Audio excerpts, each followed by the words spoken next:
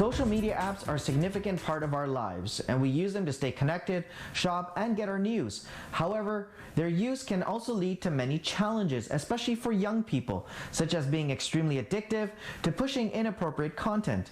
Here are a few tips to keep you safe when using these apps. Enable screen time limits. These can usually be found in your phone or app settings. They can limit the time spent on specific apps.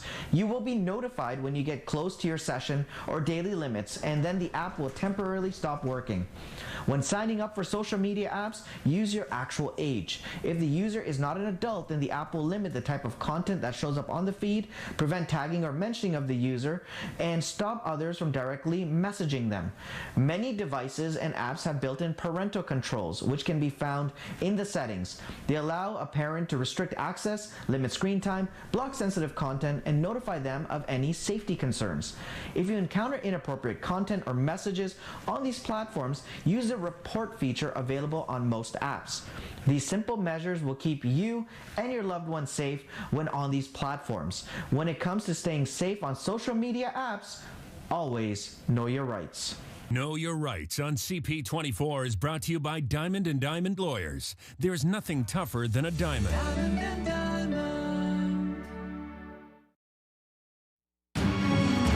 10:51, 21 out there. Let's get a check on the detailed forecast now with our Bill Coulter. We're getting ready for the weekend. Fridays tomorrow. The weekend, how's everything shaping up, Bill?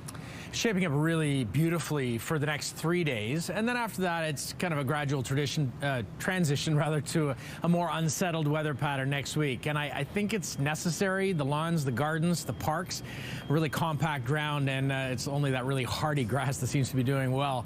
Let's take a look at where we are right now. As we need more rain, we'll have to hold off until Sunday to get an isolated chance of that, and better chance Monday, Tuesday, and Wednesday. But till we get there, lots of sunshine, comfortable wind direction and flow right now. 5 to 15 kilometers per hour. Eventually, to shift to come in out of the southeast. Kind of a perfect complement to the building heat and humidity over the next few days. A light breeze, temperatures climbing to 26 today, 27 tomorrow, feeling like 30, and then 28, feeling like about 33. And for our friends visiting from the States, it's kind of into the low to mid 80s for the next 3 days, and you factor in a bit of the humidity and it'll feel a touch warmer, maybe closer to 90 or so, especially by the time we hit a Saturday. And then we start to see temperatures pull back a little bit. There's a look at the big picture as we move forward in time. Today bright and sunny, tomorrow bright and sunny, and then Saturday a bit more cloud on the advance. Sunday we get variable to mainly cloudy skies with isolated showers, and then temperatures do pull back into the low to mid 70s by the end of the 7-day forecast on the Fahrenheit scale, the low to mid 20s on the Celsius scale. Monday, we're looking at a few showers. Tuesday as well. Even Wednesday, morning showers give way to some breaks of sunshine in the afternoon. All right, Bill Coulter with the full forecast. Thank you for that. Well, the weather is perfect as celebrities are now flocking to Hollywood North for the 47th annual Toronto International Film Festival. Kick up your heels. After 2 years of pandemic precautions, TIFF's rolling out the red carpet for a full in-person 10-day event. The glitz and glamour's all expected to be back in full swing this year. Officials say 3,500 industry participants have registered to be here, and those who can't be here in person, well, they won't be left out. The red carpet at Roy Thomson Hall will all be live streamed, as will the industry panels. Now, keep in mind, more than 200 films are slated to be screened during the festival, including 63 which will stage their world premieres. Hundreds of stars, of course, arriving here in Toronto for the festival, including Oprah Winfrey, Harry Styles, Taylor Swift, Daniel Radcliffe, and Jordan Peele. And King Street West, heads up here, is now closed between Peter Street and University. For the next 10 days, it's going to be known as Festival Street, and it'll feature live stage, movie screenings, and some interactive displays to help get you right into the spirit of the festival. The street closure, by the way, is in effect until 5 a.m. Monday. We spoke to some local businesses getting ready to host the stars and make some cash. This is the place to be. We are very close to the hall. This is where everything is happening. The hotel is fully booked. It's super exciting. Actually, I thought TIFF was starting today, but yesterday was insanely busy. And so the team was very excited. All bars, restaurants were full. The hotel is full. So this is very exciting to finally come back to normal. What I'm excited most about is just the energy in the city. It's, the past 2 years have been obviously very tough and, at times very low. And, things are really coming back, and it's it's been exciting. But TIFF has always, every year, brought in so much happy energy. And to mark the first day of TIFF, John Tory made a campaign announcement about the film industry in the city as he is running for re-election. Tory says he will grow the industry by $1 billion and support 20,000 new workers. If we want productions to choose our city, we have been told this when we visit Los Angeles year after year, and we've made efforts to follow that advice. We need to make sure that we have the workforce to back it up. Not just any workforce, but an excellent, diverse workforce, which they will tell us at present and going forward into the future must be at the top of the list. The best that they encounter anywhere, including on a par with those they find in Hollywood and London and other significant production centers. Tory says 35,000 people are working in Toronto's film industry and more than 10,000 new jobs will be created in the next 5 years. All right, 5 to 11, 21 degrees. This is Toronto's breaking news, CP24. We continue to follow that breaking news out of the United Kingdom. There is concern for the health of Queen Elizabeth. Her family are by her side at Balmoral Castle. Stay with us for continuing coverage. George Lagagenis will be here at 11.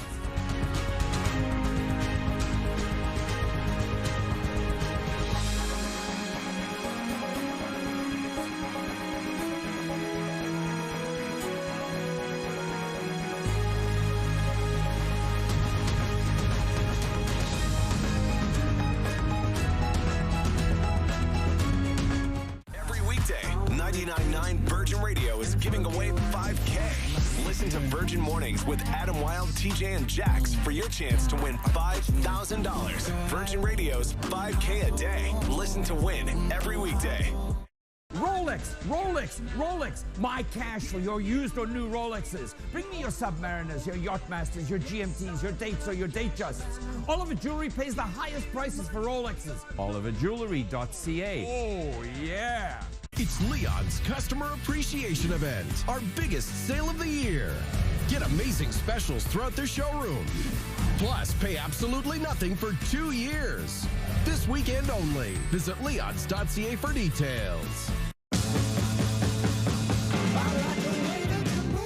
Buy your favorite lottery tickets from anywhere with OLG's mobile app.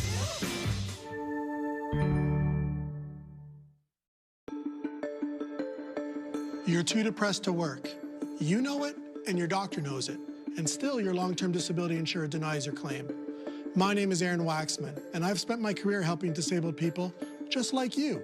Call me at 416-661-4878 or pound LTD on your cell phone. And before you call, you should always remember that there are no bad questions. 416-661-4878 or pound LTD. The price is right. Now is the time to sell your gold. Bring me your gold jewelry, your gold coins, your gold bars, even your broken gold, even your gold teeth. Oliver Jewelry pays the most for your gold. oliverjewelry.ca. Oh, yeah.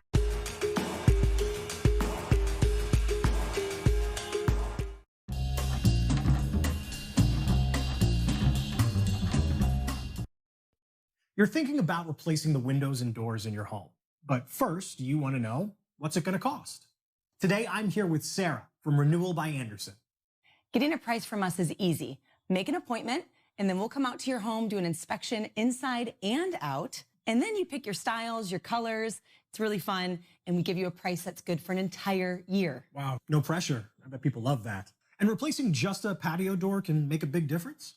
A huge difference, absolutely. Anderson builds their patio doors to help eliminate drafts and easily open and close in any weather. They're really beautiful, too. How about the security of your doors? A lot of break-ins happen through patio doors, so we take it very seriously. Choose one of our gliding doors, and you won't need that wooden stick anymore. And some of our hinge patio doors have a 5-point locking system. Wow, that's great. And now, what about your warranty? It's great. It covers your windows, doors, and the installation. Some companies won't cover all three. Do you guys do anything other than windows and doors? We don't. Other companies do roofing, siding, windows. But what's that saying? Jack of all trades, master of none? Yeah. Our expertise is windows and patio doors. And we have the most 5-star reviews among leading full-service window replacement companies. Wow, that's really impressive. And you're a local company. That's right. We live here, we raise our kids here, and if we run into you at the grocery store, we're not going to run the other way because we're really proud of the products that we sold you. For a limited time, save 20% on windows, save 20% on patio doors, and save 20% on entry doors. And our financing can help make this project more affordable. Get no money down, no payments, and no interest for 1 year. Call Renewal by Andersen today for a free appointment. 1-800-665-4700.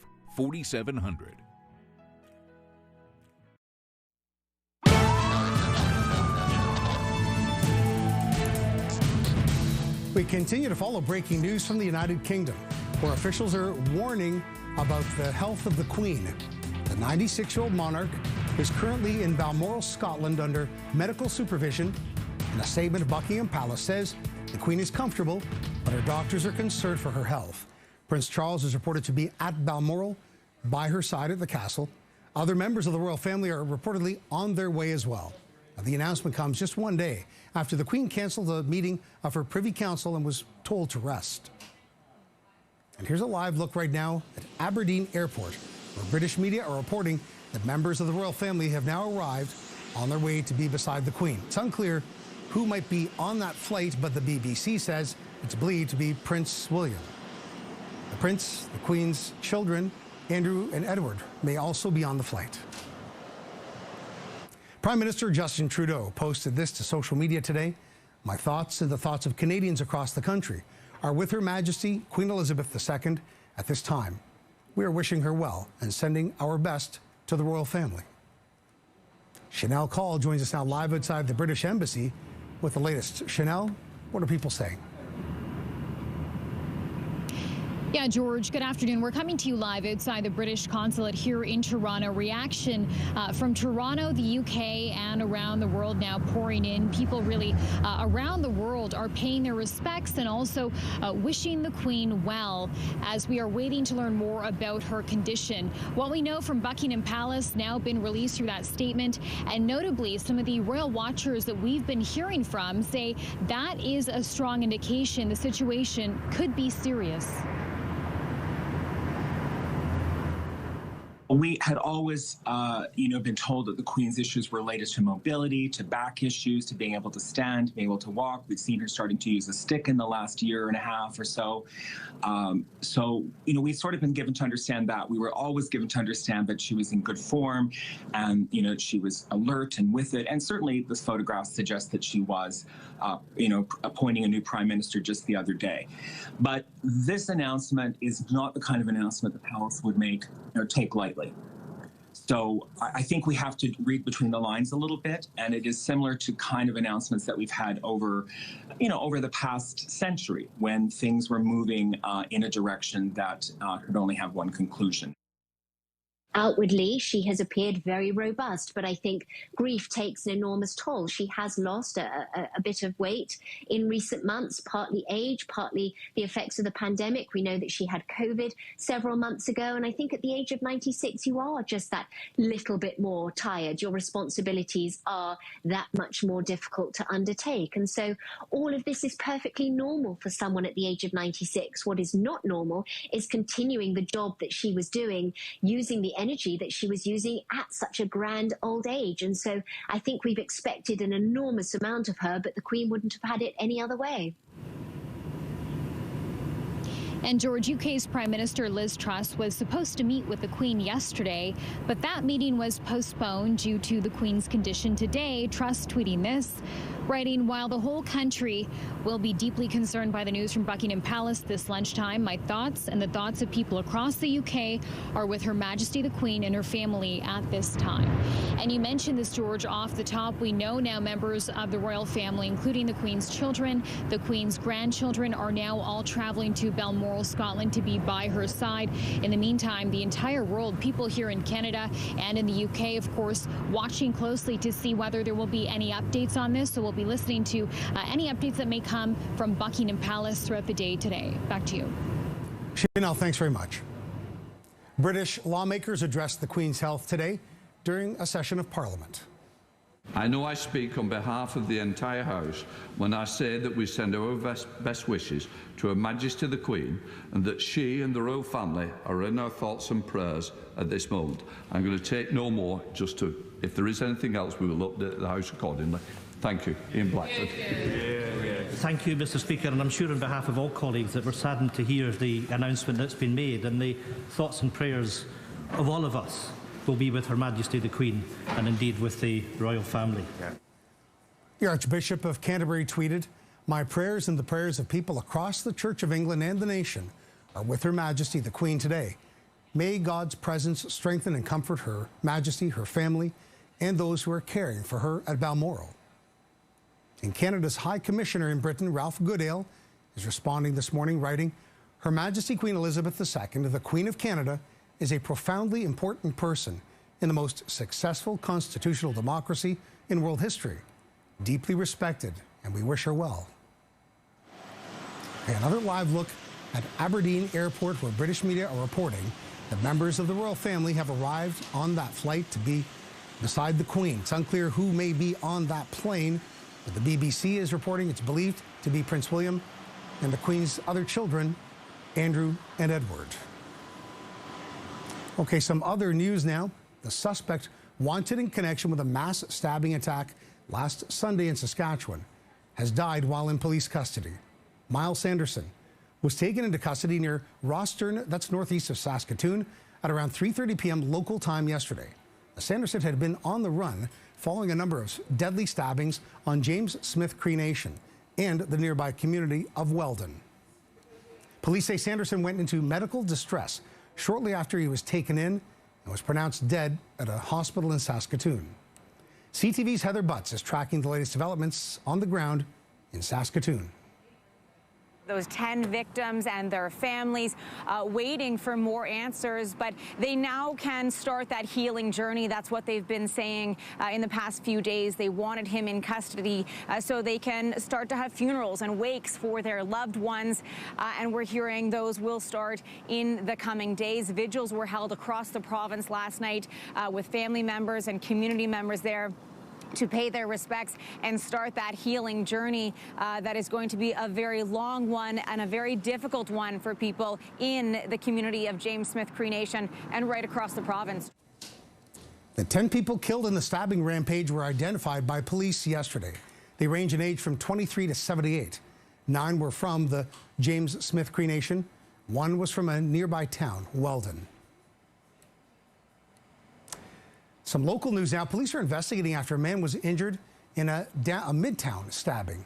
The emergency crews got the call to the Yonge and Erskine Avenue area just north of Eglinton around 8:30 last night. The victim was taken to hospital with non-life-threatening injuries. A suspect was arrested at the scene. Gas prices appear to be on another downward trend. The price at the pumps went down 3 cents at midnight to around $1.46.9 a litre for regular in the GTA. Dan McTagg, the president of Canadians for Affordable Energy, says the price of gas is going to go down even more on Friday to $1.43.9. That's good news, just in time for the weekend.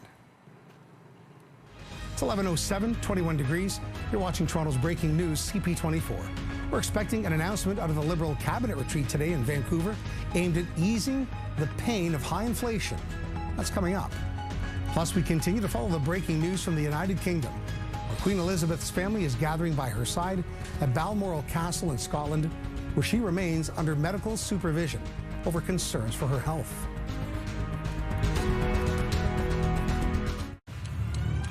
The wait is over. It's time for NFL on TSN and CTV. And get it! Touchdown! Thursday Night Football kicks off a new NFL season. Allen and the Bills Jumps over the defender! versus Matthew Stafford Touchdown! and the defending Super Bowl champions, Bills. Rams, tonight at 7 Eastern, 4 Pacific on TSN and CTV. NFL Red Zone. Stream on tsn.ca or the TSN app. The NFL lives here. $3.99, limited time, Tim Hortons on Deep Buy. $3.99. Beautiful. $3.99. $3.99. $3.99. Justice, you are not alone. We can help. If you've been denied long-term disability, you need our help. Call me, Wendy, at Sokoloff Lawyers to get you the money you deserve. Don't put it off, call Sokoloff. Make this the season you realize the farther you go, the better it gets. The season you secured a campsite that didn't require reservations, found a water park that didn't have lines, and realized that even out here, you're never alone. Make this season Jeep season with Canada's best-selling 4x4 SUV brand. Select owners get up to $4,500 in discounts on Grand Cherokee, plus $1,000 toward your monthly payments.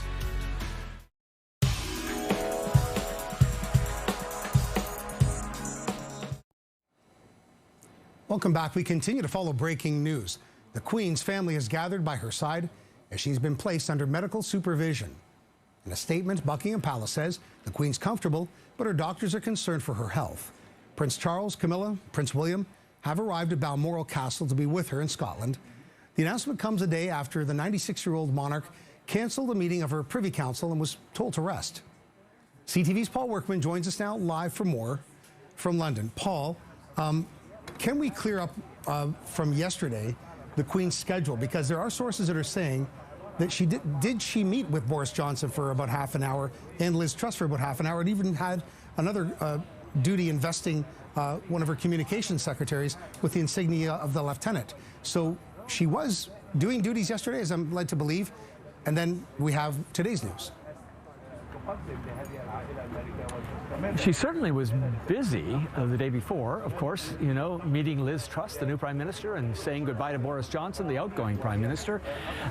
We were told, of course, that she'd become quite tired after that day. It was very, very busy for her. We saw these lovely pictures of her standing in Balmoral with her cane, but smiling and looking in pretty terrific shape. And then, of course, this announcement last night about the cancellation of her Privy Council meeting followed this morning by a much more grave and straightforward answer from Buckingham Palace that she was under medical supervision. Now, how do we dissect the word supervision? What does that mean? We don't know exactly. We were told as well that she is comfortable, and we do know that she's not been admitted to hospital. So there may be some small amount of reassurance from that. And then again, then you have the announcement the royal family members are rushing to be at her side. We know that just a short while ago, Prince Andrew, I believe, Prince William and Prince Edward and his wife all arrived at the airport in Aberdeen and will then make their way to Balmoral. I think it's about an hour drive maybe, or perhaps even a helicopter ride in if the weather's good enough there. And that tells us that this is being taken very seriously by the members of the royal family. And also today, the new Prime Minister, when she heard the news about the Queen, tweeted that the whole country was very concerned about the health of the monarch. So that is another indication of just how worried and how serious this sounds to be. Paul, with our appetites and expectations for information at a moment's notice, we likely will not be getting a running commentary from on the Queen's health from Buckingham Palace, correct? That's sort of my understanding, yeah, that the palace will not necessarily give us an update, although there's going to be so much interest across the country and concern and worry. The palace, it might be wiser to actually issue a statement of some kind, especially if there's some improvement in her condition, of course. And so I guess that's what people are waiting for, but it would not be unusual for them to not give a statement. What was unusual, I think, was the language they used this morning. As I say, it was very straightforward, didn't hold any punches about her condition at all, and that's when everybody began to think, well, we better watch this seriously, and it's why a whole rank of world media rushed down to Buckingham Palace, worried about what might happen to the Queen. Paul Workman, CTV News live for us in London. Paul, thanks for your observations. Always appreciated. Thank you. Thank you. All right, it's 11:13, 23 degrees. You're watching Toronto's breaking news, CP24. We'll take a short break. When we come back, we'll have traffic and weather.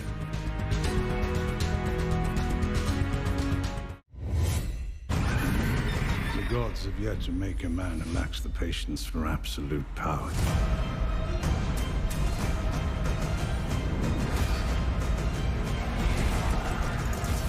The threat of war looms. The against him. Whomever may dare to challenge us.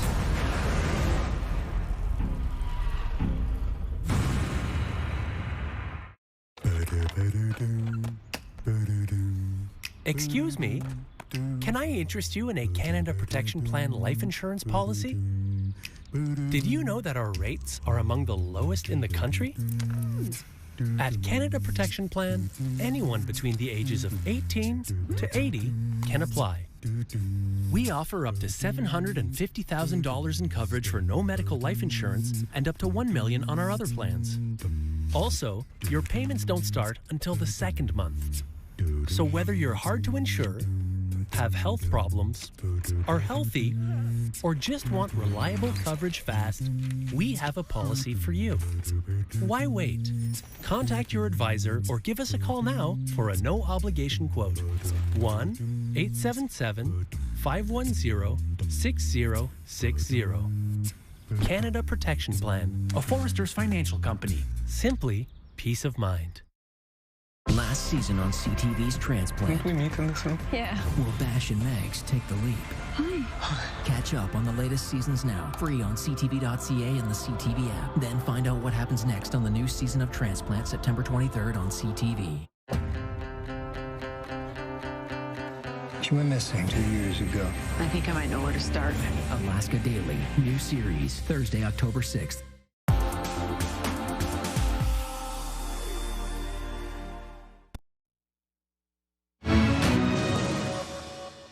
Well, a lot of people very excited about this weekend. You know, something on the lips of everyone is Toronto International Film Festival kicking off today, and the weather really cooperating for being out there on Festival Street, which is kind of Peter to Spadina along King Street, where it's closed down for pedestrians to get out and get in that mindset of film festival. You get Star Watch, Stargaze, and a lot of installations and fun food areas and things to do. We are looking at that warm and dry weather stretch last right through Saturday, and then we start to see things shift a little bit in terms of the weather pattern. The 7-day forecast tells the tale. 26 today, 15 tonight. Very comfortable this evening as well if you're out and about. Friday, end of the work week and first school week for many, 27, feeling close to 30. And then 28 on Saturday, feeling like 33. A real summery day, and we are still in summer on the calendar, so it makes sense. We just get lesser of these stretches and less prolonged periods of warm and dry as we move forward towards October. However, it's a nice little stretch. Enjoy it. Sunday, we get mainly cloudy skies with risk of a few isolated afternoon showers. High still just above where we should be. And then Monday, Tuesday, and Wednesday, it looks like we'll get some rounds of showers circulating around, and we'll likely get a few breaks as well, some sunny breaks. The temperature will slide back closer to normal. Again, normal high this time of year is about 22, 23, more 22 by the early part of next week. We'll be just above it, but certainly a pullback from the warm, very warm temperatures we'll see for the next few days. A little bit of something for everyone there, but more need for an umbrella early next week. That is your 7-day forecast. I hope it helps you plan. I'm going to set it back inside. Well, crews just cleared a problem on the West 401 in the Collectors, heading towards the Allen. Not really a huge jam up in that area anyway, but the right lane has reopened. East 401 has been the busier side for the last little while. 427 in sections out towards the 400. You can see it our western camera. It is quite slow. And then just east of there was a road crew that just made their way through East 401 Collectors past to Leslie. They were traveling slowly in the right lane, so just be mindful heading out that way. South 404 Don Valley Parkway, south of Finch in sections towards Lawrence, definitely a slow go. The northbound side a little busy towards York Mills. No reported issues. Into downtown, we've had some stop and go delays on the East Gardner, essentially past Park Lawn out to Spadina. I'll send it back to you, George. Okay, Lisa, thank you. You're welcome. Prime Minister Justin Trudeau is gathering with his cabinet for a retreat in Vancouver. Believe we're going to go to Glenn McGregor live? All right.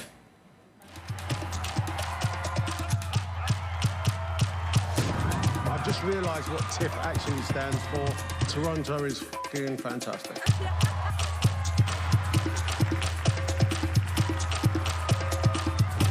Hello, Toronto!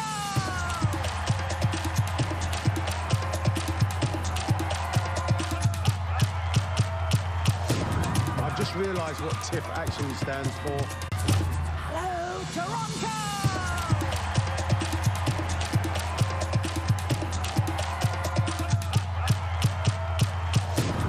Just realised what TIFF actually... Celebrities are flocking to Hollywood North, that's us, for the 47th edition of TIFF, the Toronto International Film Festival. After 2 years of pandemic pause and precaution, TIFF is rolling out the red rug for a full in-person 10-day event. All the glitz and glamour is back in full swing. Officials say 3,500 plus industry participants have registered. Those who can't attend in person won't be left out either. Red carpets at Roy Thompson will be live streamed, as will industry panels. Well over 200 films are slated to be screened during the festival. That includes 63 world premieres and hundreds of stars traveling to our city for the festival, including names like Oprah Winfrey, Harry Styles. You saw him, Daniel Craig there, Taylor Swift, Daniel Radcliffe, Jordan Peele, etc. King Street West is now closed between Peter and University. For the next 10 days, it will be known as Festival Street, featuring a live stage, screenings, and some interactive displays to help people get into the spirit of the festival. The street closure is in effect till 5 a.m. Monday. We spoke to some local business owners getting ready to host the stars. We are very excited to host them. They are very excited to come back, and that's the most important for us. We have some who's going to show up who are not necessarily staying with us. So it's going to be like the social hub. It's going to be fun. Pre-pandemic, TIFF has actually been our busiest week. Like we've been very fortunate that we've been a busy restaurant, but TIFF has been our busiest week. And you know, like we always look forward to it. You know, people have popped in, and you know, we're big movie fans ourselves. So like it's always such an exciting time for us. And to mark day one of TIFF, John Tory made a campaign announcement about the film industry as he runs for re-election. We're full up, and that's good news. But full up also means that if we're going to have $1 billion more in business, we need more people. And so I will also set a target today, working with industry partners and our unions and our educational institutions to support 20,000 new workers. 20,000 new workers, new opportunities for Torontonians to be involved in this great industry and to find low barrier entry points to sustainable and creative careers. John Tory says 35,000 people are working in the film industry in the city, and more than 10,000 new jobs will be created within the next 5 years.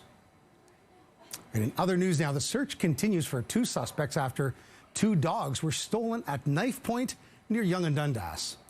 Now, police released these pictures of the dogs today. Investigators say the victim was just walking these dogs last Thursday night when they were confronted by a man and woman. The man had a knife and took the dogs. The male suspect, described as a white male about 25 with black hair, and he was wearing a ball cap. The female suspect is listed as white in her 30s with brown hair and was wearing a green long-sleeved shirt and sweatpants. If you recognize the dogs or those descriptions of those suspects, please call police. A chimpanzee is safe after escaping from a zoo in Kharkiv. Wow.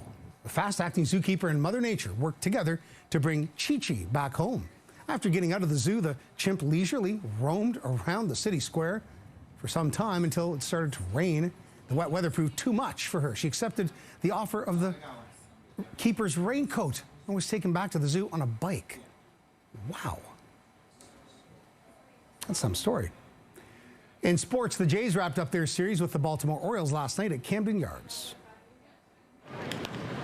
Natalie Rutschman with a ground ball up the first baseline. Vladdy behind the back to Manoah. No look Vladdy. Wow. Alek Manoah got the out on first there thanks to that amazing move by Vladdy Guerrero Jr. Manoah pitched 8 dominant innings, allowed just 1 run on 3 hits. And then Jordan Romano shut the door, scoreless 9th inning for his 31st save of the season. Jays beat the Orioles 4-1. They win the series 3-1. Day off today. They're traveling to Texas for 3 against the Rangers starting tomorrow. Aussie tennis star hothead Nick Kyrgios is out of the U.S. Open, and he didn't go gracefully. He racked up another fine for this display, smashing several rackets on the court after losing to Karen Khachanov in the quarters. The incident will cost Kyrgios about $14,000, bringing his total fines for this tournament alone to $32,000. Kyrgios was handed 5 penalties for behavior over the course of the U.S. Open. McEnroe. Elton John took to the stage at the Rogers Centre last night and one of his biggest fans dressed all up for the occasion.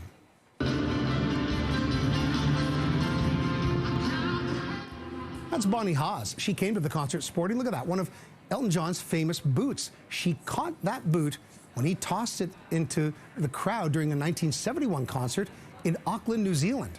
Now, it's one of the few items that Bonnie brought with her when she moved to Canada 46 years ago.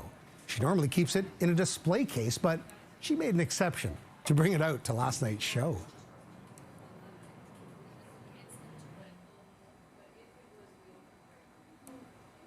That would have gone for the glasses. All right, it's 11:24, 23 degrees. You're watching Toronto's breaking news, CP24, and we continue to follow the breaking news out of the United Kingdom. A live shot of Buckingham Palace. There is concern now for the health of Queen Elizabeth. Stay with us for continuing coverage.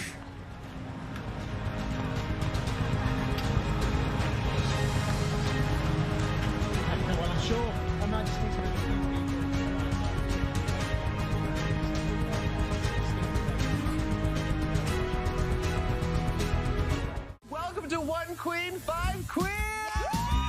Here we go in queer, 2, 1. Yeah! We're gonna have some fun!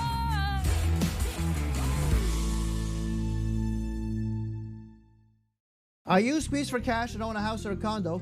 I'm Harold, the mortgage closer. I can arrange a speedy mortgage and have the funds deposited into your account in 24 hours. $20,000, $50,000, even $100,000. Call me now for a speedy mortgage to relieve your financial stress. Fastest mortgage in town. You've been injured in an accident. Bills are piling up and you can't work. Don't get mad. Get Canada's largest injury law firm on your side. Call us today for your free consultation because there's nothing tougher than a diamond. I'm Curiosity. Ooh, what's the mood today? Fierce? Sporty? Savage? Matchy-matchy? How can one ever decide? Can stylish backpacks from Staples make back to school amazing? Let's find out. Wow. Now I had the time of my life, and I owe it all to you.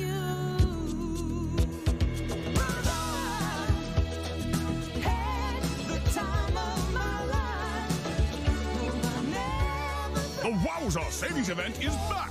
Save big and get new deals every Thursday. Wowza! Food Basics, always more for less.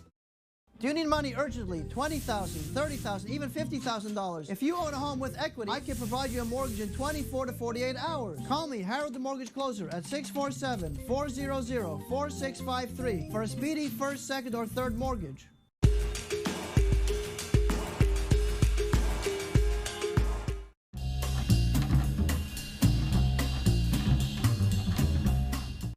Dad, can I run the Oakville store? Oh, yeah. Bring us your gold, watches, Diamonds, jewelry. We will loan you cash. If you need money, come down. Oakville is the good location. Cash on the spot. Oakville, baby. We must fight for our people.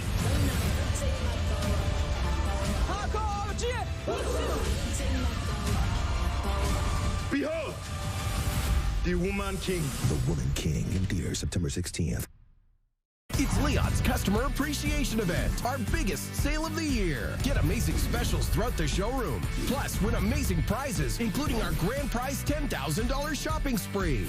This weekend only. Visit leons.ca for details.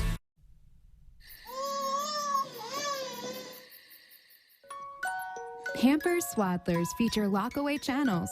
They stay 2 times drier, so babies can sleep soundly all night. Pampers.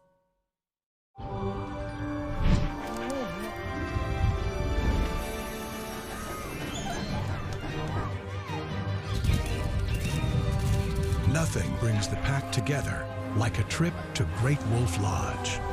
What is the recipe behind Rosehaven's success for over 30 years? Dedication, innovation, architecture, design.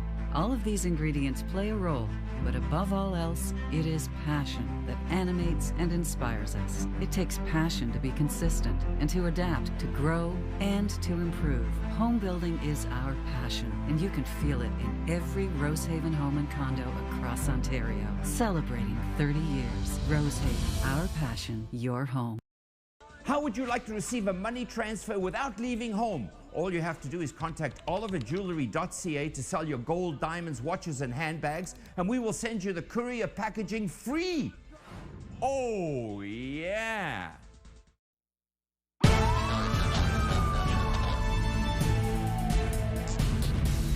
Breaking news from the United Kingdom, where officials are concerned about the Queen's health. Let's go live to the breaking news desk and join Stephanie Smythe. And George, as we learned this morning from Buckingham Palace, the Queen has been placed under medical supervision because doctors are very concerned for Her Majesty's health. Members of the royal family have traveled to Scotland to be with the 96-year-old monarch. The announcement comes just a day after the Queen cancelled a virtual meeting of her Privy Council when doctors advised her to rest following a full day of events on Tuesday when she formally asked Liz Truss to become the Prime Minister. Prince Charles, the heir to the throne, his wife Camilla, are with the Queen after traveling to Balmoral Castle, the Queen's summer vacation home. Now, you're looking at an RAF flight here, and on this flight, we understand are other immediate members of the royal family, including the Duke and Duchess of Cambridge, the Duke of York, Edward, and the Duke and Duchess of Wessex. That would be Edward and Sophie. So, not on that flight, we understand, are the Duke and Duchess of Sussex, Harry and Meghan. They are traveling, we understand, separately to Balmoral. So all family members are making their way to Balmoral Castle at this time. Now, Prime Minister Justin Trudeau says he joins Canadians across the country in wishing the Queen well, as again, Buckingham Palace saying she has been placed under this medical supervision. The Governor-General, Mary Simon, also sending thoughts of comfort and healing to the 96-year-old monarch and the royal family through a message that was posted to Twitter today. The Queen, of course, has been on the throne for 70 years, so a transition of power is unfamiliar territory for the current Canadian government, but experts say governance is expected to carry on as usual, and the monarch remains the constitutional head of state in Canada, no matter who is filling the role at any given time. We're going to go live now here in Toronto to our Chanel call outside the British consulate. Chanel, what can you tell us from your perspective? Well, concerns are growing this hour, Steph, about the Queen's condition. People here in Canada, people in the UK, and really around the world right now are watching this story very closely. Many people sending their well wishes to the Queen, to her family, and to Buckingham Palace. Buckingham Palace sending out a very noteworthy statement today, about 2 paragraphs long. For the first time, this statement does not downplay the Queen's health concerns, and that is something royal insiders, royal watchers are taking a very close look at. They say that statement could indicate this is a very serious situation. The palace has been at pains to downplay the Queen's health issues until this statement now. The fact that we have a coordinated statement from number 10 Downing Street also suggests that things have taken a serious turn. There's also reports that members of the family are gathering in Balmoral. So the palace is, I think, suggesting to us that the health situation has changed from what we were given to understand just a very few short days ago. Photographs of the Queen in her Balmoral tartan skirt and holding a walking cane, greeting the new Prime Minister Liz Truss. But then the next day, the Queen was unable to attend a meeting of the Privy Council, even though that meeting was going to be held virtually. And the Queen has become quite proficient at virtual public engagements over the course of the COVID-19 pandemic. So it's clear if the Queen's not able to take on even virtual engagements, that her health is in a serious condition. And staff officials from here in Canada and around the world are responding to this news today, saying First Minister of Scotland, Nicola Sturgeon, reacting on Twitter, writing, "All of us are feeling profoundly concerned at reports of Her Majesty's health. My thoughts and wishes are with the Queen and all of the royal family at this time." So again, all eyes on Buckingham Palace for any updates on this story. As you mentioned, and we've been mentioning all day, the Queen right now is in Balmoral, Scotland. Many members of her family are there. Others are now arriving to be by her side during this very challenging time. We will await any updates from Buckingham Palace. Back to you. Okay, Chanel Call, thank you. And the British Prime Minister Liz Truss says she has no plans to, at this moment, travel to Scotland. Her spokesperson saying not commenting on the situation surrounding Queen Elizabeth after, again, doctors recommending she remain under medical supervision. So, George, keep it here on CP24. We are continuing to follow the developments out of Balmoral Castle and the reaction from the UK and around the globe. Back to you. Okay, Stephanie, thank you. British lawmakers addressed the health of the Queen today during a session of Parliament. I know I speak on behalf of the entire House when I say that we send our best wishes to Her Majesty the Queen, and that she and the royal family are in our thoughts and prayers at this moment. I'm going to take no more, just to, if there is anything else, we will update the House accordingly. Thank you. Ian Blackford. Thank you, Mr. Speaker, and I'm sure on behalf of all colleagues that we're saddened to hear the announcement that's been made, and the thoughts and prayers of all of us will be with Her Majesty the Queen and indeed with the royal family. The Archbishop of Canterbury tweeting, "My prayers and the prayers of people across the Church of England and the nation are with Her Majesty the Queen today. May God's presence strengthen and comfort Her Majesty, her family, and those who are caring for her at Balmoral." Canada's High Commissioner in Britain, Ralph Goodale, also responding today, saying, "Her Majesty Queen Elizabeth II, the Queen of Canada, is a profoundly important person in the most successful constitutional democracy in the world's history. Deeply respected, and we wish her well." All right, time now to check the forecast. Let's go live to Mika. Mika, it's good to see you, and a pretty decent day. Oh, you got that right, George. Good to see you too. And you know, sunshine right now, an abundance of it throughout the entire day today. That means you need to stay sun safe, folks. So please lather on that sunscreen all day long. You should always use sunscreen every day, but today's a good day to reapply every hour as the UV index is already high at 7. And that's what it's going to be like for the rest of the day. Also, some humidity already rolled in. 26 is what it feels like right now when temperatures are at 23. And we've got very light winds out of the north. Our high today is right around 26 to 27 this afternoon. With a lot of sunshine and with the humidity, it'll feel closer to 30 with that humidity. It's going to be pretty humid for the next few days, so it feels like the midst of summer, but the mornings are nice and fresh. We'll talk about the rest of the week in our full forecast. Lisa, good morning. I'm going to send it over to you for some traffic. Hey, Mika, thank you so much. Good morning to you as well. And yeah, bright sun-filled day. It's been causing some delays for the drive as well. And we have some new problems on the QEW Toronto bound. Let me show you the jam-ups that you'll endure if you're heading out of Burlington towards Oakville. So delays starting from just past Walker's Line in sections out past Bronte.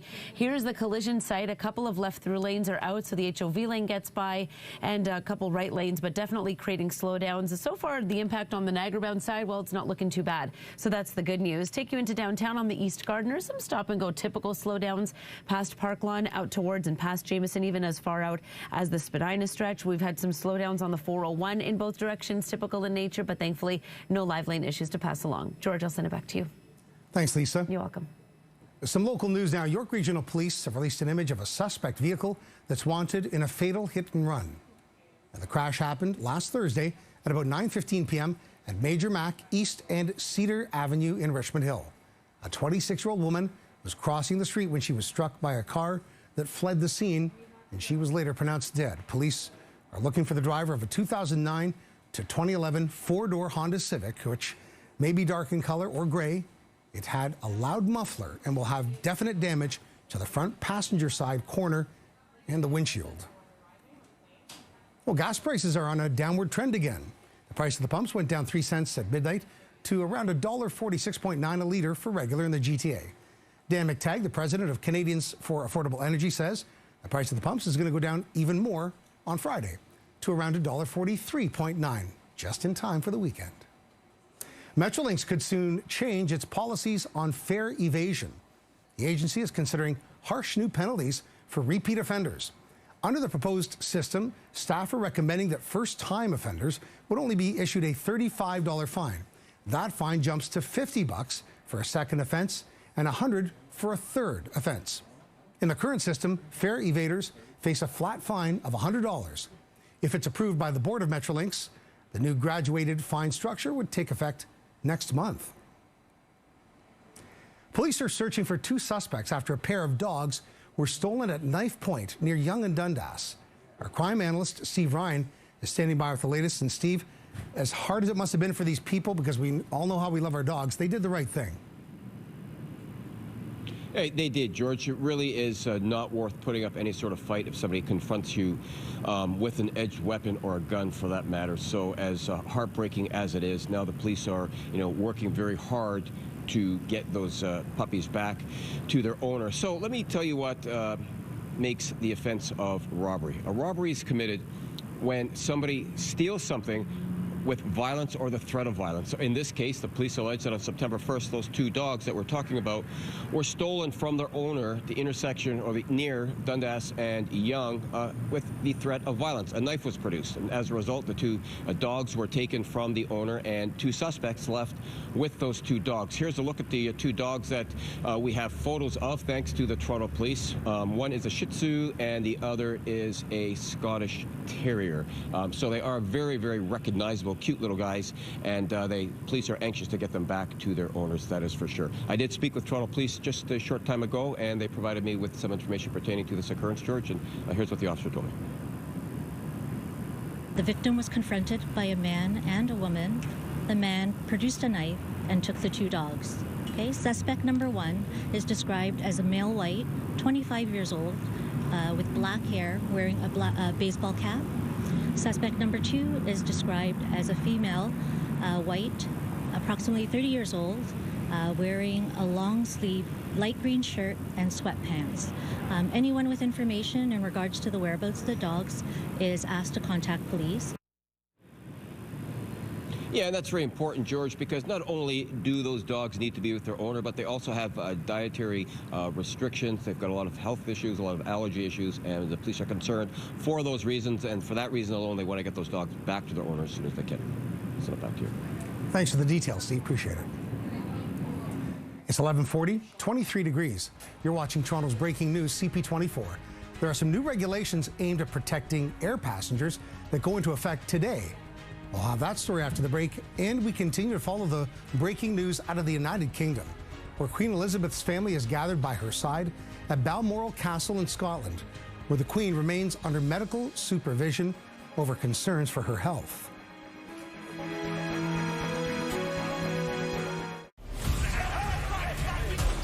Last season on CTV's The Cleaning Lady. Just a cleaning lady. I make cleaning for you. You have a great attention to detail. I want you on call. Don't do this. What other option do we have? Catch up now for free on CTV.ca and the CTV app. I only did this to help my family. Then you're ready for the explosive new season. The Cleaning Lady. Get into the new season starting Monday, September 19th, only on CTV. At Burgell McGenzie, we know that an accident doesn't just affect the injured person. It affects their entire family.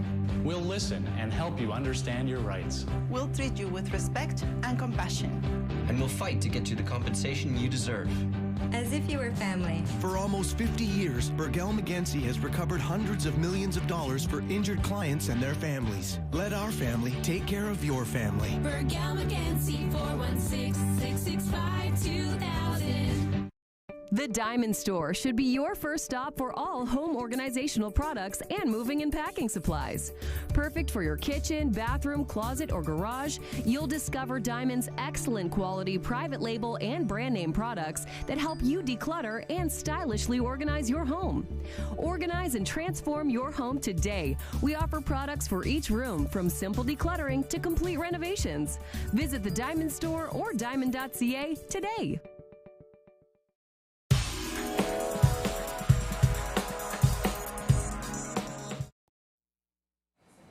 Back to our breaking news. The Queen's family has gathered by her side as she's been placed under medical supervision. In a statement, Buckingham Palace says the Queen's comfortable, but her doctors are concerned for her health. Prince Charles, Camilla, and Prince William have all arrived at Balmoral Castle to be with the Queen. The announcement comes a day after the 96-year-old monarch canceled a meeting of her Privy Council and was told to rest. Royal commentator Victoria Arbiter joined us live earlier to discuss the Queen's historic reign and her life following the death of her husband, Prince Philip, in April of last year.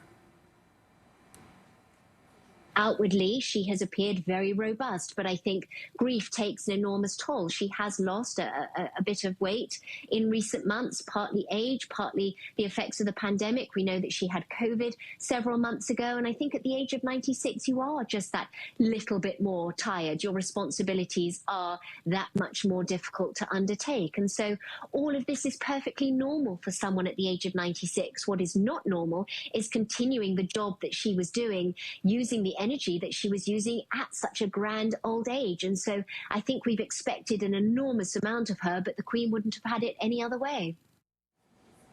Residents in London are reacting to the concerning news of Queen Elizabeth's health. She's in very good health, and I just wish she'd end her days in peace and, you know, carry on doing what she's doing when she enjoys doing it. I wish she recovers, and I hope the family, well, that they navigate through this difficult period together, united, and that they find peace in whatever happens.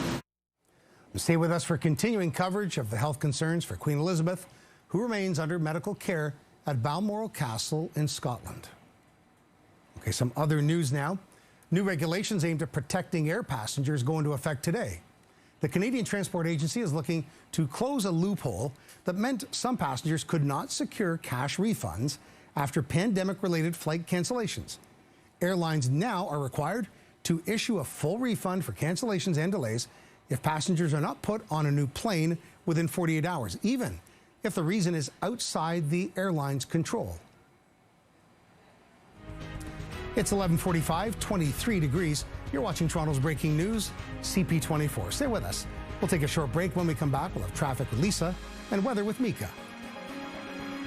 And we continue to follow the breaking news out of the United Kingdom, where Queen Elizabeth's family has gathered by her side at Balmoral Castle in Scotland, where the Queen remains under medical supervision over concerns for her health.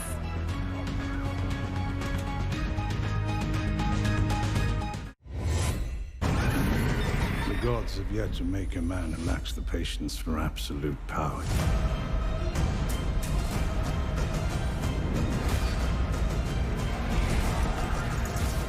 The threat of war looms. Against whom? Whomever may dare to challenge us.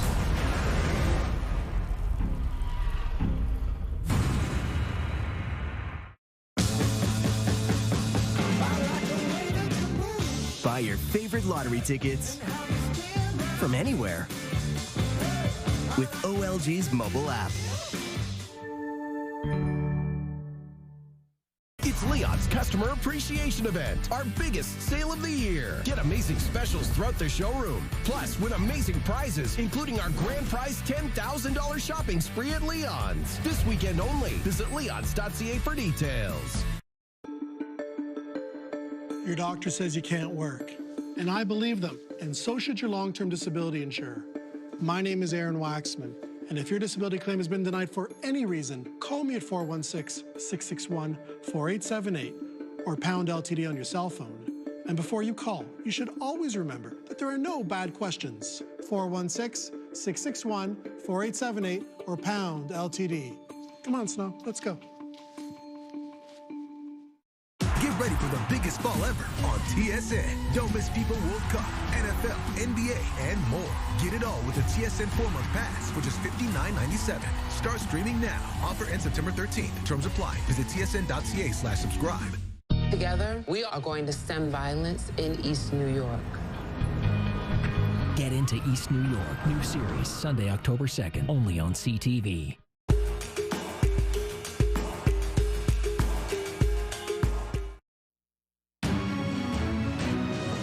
Welcome back. Let's bring in Mika for the forecast. And look, no complaints here, Mika, with this forecast for early September.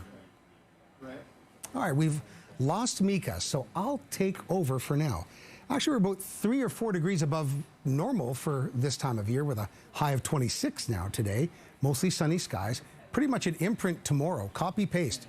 Tomorrow's going to be a lovely day. 27 high, lots of sunshine. Pretty much the same for Saturday too, even warmer.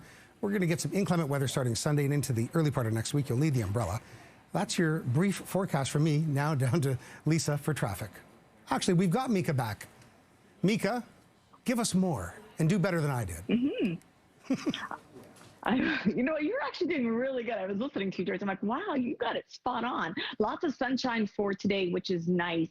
And tomorrow, too. Nice high pressure system is actually going to stay with us until about late Sunday night. And then after that, we might settled Monday into week, but today, lots of sunshine, highs of around 26. We'll feel about 29. So humidity also has rolled in and will stay with us. But the nighttime temperatures will be very, very nice. Today's high 26, tonight down to about 15 to 17 for our overnight lows. So you could turn off those AC if you do have it, and then you can feel the fresh conditions through the overnight temperatures. And then tomorrow, we're going to see a high of around 27, lots of sunshine. That'll feel like 30 to 31 on Friday. Saturday will feel very humid. It'll feel about 33 during the daytime on Saturday, but the nighttime, not too bad, down to 19 for Saturday night, when normal should be at about 12 to 14 for our overnight temperatures. Sunday, there is a risk. It's not a high risk, but it's a very slight risk of seeing some showers in the midday and in the evening. Highs of around 26. It's going to stay warm on Sunday, and really it's going to stay warm on Monday too. I mean, Monday it's closer to the norm than Sunday. Monday we're going to see temperature around 24.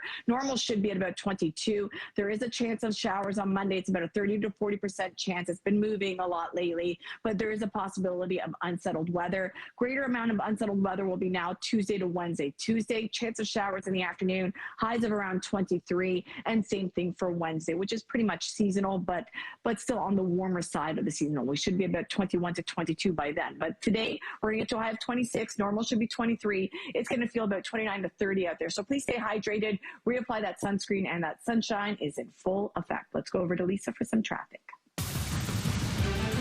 And just like you, Mika, I love me some sunshine, so really nice to see out there. And it was impacting the roads earlier on when the sun first came up, but right now we're dealing with some volume delays and also a little bit of a busier than usual commute if your travels take you out of Burlington into Oakville.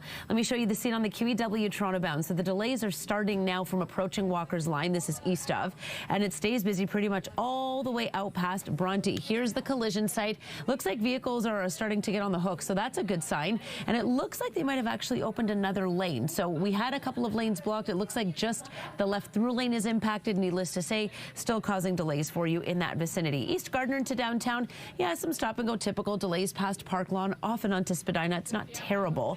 Take you onto the South 404 Don Valley Parkway now, where we have some slowdowns as well. South of Finch, pretty much down towards the Lawrence area. And then North Don Valley Parkway starting to load up too, past Eglinton, up towards York Mills. Notice some volume delays off and on.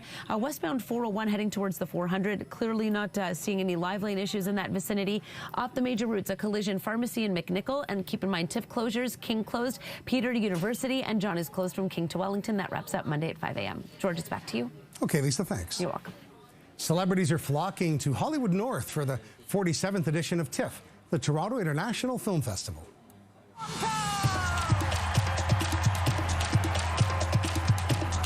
And after 2 years of pandemic pause, TIFF is rolling out the red rug for a full in-person 10-day event.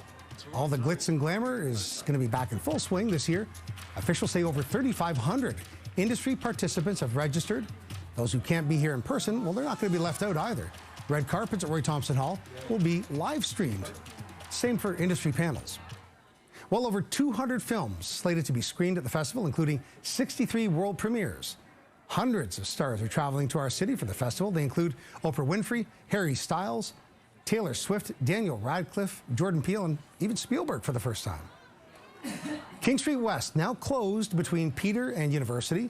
For the next 10 days, it'll be known as Festival Street, featuring a live stage, film screenings, and some interactive displays to help people get into the spirit. The street closure is in effect till 5 a.m. Monday. We spoke to some local business owners who are getting ready to host the stars. This is the place to be. We are very close to the hall. This is where everything is happening. The hotel is fully booked. It's super exciting. Actually, I thought TIFF was starting today, but yesterday was insanely busy. And so the team was very excited. All bars, restaurants were full. The hotel is full. So this is very exciting to finally come back to normal. Pre-pandemic, TIFF has actually been our busiest week. Like we've been very fortunate that we've been a busy restaurant, but TIFF has been our busiest week, and like we always look forward to it. People have popped in, and we're big movie fans ourselves, so like it's always such an exciting time for us. And to mark the first day of TIFF, John Tory made a campaign announcement about the film industry as he runs for re-election. We're full up, and that's good news. But full up also means that if we're going to have $1 billion more in business, we need more people. And so I will also set a target today, working with industry partners and our unions and our educational institutions to support 20,000 new workers. 20,000 new workers, new opportunities for Torontonians to be involved in this great industry and to find low barrier entry points to sustainable and creative careers. 35,000 people work in the film industry in this city, and 10,000 new jobs, in fact, are going to be created within the next 5 years. All right, it's 4 minutes to noon and 23 degrees. You're watching Toronto's Breaking News, CP24. We are following breaking news from the United Kingdom, where there are concerns for the health of Queen Elizabeth. Stay with us for more on that on CP24 Live at noon with Nick and Jennifer.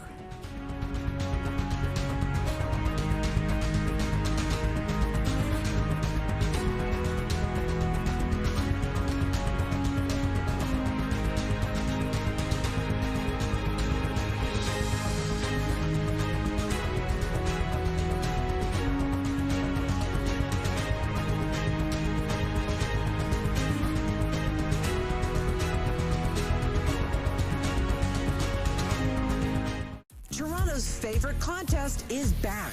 It's about damn time. Chum's $100,000 Beat the Bank. We have so much money to give away. Listen all day for your chance to win. Beat the Bank. Chum 1045. Hello, I'm Russell Oliver, and I am the cash man. Bring me your used jewelry, and I will give you cash. Oh, yeah!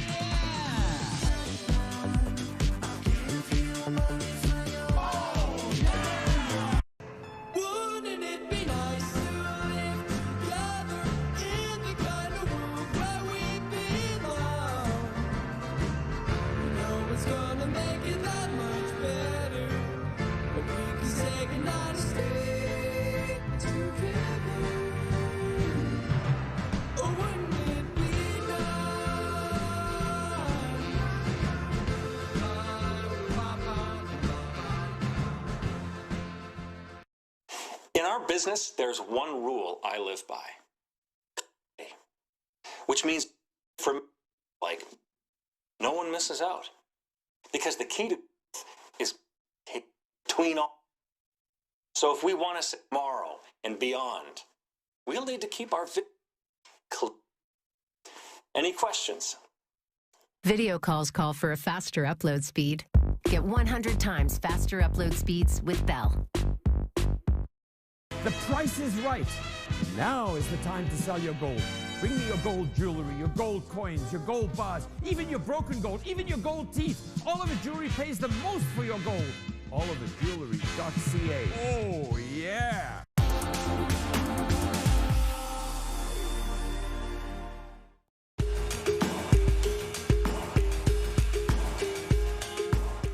Thank you, Ontario. Our customer appreciation sales event is now on. Save up to 65% on furniture, appliances, mattresses, and electronics. Get an extra 50% off occasional furniture with any upholstery purchase. Free giveaways with any orders. It starts with Harvey's new Crispy Chicken, but with 14 toppings and 11 sauces to choose from, it can be Harv's Crispy Chicken with lettuce, tomatoes, and mayo, Harv's Buffalo Crispy Chicken with triple pickles and Harv sauce, Harv's Crispy Chicken with onion rings and chipotle sauce, Harv's Crispy Chicken with ranch. Have you lost your job? Don't sign any agreement until you call Kornblum Law at 905 Lost Job. Call today and book a free consultation. Don't sign anything until you're sure the offer is fair. Kornblum Law will review your case for free, and we don't get paid unless you get paid more than originally offered. Kornblum Law with convenient locations across Ontario. Call 905-LOST-JOB or visit lostjob.ca. How did Olay top expensive creams? Like this, with hydration that beats the $100 cream in every jar of Regenerist. Retinol 24, collagen peptide, vitamin C, and the iconic red jar. Can't top this skin. Olay, face anything. Diamond Self-Storage has arrived in the GTA. Our unique drive-in bays, complete humidity and climate control, and industry-leading security are unlike anything you've seen before. Diamond has mailbox and vault rentals, shredding services, and a wide selection of moving and packing supplies. Diamond offers free movers, a free truck, and a free driver at move-in. If your stuff matters, it's time to check out why so many people love Diamond Self-Storage. Thank you, Ontario. Our customer appreciation sales event is now on. Save up to 65% on furniture, appliances, mattresses, and electronics. Get an extra 50% off occasional furniture with any upholstery purchase. Free giveaways with any orders.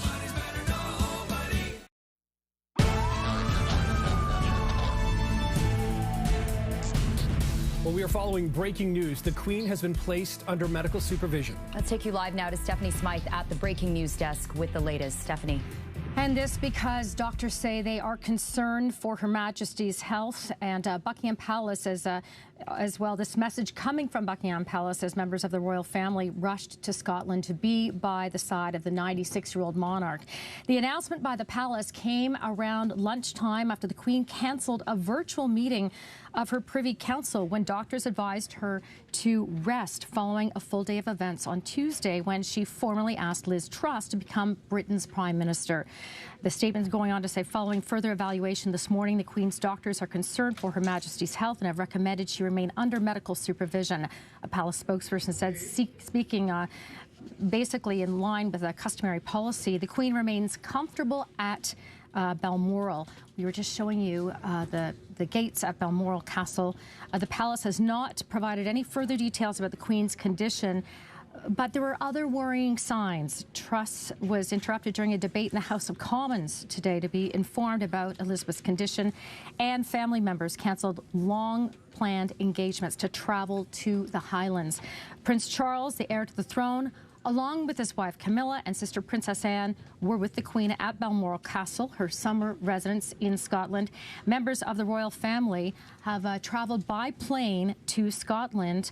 The jet landing, the Royal Air Force jet landing at Aberdeen, and we know on board Prince William, Charles' eldest son among the royals, the royal household, as well as the Duke of York, Andrew, the Earl and Countess of Wessex, Edward and Sophie. As for Prince Harry and Harry's wife Meghan, we understand Harry is en route. BBC is reporting that Meghan is staying behind at this point. Now, the gathering of the House of Windsor comes just 3 months after people across Britain paused over a long holiday weekend to celebrate Elizabeth's 70 years as Queen. And while crowds of cheering and flag-waving fans filled the streets around Buckingham Palace throughout 4 days of festivities, the Queen herself made only 2 brief appearances on the palace balcony to wave to her subjects. Elizabeth has increasingly handed over duties to Charles and other members of the royal family in recent months as she recovered from a bout of COVID-19, began using a cane and struggled to get around. The whole country will be deeply concerned by the news from Buckingham Palace this lunchtime, said Prime Minister Truss on Twitter, also saying, my thoughts and the thoughts of people across our United Kingdom are with Her Majesty the Queen and her family at this time. Our Prime Minister Justin Trudeau saying he joins Canadians across the country in wishing the Queen well, as Buckingham Palace says, again, she has been placed under that medical supervision. And Governor General Mary Simon also sending thoughts of comfort and healing to the 96-year-old monarch and the royal family through a message that she posted to Twitter today. And we have also heard from the Premier of Ontario, Doug Ford. He tweeted just a short time ago, my thoughts and prayers are with the royal family and all citizens of the Commonwealth. God save the Queen. We're going to go now to our Chanel Call, standing by at the British Consulate here in Toronto. Chanel. And Steph, there is growing concern about the Queen's health this hour. People here in Canada, in the UK, and around the world are watching this story very closely. Many people also sending their well wishes to the Queen, her family, the royals, many of them making their way now to Balmoral, Scotland this hour, as well as to Buckingham Palace. For their part, Buckingham Palace sending out that statement earlier today around lunchtime. It was a very brief statement, about 2 paragraphs long, and it was very noteworthy. Many of the royal insiders that we've been speaking with today, Steph, have been saying that they've been paying close attention to that statement. They say, for the first time, notably, Buckingham Palace is not showing deep concerns about, is not downplaying those deep concerns about the Queen's health. Here's more from some of those insiders that we heard from today. The palace has been at pains to downplay the Queen's health issues until this statement now. The fact that we have a coordinated statement from number 10 Downing Street also suggests that things have taken a serious turn. There's also reports that members of the family are gathering in Balmoral. So the palace is, I think, suggesting to us that the health situation has changed from what we were given to understand just a very few short days ago. She's a remarkable figure, and I think so many of us alive today have never known any other monarch. Having been on the throne for over 70 years, her reign really is remarkable, and we are so fortunate to have witnessed her reign firsthand. So a very concerning day for people around the world. She is much beloved and admired, even in countries where she's not head of state. I live in the US, and she is a deeply respected figure here. So I think there's a lot of concern and a lot of anxiety today, and certainly we're wishing her and her family well as they gather together at Balmoral.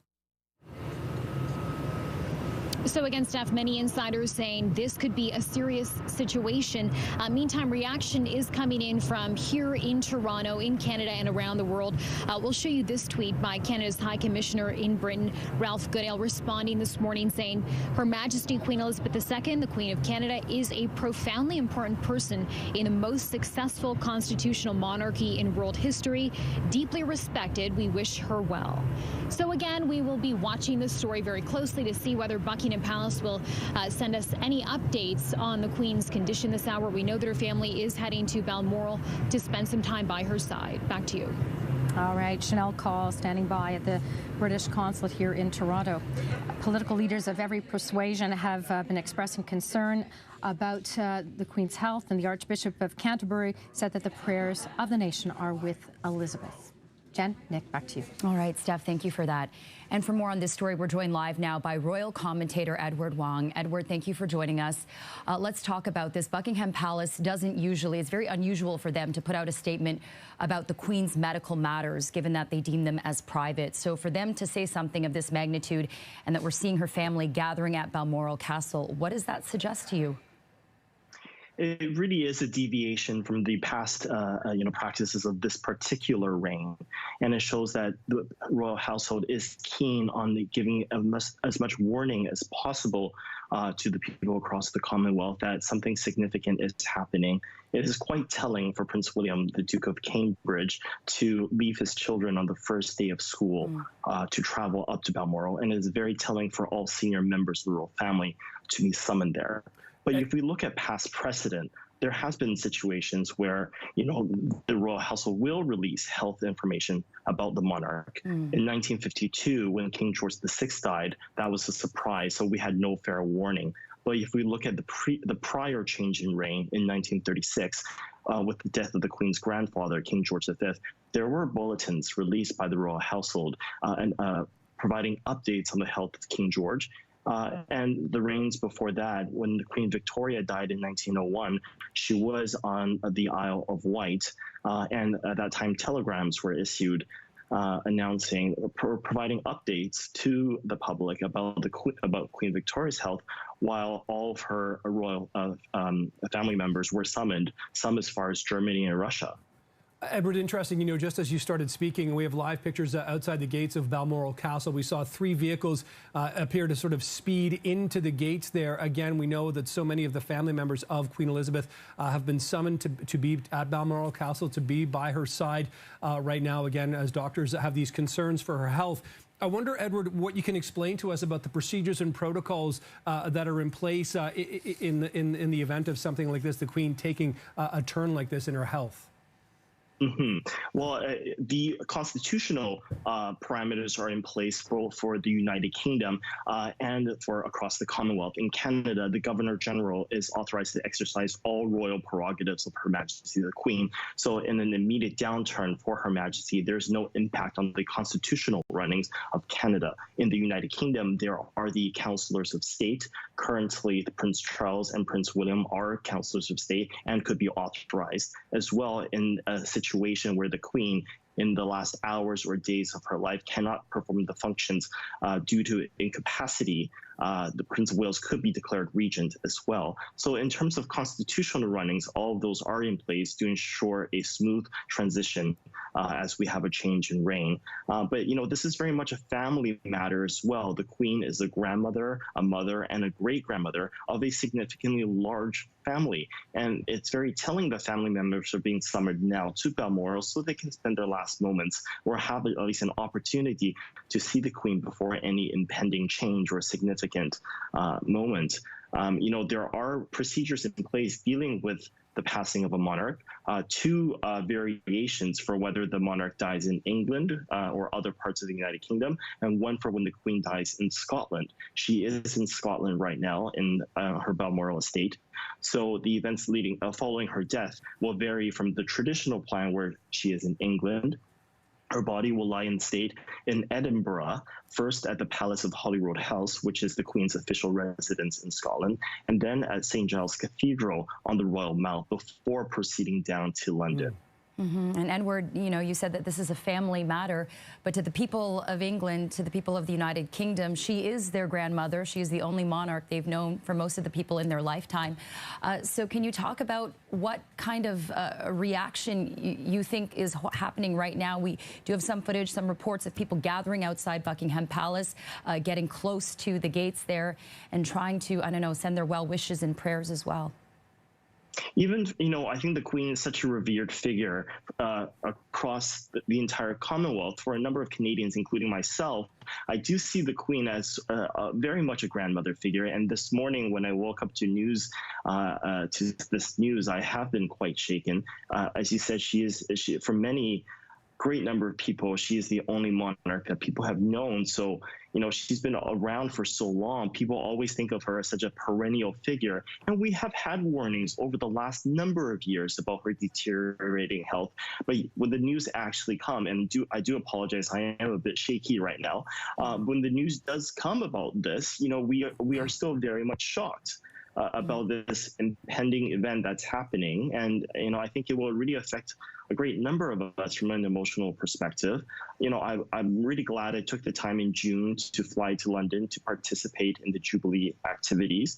And I think, you know, for many of us who do see the Queen as something both as our head of state and someone so personal as well, I think a lot of us will want to express our condolences and our feelings towards our monarch in a particular way. I myself have a flight booked already now for London for later this weekend to fly there. And I think, you know, the British people, Canadians, the Commonwealth citizens, I think will be really reflecting on, you know, a significant reign on someone who has been around for most of our lives and someone who has dedicated her life to more than 70 years of loyal service to, you know, to the entire Commonwealth.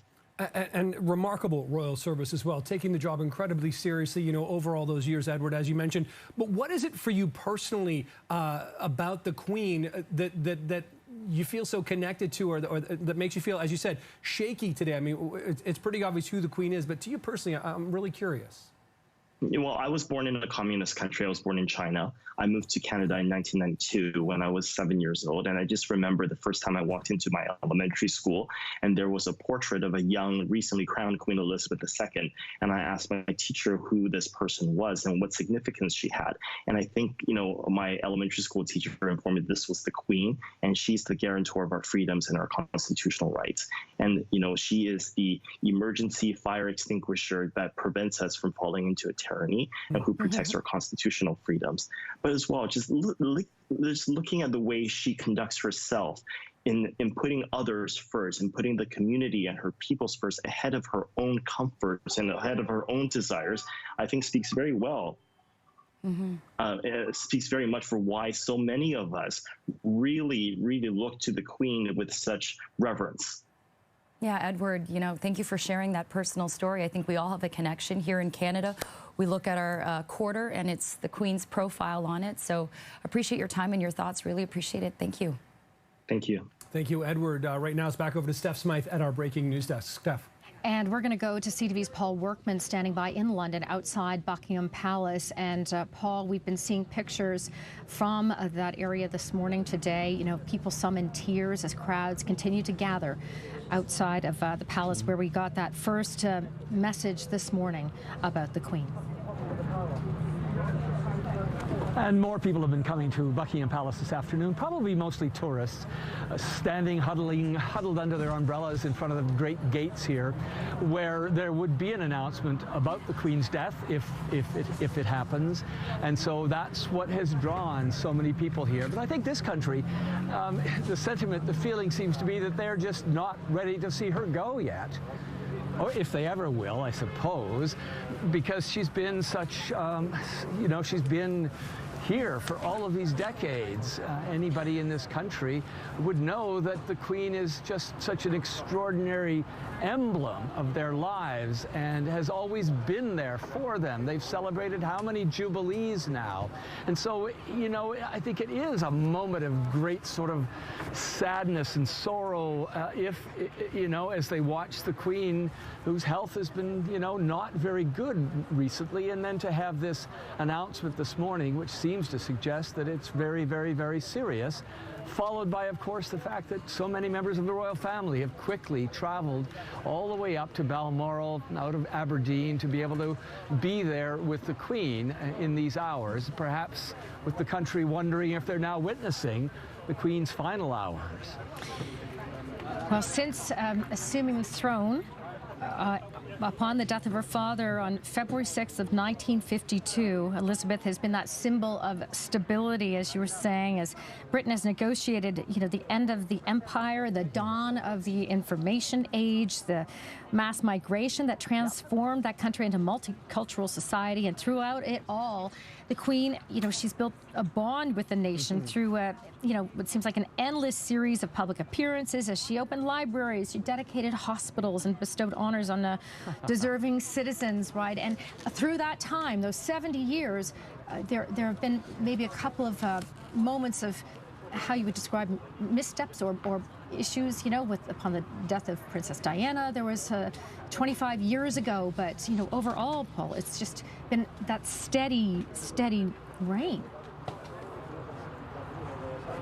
Well, remember the tens of thousands of roads and buildings and schools and hospitals that are named Elizabeth, named after her. You know, one of the lines in the tube here was recently opened, the Elizabeth line.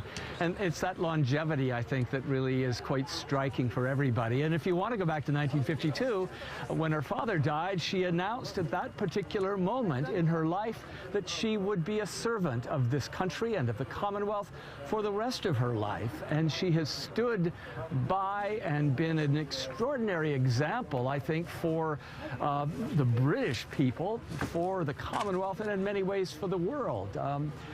You know, you don't get many people who are on the stage as she has with the amount of respect that she receives from all quarters. She's met with so many leaders of various countries over the decades, and she was always there. And as I say, she was always the person that was held up as an example of how they should, you know, conduct their own lives in politics or elsewhere. CTV's Paul Workman in London at Buckingham Palace. Thank you, Paul. Okay. Well, we've just received a statement from the White House that says President Joe Biden's thoughts are with Queen Elizabeth and her family. It says the White House says President Joe Biden has been briefed about the situation with Britain's ailing Queen Elizabeth and that his thoughts are with her and the family. It goes on to say his and the First Lady's thoughts are solidly and squarely with the Queen today and her family. And this coming from the White House spokesperson just a few minutes ago, Nick and Jen. So we can see that, you know, the world is watching as the immediate royal household is arriving at Balmoral, where the Queen has been, where we know Prince Charles is, and Camilla, and other members of the royal household, immediate members arriving now.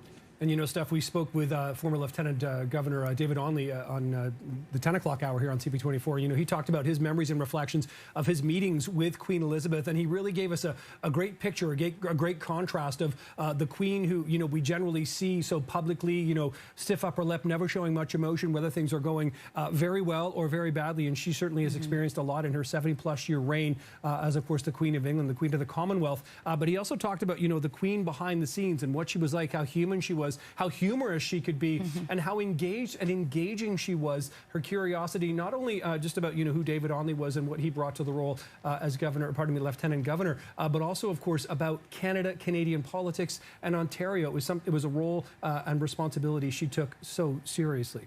And the reaction from the UK is, of course, swift, and let's listen into some of what we've been hearing. I speak on behalf of the entire House when I say that we send our best wishes to Her Majesty the Queen, and that she and the royal family are in our thoughts and prayers at this moment.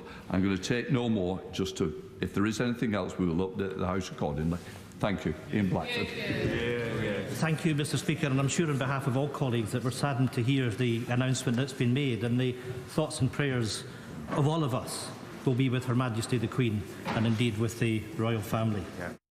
I know she's not in very good health, and I just wish she'd end her days in peace and, you know, carry on doing what she's doing when she enjoys doing it. I wish she recovers, and I hope the family, well, that they navigate through this difficult period together, united, and that they find peace in whatever happens. She's our queen, and she has been for so many years, and yeah, terribly sad if something's going to happen. Wouldn't want to hear any bad news. Everybody is really stressed about it, you know. We had her for 70 years, so yeah, we need to digest the whole thing, you know, because it suddenly happened. Obviously, hope she makes a quick, speedy recovery. So obviously, yeah, not looking too good if the family are being called to the bedside as well. But yeah, fingers crossed as well. She's in people's prayers. Now, we did hear from the British Prime Minister, Liz Truss, and she says that she has no plans at the moment to travel to Scotland, according to a spokesperson surrounding Queen Elizabeth, and that she is remaining under medical supervision. So everybody is just watching now, Nick and Jen, for any kind of update from Buckingham Palace, which is where, as we've been reporting, the initial update came around lunchtime in the United Kingdom today about the Queen's health and about their concerns and how they have recommended Her Majesty stay under medical supervision. It's really interesting, you know, because Liz Truss, of course, was just in Balmoral a couple of days ago. She became the Prime Minister, Boris Johnson going before her. But stuff like you said, you know, the fact is that both the outgoing PM and the incoming Prime Minister had to make the trip to Balmoral basically because the Queen Elizabeth wasn't at Buckingham Palace, was staying, perhaps extending her summer stay at Balmoral a little bit longer. So that's happened. The Queen effectively saying goodbye to one Prime Minister, hello to another. Her 15th, I believe, in her 70-plus year reign, 15th Prime Minister that she has welcomed, and that may well be one of the last visits that she's had this week. We know she canceled a Privy Council meeting yesterday, instead deciding and being advised, of course, to take some rest. And then here we are today, understanding once again as we take live shots outside Balmoral Castle gates right now that her doctors are advising her to rest. And like we said, we've been seeing the gates opening and closing. Vehicles have been coming and going. Different members of Queen Elizabeth's family, Jen, showing up here as well. And the fact that that Privy Council meeting was supposed to be virtual and the fact that she was advised not even to take a virtual meeting says a lot about the state of her health. It does indeed. And let's just pick up, I just mentioned that conversation we had with David Onley a couple of hours ago, former Lieutenant Governor of the province of Ontario. Here's a little more of his sort of reflections and thoughts on his time with Queen Elizabeth. For the vast majority of people, she's the only queen that we have known insofar as Canada is concerned, insofar as the Commonwealth is concerned. So it's going to be quite the profound transition once Prince Charles takes the throne. And, you know, sad to say, but the reality is, under their structure, that the moment the Queen dies, he becomes king, and a whole new era will begin. Also talked about just how disarming he was when he and his wife met her for the first time back in 2008, which was in fact shortly after the Canadian federal election. She wasn't aware of the result, and staff actually broke the news to her, the fact that Stephen Harper had won that 2008 campaign. Incredible, the memories surrounding this monarch in the 70 years. Absolutely. Our Chanel Call is standing by outside the British consulate here in Toronto. We've been seeing Chanel shots from outside Buckingham Palace, people in tears, crowds starting to gather at Windsor Castle. You know, everybody, you know, somehow paying some tribute to the Queen at this moment as she again remains under this medical supervision. That's right, Steph. So many people here in Canada, in the UK, and around the world are touched by this story. They're watching these developments very closely. A lot of folks, as you mentioned, emotionally moved by what's happening with the Queen. Still a lot of questions about her exact medical condition at this point. But we can tell you Buckingham Palace released a statement a couple of hours ago during lunchtime, a very brief statement. And some of the royal insiders that we've been hearing from throughout the day today have been looking at that statement very closely. It was a brief statement and had a very different tone than what we've seen previously when it comes to the Queen's health. Here's some reaction to that statement we got from Buckingham Palace today. We had always, been told that the Queen's issues were related to mobility, to back issues, to being able to stand, being able to walk. We've seen her starting to use a stick in the last year and a half or so. We've sort of been given to understand that. We were always given to understand that she was in good form and, she was alert and with it. And certainly this photograph suggests that she was, appointing a new prime minister just the other day. But this announcement is not the kind of announcement the palace would make or take lightly. So I think we have to read between the lines a little bit, and it is similar to kind of announcements that we've had over the past century when things were moving in a direction that could only have one conclusion. I hesitate to talk about her as if she's no longer with us, but you're absolutely right. She is the soul of the nation. She is the soul of the Commonwealth of Nations. She has dedicated her life to service and duty, and I don't think there will ever be another quite like Queen Elizabeth II. She is the oldest lived British monarch, the longest serving British monarch in history. She's the oldest serving sovereign in the world, and quite remarkably, she's the last remaining head of state to have served in uniform during World War II. So again, Steph, we don't have a lot of information to go by, just that statement from Buckingham Palace this hour. And again, Buckingham Palace for the first time not downplaying the Queen's health concerns. And as you heard there, royal insiders telling us this could be an indication of something much more serious. I also want to show you some reaction coming in today from UK Prime Minister Liz Truss.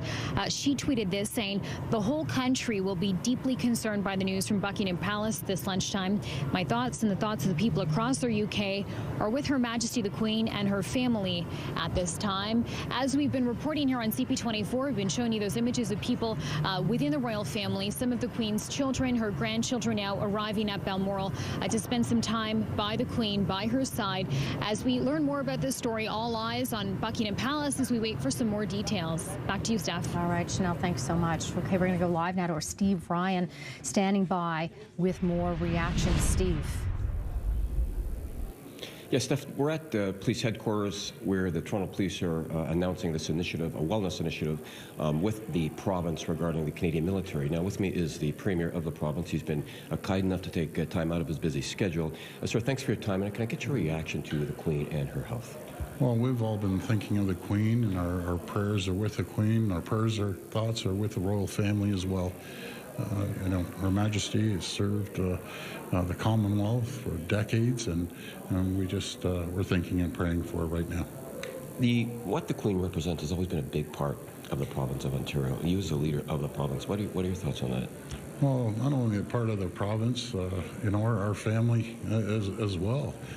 We were big fans. My dad was a big fan of the Queen's. We are, and she always brought leadership and calm to the job. And you think the number of prime ministers she served under and premiers is staggering. But we have the utmost respect for Her Majesty the Queen, and we're just praying for her right now. My last question, thank you for your time. As the leader of the province, when the province goes through something like this, when somebody that is so important to many in the province is very ill, what do you say as a leader to the people who may be grieving or sad for what's going on with the Queen? Well, we're a strong province, and we have an incredible royal family, and the Queen has always been with us for decades. My advice is to pray for her and think of all the wonderful things she has done throughout the world. Thank you. Thank you for your time.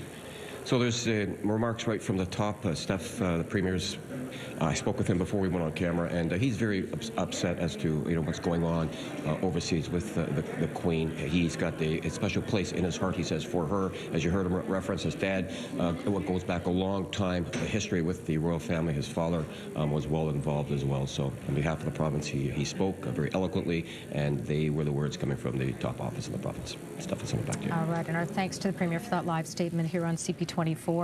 And again, if you're just joining us, Queen Elizabeth II has been placed under medical supervision because doctors are concerned for Her Majesty's health. This is as Buckingham Palace made that announcement this morning, and members of the royal family have been rushing to Scotland, to Balmoral Castle, to be by the side of the 96-year-old monarch. And Nick and Jen, we have been hearing from so many people around the globe about the Queen and her health. We haven't had an update since that lunchtime announcement, which we've been reporting is very unusual, from Buckingham Palace about her health. We are awaiting any word that we can, but certainly it is worrying that the immediate household is heading to be by her side. We know Prince Charles has been there, as well as Camilla at this time, but other royal family members arriving in Aberdeen, Scotland as well. Right, Steph, just the seriousness of the situation, it feels somewhat shocking and surreal, and I feel like it wasn't just too long ago in February when we were covering the Queen's Jubilee. Of course, she contracted COVID that month and recovered, but she had to scale back many of her duties and activities, scale back the attendance at her celebrations for that celebration marking her 70 years on the throne, and she missed the state opening of Parliament that previous month due to mobility problems. And if we go back through the years, it was about 19 years ago, if you might remember, in 2003, that the Queen had an operation to remove a torn cartilage on her left knee that followed by a similar surgery on her right knee earlier that same year. And then in 2021, she spent a night in hospital undergoing preliminary investigations, but also that same year she did sprain her back. So we know that Buckingham Palace has been reluctant to reveal many of her medical issues, but of what they have revealed, these are some of the things in the past that we know about, but nothing to what accounts for what we're hearing about today. Well, certainly such a straightforward statement today. You know, they really weren't sort of mincing words, or as any of our commentators or reporters that we've spoken to in London have said, you know, they were pretty much putting it out there that the Queen, you know, is in serious condition. Mm-hmm. You know, the family being called to the side here. It was interesting. We just had some live pictures up outside Buckingham Palace a short time ago. You can see people gathering there. Of course, there's a real contrast here because the Queen is not actually at Buckingham Palace. In fact, she is at Balmoral Castle. That's why we have the pop-up box in the lower center of your screen there. That is the front gates to Balmoral Castle, where the Queen is, where her family is by her side. And again, we are just waiting, Steph, for word from Buckingham Palace on the Queen's current latest condition, because, of course, so many people are hanging on this, wondering what is the latest in terms of Queen Elizabeth and her health at this point, Steph. That's right, Nick. And right now we're going to go to CTV News royal commentator Afia Hagan in London. And Afia, thank you for being here. And we have been seeing the crowd starting to gather at Buckingham Palace, at Windsor Castle. We know everybody has great concern for the situation right now, and it's unprecedented with this statement from Buckingham Palace today about the Queen's health. Absolutely. Everybody here in the United Kingdom and actually across the Commonwealth and the world is on tenterhooks waiting for the latest update on Queen Elizabeth II's condition. We had that note that was passed to Keir Starmer in Parliament this morning that caused grave faces all around in that interruption of proceedings to let us know that the Queen was ill and that her family were gathering at her bedside. And I think those two things are very significant. First of all, that Parliament was interrupted, and second of all, that we were told that her children and her grandchildren are making their way to Balmoral to spend some time with her, to gather at her bedside. So yes, that shows us the gravity of the situation that we are in. And we did see the royal household, you know, arriving at Aberdeen on that Royal Air Force jet, some of them anyway, and going through the gates at Balmoral Castle. Mm-hmm. You know, and that is, I guess, part of the concern and the protocol for what's happening right now. Absolutely. So the protocol is, of course, that her children will gather, that they will, there's a list of them that go at a certain time. That's Edward, that's Prince Charles, and all the rest of them. Now, some of them we have seen landing on that jet, have been attending at Balmoral. Prince William has attended as well. Kate hasn't attended. Her 3 children just started school, so she's remained in Windsor. Prince Harry is said to be on his way. He hasn't arrived yet. He wasn't on that jet with the rest of the family, perhaps because of where he was placed at that time.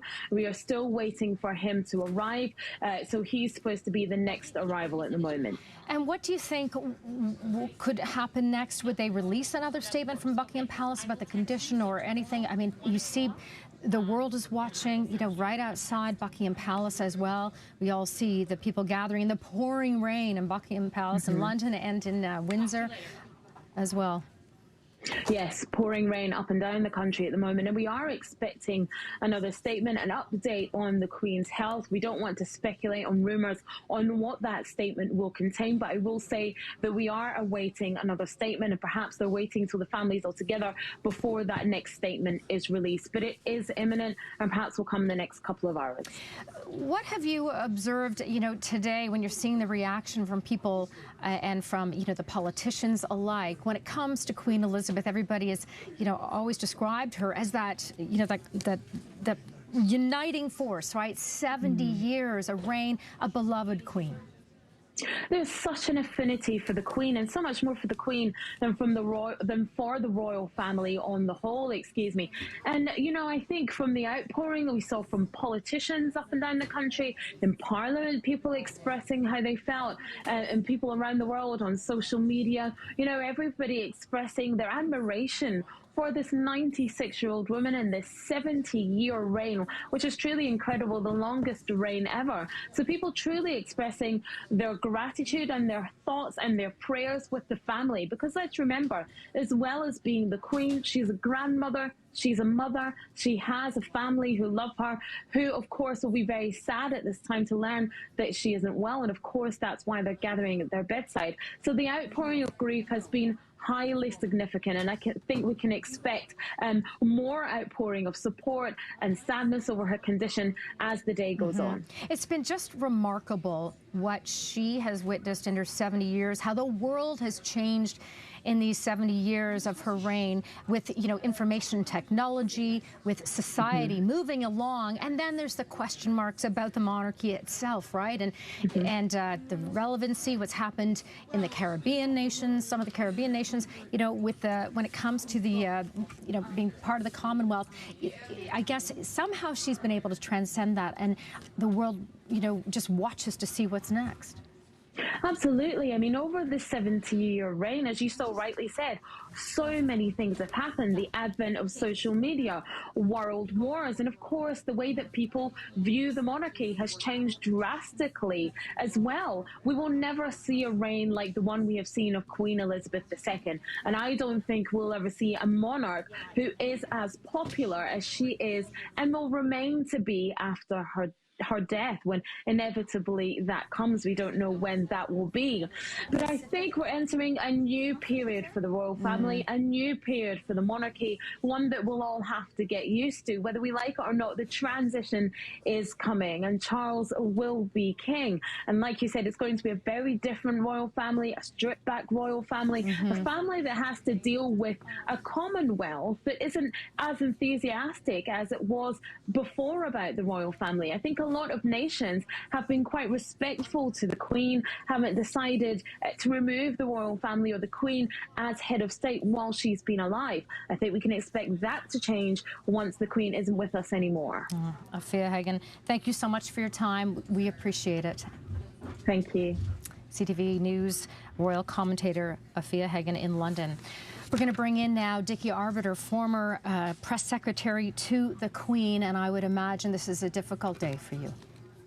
Hi, Stephanie. Yeah, it's a very difficult day. Having worked with the Queen and for the Queen for 12 years, And getting to know her and having had dinner with her and lunch with her, it's a very difficult day. You know, it was a bit like Queen Elizabeth, the Queen Mother. We'd all grown up with her, and we thought she was infallible. And then one day, yes, she did die in 2002.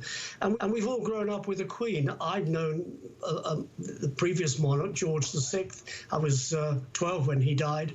But this one, Queen Elizabeth II, yeah, all my life, and it is very sad. It is very concerning too. When the medical profession say they're concerned and the family have gone up, then it has got to be pretty serious. It's unprecedented, Buckingham Palace putting out a medical bulletin. They don't do it regularly, and as I say, this is unprecedented, and the fact that they have put one out is cause for concern, not just us, but also the Commonwealth. You're in Canada, she's Queen of Canada, and other realm states. It is a difficult time. I can't imagine the insights you have into Queen Elizabeth's reign, your time with her. How would you describe the years that you were with the palace? You were the press secretary through some probably very tumultuous times, and how would you describe how it was working with the Queen through those times that you were with her? Well, it was an absolute joy working with her. I mean, there were good times and bad times. The bad time particularly was the fire at Windsor Castle in November 1992, when she saw a home that she had known since she was a young child, part of it going up in smoke. But it was an honor and it was an experience working with the Queen. Very practical, very down to earth, very pragmatic. And I remember an occasion I went on a picnic with her shortly after I arrived at the palace. We went to a log cabin. There were only 4 of us at the lunch. There was the Queen, Prince Philip, Lady-in-Waiting and myself. Haven't got a clue what we talked about at lunch. I've forgotten that. But we served ourselves from Tupperware. We were on china plates and silver cutlery. And at the end of it, the Queen said, we must clear up. I went through to the kitchen, started washing up, heard a footfall behind me, thinking, oh, nice, Lady-in-Waiting's coming to give me a hand. And I casually said over my shoulder, okay, I'll wash you dry. And his very familiar voice said, no, I'll wash you dry. So the Queen plunged her hands into the soap suds without rubber gloves, and I did the drying up. Bit of domesticity. You can't say that about too many heads of state, can you? Not that we've heard, firsthand for sure. There have been so many shows, fictional, nonfiction, about the Queen and her reign, and just to hear something like that just gives us such an interesting, look into her life and the kind of person that she is. And we can see the outpouring of support and concern for her with all the pictures that we're seeing in the statements from around the world. What can you tell us? There are very many highlights of the Queen, but the challenges that she faced in recent years, of course, losing her beloved husband, of course, the family struggles, but, in society in general, and how worried was she about keeping the monarchy relevant? I think she was a tireless worker for the monarchy. She believed in the monarchy. She thought it was best for the United Kingdom. She thought, as Queen and head of state of the United Kingdom and so many realm states, that it was her role to keep the faith in the monarchy. And she was good at the job. She adored the Commonwealth. She believed in the Commonwealth. Very integral part of her reign. And what is quite interesting, she was very attuned to advice. I remember on one occasion we went to a hospital in London, in the East End, and normally when she arrived she's given a posy of flowers, but on this occasion she was given it at the end. And when we got back to the palace, she expressed surprise that she'd been given it at the end. I said, well, ma'am, that was on my advice, because you were in a hospital. There's no saying whether anybody you were seeing was allergic to flowers and the scent of flowers. And I thought, better play it safe. Let's do it at the end. And she thought, well, I haven't thought of that before. What a good idea. And that's the sort of person she was. She was very easy to work to and work for.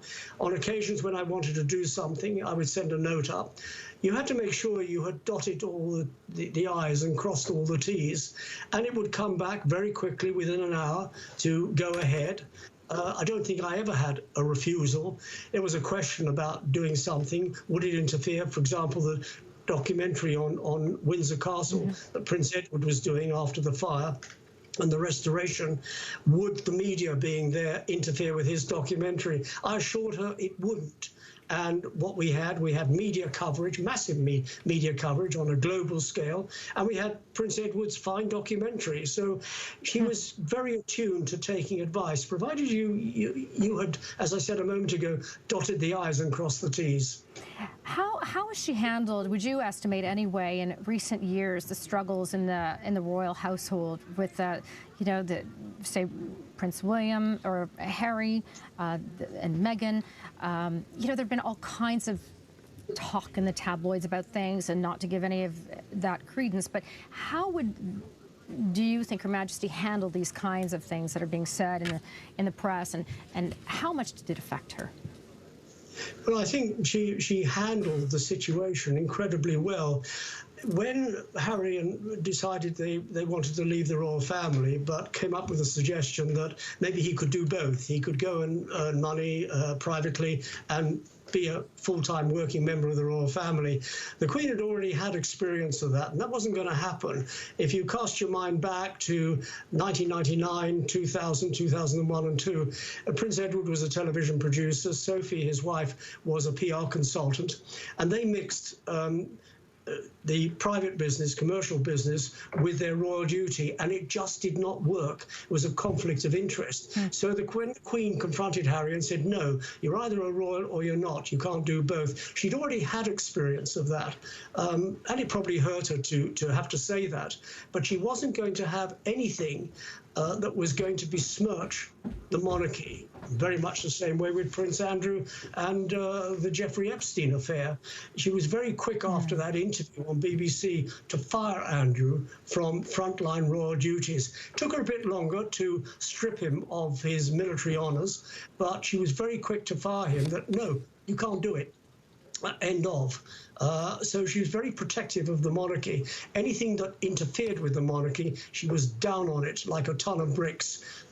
It was very close to her. She was the keeper of the monarchy. It had evolved over 1,000 years. She was part of that 1,000 years, and she wasn't about to see it ruined by any one of her children. And so now we wait to hear an update on her condition. As a former press secretary to the Queen, what protocols do you think would be in place right now for future updates, or how this is handled going forward?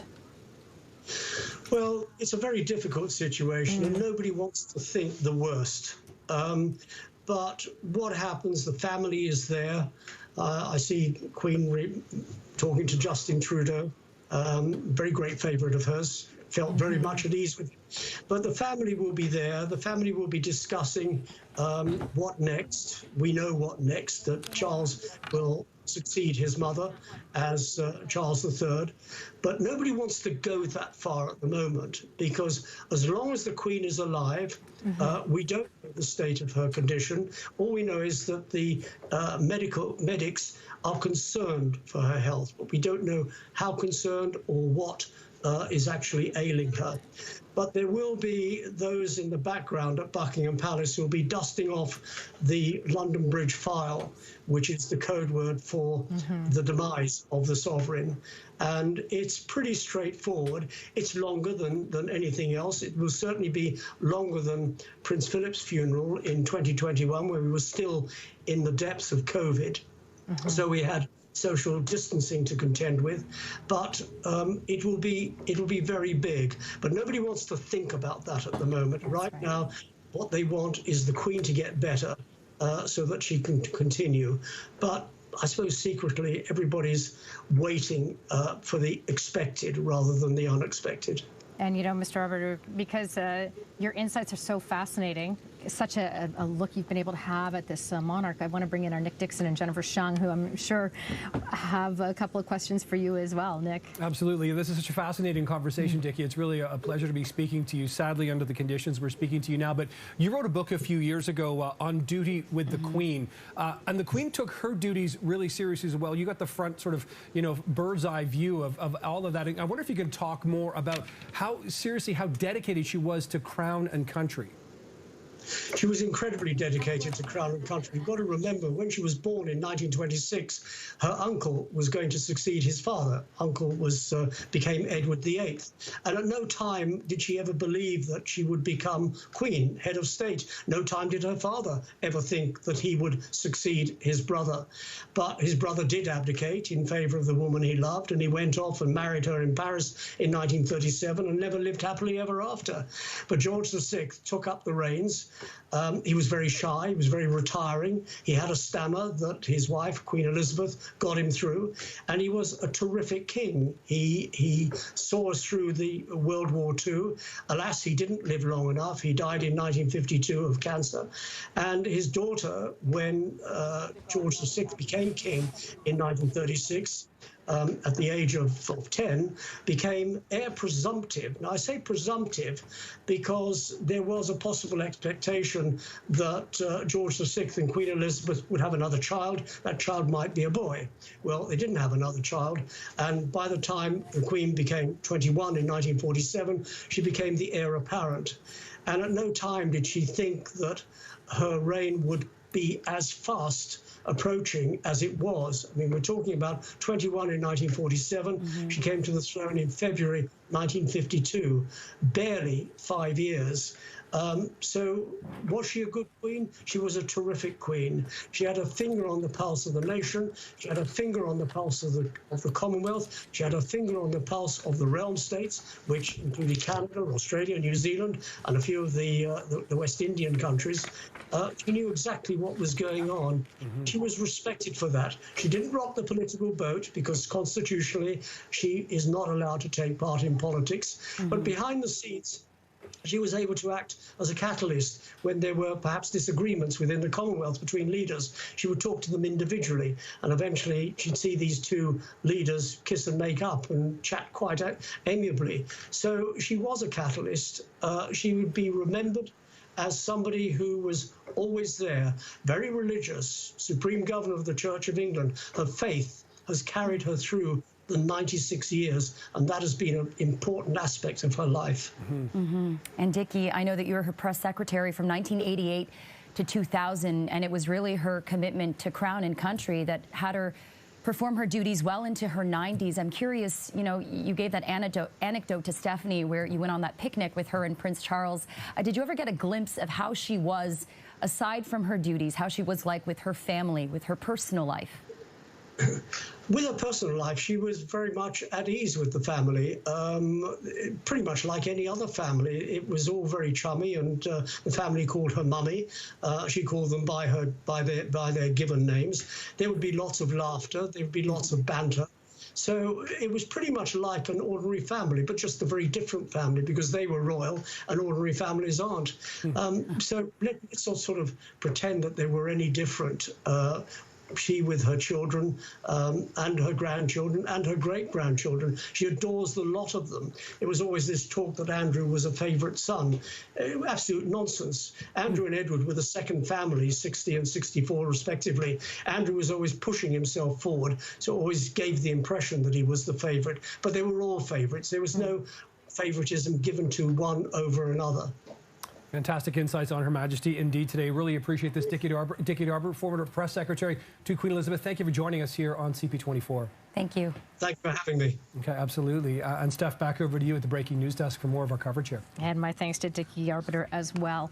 Well, as we've been telling you, members of the royal household have been making their way to Balmoral Castle in Scotland. We have a photo now to show you of members of the royal family arriving just a short time ago. As we understand, William is driving, Prince William is driving, Prince Andrew is in the passenger seat, and in the back of the vehicle are the Earl and Countess of Wessex, Edward and Sophie. So we know that they have arrived at Balmoral Castle. All right, let's go now. We were able to speak with our Premier a short time ago about the state of the Queen's health. Well, not only a part of the province, you know, our family as well. We were big fans. My dad was a big fan of the Queen's. We are, and and she always brought leadership and calm to the job. And you think the number of prime ministers she served under and premiers is staggering, but we have the utmost respect for Her Majesty the Queen, and we're just praying for her right now. And of course, there's been an outpouring of reaction from around the United Kingdom. I know I speak on behalf of the entire House when I say that we send our best wishes to Her Majesty the Queen, and that she and the royal family are in our thoughts and prayers at this moment. I'm going to take no more, just to, if there is anything else, we will update the House accordingly. Thank you. Ian Blackford. Thank you, Mr. Speaker, and I'm sure on behalf of all colleagues that we're saddened to hear the announcement that's been made, and the thoughts and prayers of all of us will be with Her Majesty the Queen and indeed with the royal family. I know she's not in very good health, and I just wish she'd end her days in peace and, you know, carry on doing what she's doing when she enjoys doing it. I wish she recovers, and I hope the family, well, that they navigate through this difficult period together, united, and that they find peace in whatever happens. She's our queen, and she has been for so many years, and yeah, terribly sad if something's going to happen. Wouldn't want to hear any bad news. Everybody is really stressed about it, you know. We had her for 70 years, so yeah, we need to digest the whole thing, you know, because it suddenly happened. Obviously, hope she makes a quick, speedy recovery. So obviously, not looking too good if the family are being called to the bedside as well. But yeah, fingers crossed as well. She's in people's prayers. And we know that we've also heard from our own Prime Minister, Justin Trudeau, took time from a cabinet retreat in Vancouver today to wish the Queen well as doctors continue to monitor her health under medical supervision. And again, as you see in this photo, members of the royal family rushing to be at her side. Prince William there in the photo, as well as Prince Andrew and Prince Edward and Sophie, the Countess of Wessex, in the back of that vehicle. So we know now, Nick and Jen, that they are at Balmoral Castle. Yeah, they've been called there, of course, to be by the side of the Queen, along with Prince Charles, Camilla, and Prince William as well. We understand both Kate and Meghan are remaining with the children at this point. So that's what we know right now. And as we take a look, you know, live outside Balmoral, it was just about 45-50 minutes ago that we saw those vehicles speeding into those gates just sort of shortly after Live at Noon began. And you're really getting this sense of urgency. We saw that plane that had landed at Aberdeen Airport in Scotland about an hour from Balmoral with those royal family members aboard there. So, you know, they're really making moves to get there, to be by the Queen's side at this point, again, with her health condition, you know, sounding so serious that they're saying, you know, take your rest, take your time. But again, we really haven't had any word really in about the past 5 hours or so, Jen. Right, nothing specific, only to say in recent days that she's been suffering from mobility issues. She had to skip that Privy Council meeting, which was virtual, which speaks to the gravity of her health conditions. And doctors this morning evaluated her, and that's when they issued that unprecedented statement from Buckingham Palace saying that she is under medical supervision. Her family now by her side. We're looking at live pictures of people, many tourists, some reported to be crying outside of the gates of Buckingham Palace this hour. Yeah, Buckingham Palace is you know, filling up, it seems, and the sun is actually coming out as well there today. You can see a couple of umbrellas, but the rain was definitely coming down earlier. But certainly a somber scene out there today. We were speaking with CTV's chief international correspondent, Paul Workman, as well, who said really the international media had effectively rushed down and were now sort of surrounding Buckingham Palace to sort of, you know, continue the coverage here. Balmoral, we also understand, as much as we have a live shot here, it's a very difficult place to get live pictures and reports out of. But again, the gates are open again. More vehicles leaving, sort of Land Rover type vehicles there, departing from the gates here. They don't look like the vehicles. We saw those still pictures of Andrew and family arriving that we just had up there. So it's not exactly clear who's in these vehicles right now. But again, we do know, you can see the black there versus the green we were seeing. We do know, again, Queen Elizabeth's family members by her side. Of course, it was Prince Philip who died in April of 2021. And like was it Dickie Arbiter was talking about, you know, how things were so different then because we were in the midst of the pandemic, couldn't have the sort of appropriate, you know, funeral and celebration of life. Things have been so scaled down right now. But, you know, the Queen losing her husband just in the last 18 months or so. Yeah, it certainly has been a challenging 2021. We spoke with Dickie Arbiter, her former press secretary, speaking about, the Prince Harry and Meghan interview with Oprah, accusations of racism within the royal family, and then the scandal with Prince Andrew. She stripped him of royal military duties. So you have to understand that this is probably mentally challenging for the Queen, but she had to be disciplined about that and compartmentalize. Also with the passing of Prince Philip, on top of all her physical issues as well, which we're still not exactly clear about at the moment. But at this moment, she is under medical supervision. Last check from Buckingham Palace, they say that she is comfortable. But as we know, all her family most of them have gathered by her side at Balmoral Castle.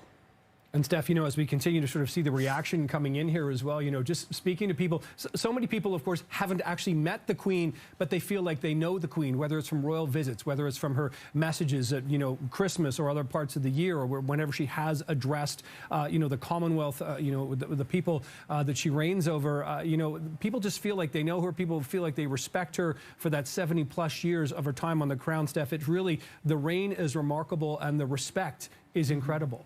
Absolutely. Generations of us have known no other monarch. The 70 years, of her reign, which, has been astonishing, the longest reigning monarch in history. And, this announcement today coming about her medical condition, just coming a day after the Queen canceled that virtual meeting of her Privy Council when doctors advised her to rest following a full day of events on Tuesday, when we all saw her formally ask Liz Truss to become Britain's Prime Minister. So all we've heard, as far as the statement goes, is following further evaluation this morning, the Queen's doctors are concerned for Her Majesty's health and have recommended she remain under medical supervision. This is from a palace spokesperson, and the Queen remains comfortable at Balmoral. That's all we've heard. That announcement coming at about lunchtime in the United Kingdom and Britain, and about 8 a.m. our time. The palace has declined to provide any further updates about the Queen's condition, but we've all seen the other worrying signs. Truss was interrupted during a debate in the House of Commons to be informed about Elizabeth's condition. And as we've been seeing, family members cancelling long-planned engagements to travel to the Highlands.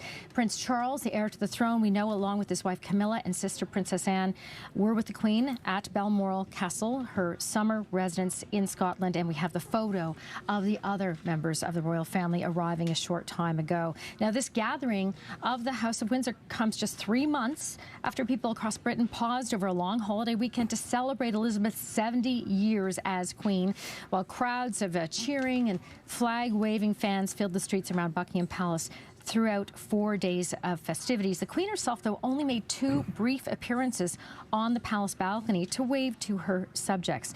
And Elizabeth, as we know, has increasingly handed over her duties to Charles and other members of the royal family in recent months as she recovered from a bout of COVID and began using a cane and struggled to get around. And I know, Jen and Nick, that we all sort of noticed a change in her physical appearance just when she met with Liz Truss on Tuesday.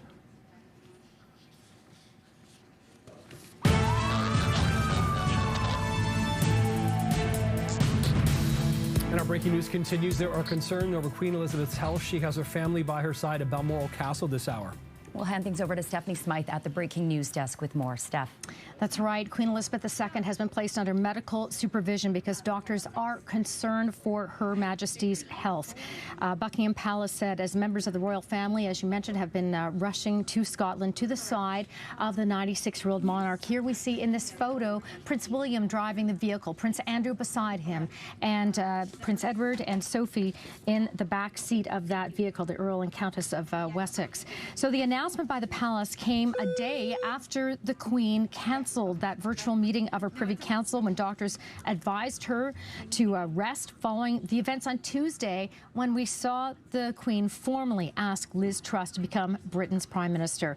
Here's what we have heard in terms of a statement from Buckingham Palace. Following further evaluation this morning, the Queen's doctors are concerned for Her Majesty's health and have recommended she remain under medical supervision. And the Queen remains comfortable and at Balmoral. So that is where she is, and that is all we have heard from Buckingham Palace. So we are here at this stage, looking at the gates of Balmoral Castle, looking outside Buckingham Palace. The rain has stopped, the umbrellas are down, people are gathering in the crowds, begin to gather outside of Buckingham Palace as the news spreads that Elizabeth II is under this medical supervision at Balmoral. Many, again, were holding umbrellas earlier, some heavy downpours there. They continued to congregate on the steps outside this royal residence, and more, standing by the gates, and many people peering through them. And again, this all following the announcement about the Queen's health the day after she canceled that meeting. So, we have been seeing the Queen, other worrying signs in recent days, but most worrying to many today was when Liz Truss, the Prime Minister, was interrupted during that debate in the House of Commons to be informed about Elizabeth's condition, and then, of course, seeing all the family members rush to be by her side in the Highlands after cancelling long-planned engagements. Prince Charles, the heir to the throne, his wife Camilla, sister Princess Anne, with the Queen at Balmoral. Now the gathering comes, again, just 3 months after we saw the people across Britain pause over that holiday weekend, celebrate the 70 years as Queen, and those crowds of people filling the streets around Buckingham Palace for 4 days of festivities. But the Queen only made 2 appearances during that time on the palace balcony to wave to her subjects. And again, we've been discussing how she's been increasingly handing over duties to Charles and other members of the royal family as she recovered from COVID and, just what seems to be deteriorating health. But the whole country, no doubt, and people around the world deeply concerned about this news from Buckingham Palace. And, Liz Truss, the new Prime Minister of the United Kingdom, said, "My thoughts and thoughts of people across our United Kingdom are with Her Majesty the Queen and her family at this time." And political leaders of every persuasion also expressing their concern, including our very own Premier Doug Ford a short time ago. Well, not only a part of the province, our family as well. We were big fans. My dad was a big fan of the Queen's. We are, and she always brought leadership and calm to the job. And you think the number of prime ministers she served under and premiers is staggering. But we have the utmost respect for Her Majesty the Queen, and we're just praying for her right now. Now, our own Prime Minister Justin Trudeau issued a statement just a short time ago about the situation with the Queen, and he says that he joins Canadians across the country in wishing the Queen well. As Buckingham Palace says, she's been placed under medical supervision. We also heard from Governor General Mary Simon, sending thoughts of comfort and healing to the 96-year-old monarch and the royal family, this through a message that she also posted on Twitter today. So everybody expressing their best wishes. Here is more now from our Chanel Call, who is standing by at the British Consulate, Nick and Jen. First, over to you before we go to Chanel. Nick and Jen. Okay, thank you, Steph. And earlier we did speak with the Queen's former press secretary about her handling of Prince Harry's decision to step away from the royal family. When Harry decided they wanted to leave the royal family, but came up with a suggestion that maybe he could do both. He could go and earn money privately and be a full-time working member of the royal family. The Queen had already had experience of that, and that wasn't going to happen.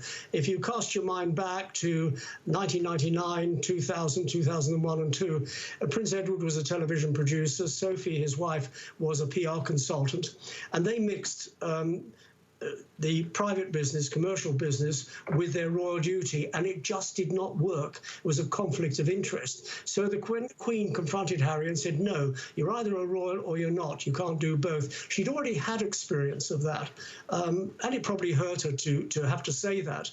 But she wasn't going to have anything that was going to besmirch the monarchy. And so we are just, waiting and watching right now, Nick and Jen, to see what happens next. It's so unprecedented for Buckingham Palace to comment on the Queen's condition, period. But now that we haven't heard anything in hours, is around 8 o'clock our time this morning, if not a little bit before, that we learned about this concern. And, there's been nothing since except to see the members of the royal family, immediate members, get to Balmoral Castle as quickly as they could. We're going to go now to our Chanel Call standing by outside the British consulate here in Toronto. And Chanel, we know outside Buckingham Palace, there's pouring rain and there's sun there now. But, you know, people were crying as they were gathering, concerned about the Queen's condition. What are you seeing there at the British consulate? And the reason we're seeing this outpouring of love and support for the Queen is this is someone who is arguably one of the most recognizable people in the world. We've been talking all day about how beloved Queen Elizabeth II is, and today there is growing concern about her health. We're getting this statement from Buckingham Palace a couple of hours ago. It was brief, just 2 paragraphs long, but some of the royal commentators we've been hearing from today, some people who are insiders within the royal family, now going to Balmoral, Scotland, to spend time with the Queen by her side. And those royal commentators that we've been hearing from have been saying that we've looked very closely at that statement from Buckingham Palace, and it is different. There is a different tone there. For the first time, Buckingham Palace is not downplaying the Queen's health concerns, and this, they say, may be a signal that this is a very serious situation. The palace has been at pains to downplay the Queen's health issues until this statement now. The fact that we have a coordinated statement from number 10 Downing Street also suggests that things have taken a serious turn. There's also reports that members of the family are gathering in Balmoral. So the palace is, I think, suggesting to us that the health situation has changed from what we were given to understand just a very few short days ago. We saw photographs of the Queen in her Balmoral tartan skirt and holding a walking cane, greeting the new Prime Minister Liz Truss. But then the next day, the Queen was unable to attend a meeting of the Privy Council, even though that meeting was going to be held virtually. And the Queen has become quite proficient at virtual public engagements over the course of the COVID-19 pandemic. So it's clear if the Queen's not able to take on even virtual engagements, that her health is in a serious condition. And Steph, reaction pouring in around the world on Twitter. The Archbishop of Canterbury tweeting this, saying, "My prayers and the prayers of people across the Church of England and the nation are with Her Majesty the Queen today. May God's presence strengthen and comfort Her Majesty, her family, and those who are caring for her at Balmoral." And we know that the Queen's family is now making their way to be by her side at this very challenging time. Again, Buckingham Palace saying that the Queen's health is now in serious condition. People here in Canada, people across the UK and around the world are all watching and waiting for more from Buckingham Palace. Back to you. You know, Chanel, many people are monarchists, if not, fans of the royal family. They understand its significance in Canada and around the Commonwealth. And what are we seeing in terms of people, anybody gathering at the consulate there to at least acknowledge or pay any tribute to the Queen as they send best wishes? Well, I went inside this building. The consulate is located just inside and upstairs. I wasn't allowed to go in because security here, staff is telling me that because of the COVID-19 pandemic, you can't enter the UK consulate here in Toronto unless you have an appointment. So at this point, I don't imagine people are gathered upstairs in this building. But of course, people here in Toronto have so much of a connection to the Queen. I mean, just look at our coins, right? So certainly a lot of people who are here, who are sending their well wishes to the Queen, to the royal family, to Buckingham Palace. Everyone is just hanging tight and waiting for an update. Okay, CP24's Chanel Call outside the British consulate in Toronto. Thanks, Chanel. We're going to go now to CTV's Paul Workman standing by at Buckingham Palace. And Paul, everybody is just waiting to hear any kind of update as crowds continue to gather there. There was some suggestion there might be an update around now, but we've heard nothing. And of course, there's no reason for Buckingham Palace necessarily to update us. They've sort of made that very clear that they're not going to get into this system where they update every 2 or 3 hours. But we were all hoping and anticipating that we might hear something. Obviously, people want to hear good news. That's what they would like most of all. But they really just want to know what's happening with their monarch in this country. Of course, the news this morning was really quite serious after seeing the Queen just a couple of days days ago, receiving the new Prime Minister, standing at her residence in Balmoral, greeting her, and then, you know, the announcements following that she'd canceled a meeting with her Privy Council, and then this morning the announcement that her doctors were very concerned about her health. And that's where we are at this hour, with the family gathered around the Queen at Balmoral. They've rushed from London, by and large, north to Aberdeen, and then drove to the residence from there. The latest to arrive was Prince William, who was driving the car with his uncles Andrew and Edward in the car, and now they are there with the Queen. Prince Charles is there, Princess Anne is there, and they're all by her side at this moment. I guess, Paul, we're just waiting on Prince Harry. As we understand it, he was due to appear at a charity award ceremony in London later today, canceled that appearance, making his way to Scotland separately. So from what we can tell, we don't believe Harry has arrived just yet, but that isn't confirmed. We did see, as you mentioned, other members, key members of the royal family. Yeah, Harry and Meghan were supposed to be at an event tonight that they've gone to for quite a number of years, involving children, and they have just pulled out of that. And we understand that Harry is on his way, that he will not be accompanied by Meghan, according to his spokesperson. But he is obviously rushed there as well to join the rest of the family. And as we know, that Harry and Meghan have been quite estranged.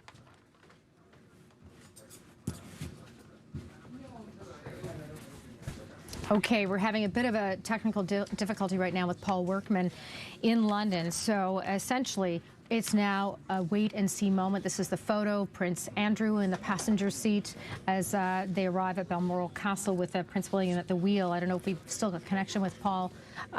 So here we have a live look. Scott Hurst joining us now at Buckingham Palace. The crowd's continuing to gather. The rain has moved on. It is, I guess, about 4 or 5 o'clock local time right now as the world holds its breath waiting for an update on the Queen's condition. Yeah, we got that, as you said, we got that note from Buckingham Palace earlier this morning saying that they're very concerned over the Queen's health. And now at this point, as you've been mentioning, radio silence from them at the moment. But as we've been seeing, members of the royal family making their way to Balmoral Castle in Scotland.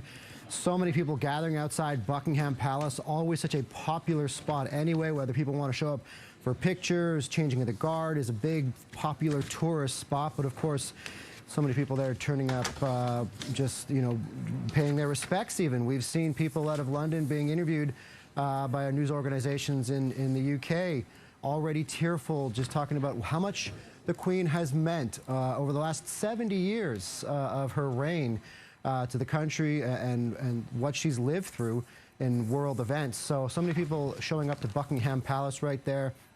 And obviously what she's meant to Canada and other countries in the Commonwealth. She's made, you know, almost 24 trips to Canada, 7, I believe, to Toronto, official visits to Toronto as well. So she's traveled near and far in her official capacity, which she's now, as we knew earlier this year, celebrating 70 years on the throne. So quite a remarkable reign. She's had the longest reigning monarch in British history, Steph, and just now we're just waiting as they put out this unprecedented note that they commented on her medical condition, saying she's been placed under medical supervision. And now, as we've been seeing, family members going to Balmoral Castle in Scotland to be with her, to be by her side. Of course, the Queen has slowed down in recent years, whether she had mobility issues, had a bout with COVID relatively recently, and of course losing her husband. That was in 2021. So she's been through a lot. She's been through many prime ministers as well. Just the other day, meeting with Liz Truss, that is her 15th prime minister under her reign. And the Queen, at 96 years old, still very attentive, still very active, despite slowing down from some official duties in the last couple of years.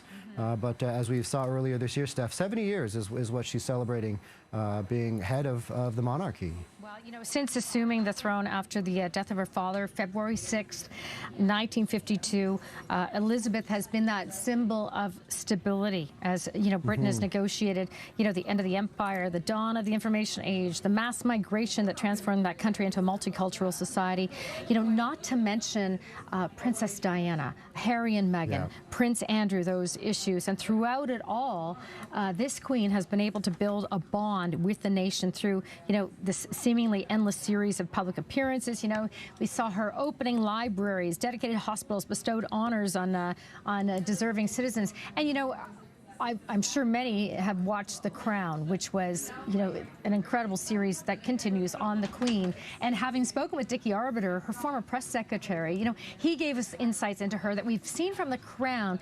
And, you know, you often wonder, what was this Queen really like? Well, here's a little bit more of what Dickie Arbiter had to say to us. The family will be there. The family will be discussing what next. We know what next, that Charles will succeed his mother as Charles III. But nobody wants to go that far at the moment, because as long as the Queen is alive, we don't know the state of her condition. All we know is that the medics are concerned for her health, but we don't know how concerned or what is actually ailing her. But there will be those in the background at Buckingham Palace who will be dusting off the London Bridge file, which is the code word for the demise of the sovereign. And it's pretty straightforward. It's longer than anything else. It will certainly be longer than Prince Philip's funeral in 2021, where we were still in the depths of COVID.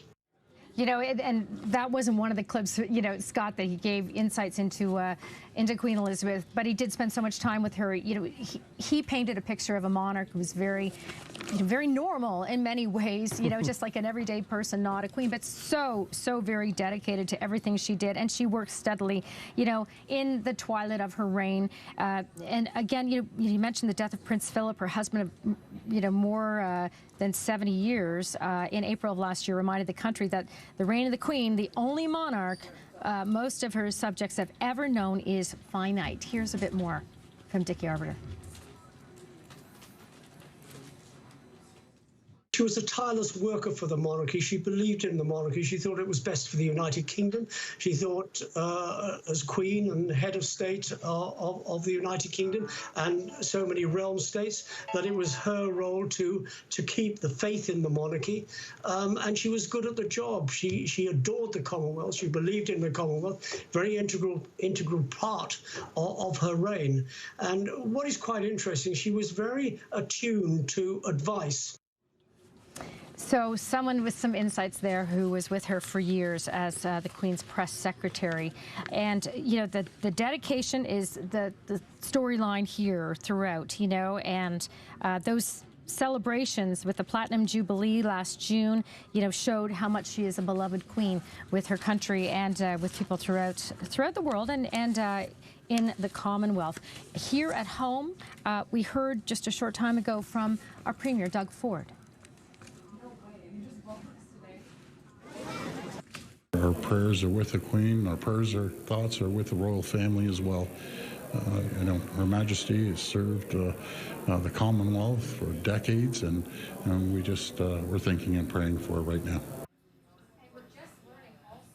Scott, that federal cabinet ministers gathering at the retreat in Vancouver today have changed into black and muted colors of clothing as concern mounts over the Queen's failing health. A scheduled news conference with Prime Minister Justin Trudeau has been delayed more than half an hour, and he is expected to announce, you know, some cost of living measures for Canadians. That was expected to happen, I guess, 12:30 Eastern time. He remains in the cabinet room where the National Security Advisor is meeting with ministers. And this, of course, after Buckingham Palace says the 96-year-old monarch is placed under medical supervision, with the family rushing to Balmoral Castle in Scotland to be by her side. And Steph, you mentioned about, talk about what the crown means to her as being the head of state and how much duty meant to her since she ascended to the throne. She is also the patron of more than 600 charities and organizations. So even though she has taken a step back in recent years with the death of her husband and her mobility issues and her ongoing health issues, as a 96-year-old woman, she still remains, and from what we've seen, very involved in the royal duties that she believes so much in, and as we heard from Dickie Arbiter, really believes in the Commonwealth, believes her role as it's all about country, and it's all about the crown, and it's all about the head of state, and to work hard and to just, these are things that she believed in, where she is involved in these charities, involved in these organizations as a patron, and is really someone who cares a lot about duty, and she's now 70 years in the throne. At 96, she has shown this over so many years, over so many prime ministers of the UK, presidents of the U.S., where she's met so many over the years, where they've gone to the UK to meet her, whether they've met with the Prime Minister, and then you also meet with the Queen. It is part of being part of the Commonwealth, and even the U.S. It is something where you go to the United Kingdom, you meet with the Prime Minister, you meet with heads of state, and then you also meet with the Queen. And we talk about her reign for so many years. She's also met with more than half a dozen popes over her time, and almost 24 Summer Olympics she's been the head of the monarchy for. So she has been a part of this history, and as you guys have been talking about earlier, is that she has meant so much to world history over her time, and been part of so many events in world history over this time. And there obviously has been time where the royal family has fallen out of favor a bit, whether they've been more popular, whether it's also in pop culture. As you mentioned, a lot of us in the last couple of years watching The Crown, whether how much of that is pop culture, how much of that is actually true. But when we get some insight from Dickie Arbiter recently about what she is like on a personal level, and hearing these stories, that is, she's also, we like to hear this sometimes, that she sounds relatively normal sometimes when we hear someone that has impacted so much world history over the last 70 years.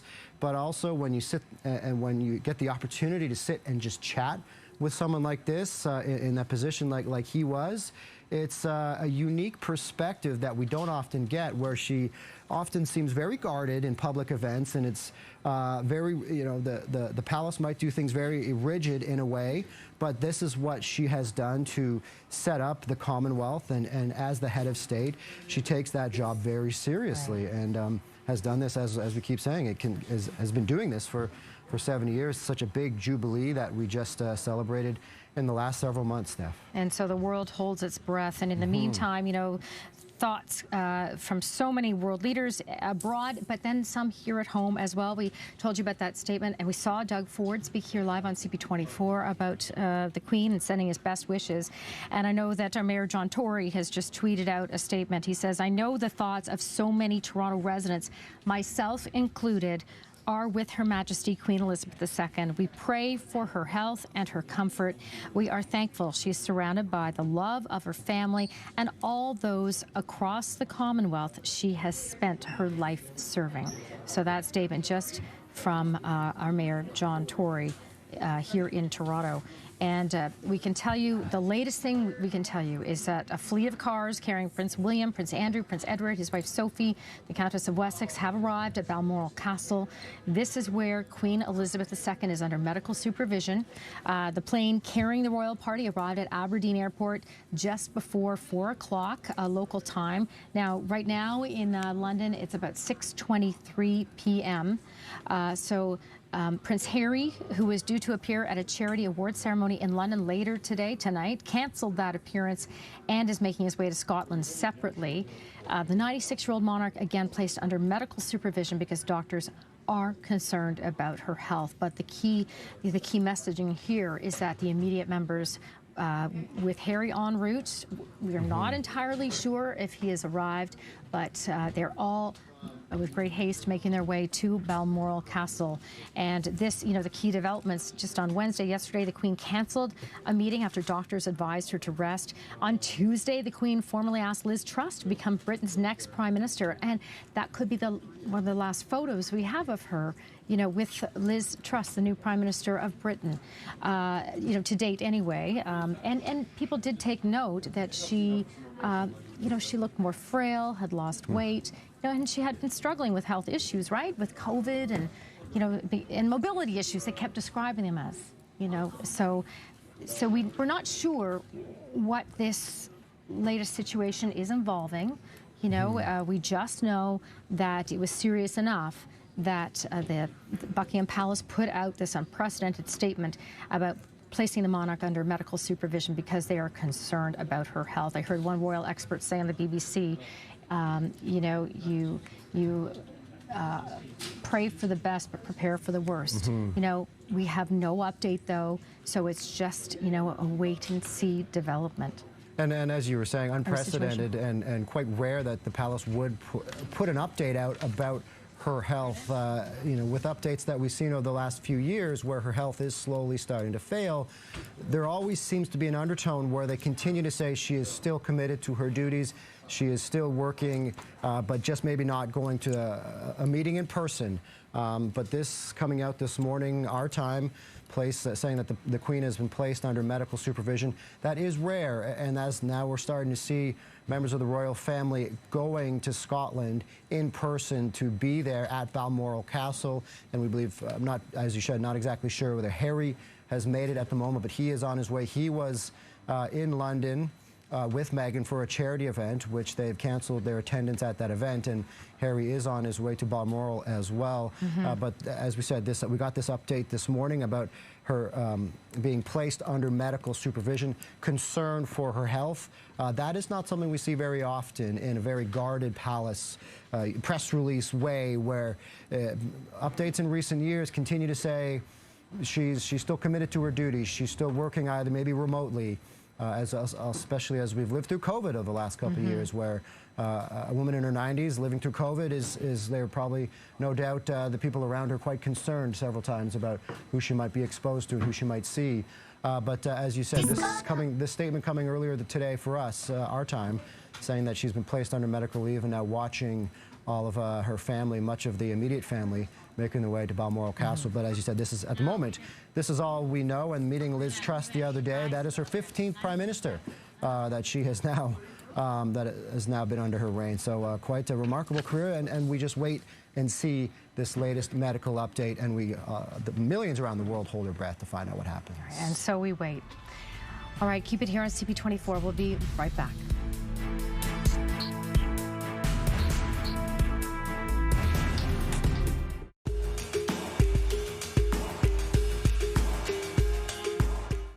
Dad, can I run the Oakville store? Oh, yeah. Bring us your gold, watches, Diamonds, jewelry. We will loan you cash. If you need money, come down. Oakville is the good location. Cash on the spot. Oakville, baby. $3.99. Limited time. Timber on Divine. $3.99. Beautiful. $3.99. Do you want a healthy home? Get your rugs cleaned by Love Your Rug. Steam cleaning your rugs won't remove dust and allergens. Love Your Rug's 6-stage process means your rugs get cleaned properly. Free pickup and delivery services all over Ontario. It's time to love your rug. Do you have a wet, damp, or moldy basement? Call the oldest and largest waterproofing company. Call RCC. Whether your basement needs to be repaired from the outside or the inside, we'll consult you on the right solution. Call RCC Waterproofing today. Family owned and operated since 1920. Grab your friends and head to Delta Bingo for a chance to dab your way into big cash prizes. Or visit the Gaming Lounge featuring growing cash jackpots on the Vegas-style gaming machines. 5 locations in the GTA. Open daily. Visit deltabingo.com. The heavy hitter. The original. The award winner. The non-conformist. The weekend warrior. There's an award-winning Ram truck just for you, with a full line of trucks for immediate delivery during Ram Power Days. Ram Classic models now get 0% financing for 60 months or up to $10,000 in total discounts. The price is right. Now is the time to sell your gold. Bring me your gold jewelry, your gold coins, your gold bars, even your broken gold, even your gold teeth. All of the jewelry pays the most for your gold. allofthejewelry.ca. Oh, yeah.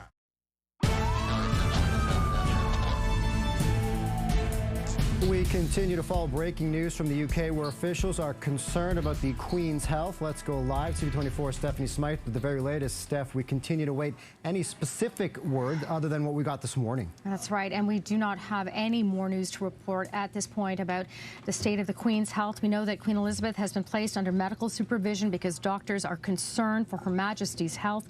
Buckingham Palace releasing a statement today, unprecedented, and this as members of the royal family rushed to Scotland to be by her side.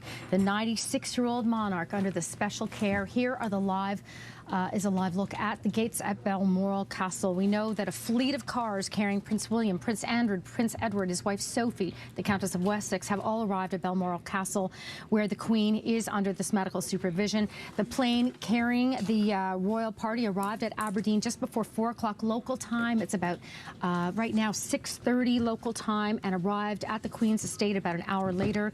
Prince Harry came separately, and all are there now gathered quickly by her side. Here's a look at Buckingham Palace with the crowds that have continued to gather there as we wait for any word on the state of the monarch's health. We know that on Wednesday, the Queen canceled a meeting after doctors advised her to rest. And on Tuesday, this was after on Tuesday, the Queen formally asked Liz Truss to become Britain's next Prime Minister. So here we are with this look at the crowds gathering outside Buckingham Palace as the news spread about the Queen's health. We see now the flag has been lowered at this time. We see the flag is lowered, and we are just awaiting official word now. Do now have breaking news for you.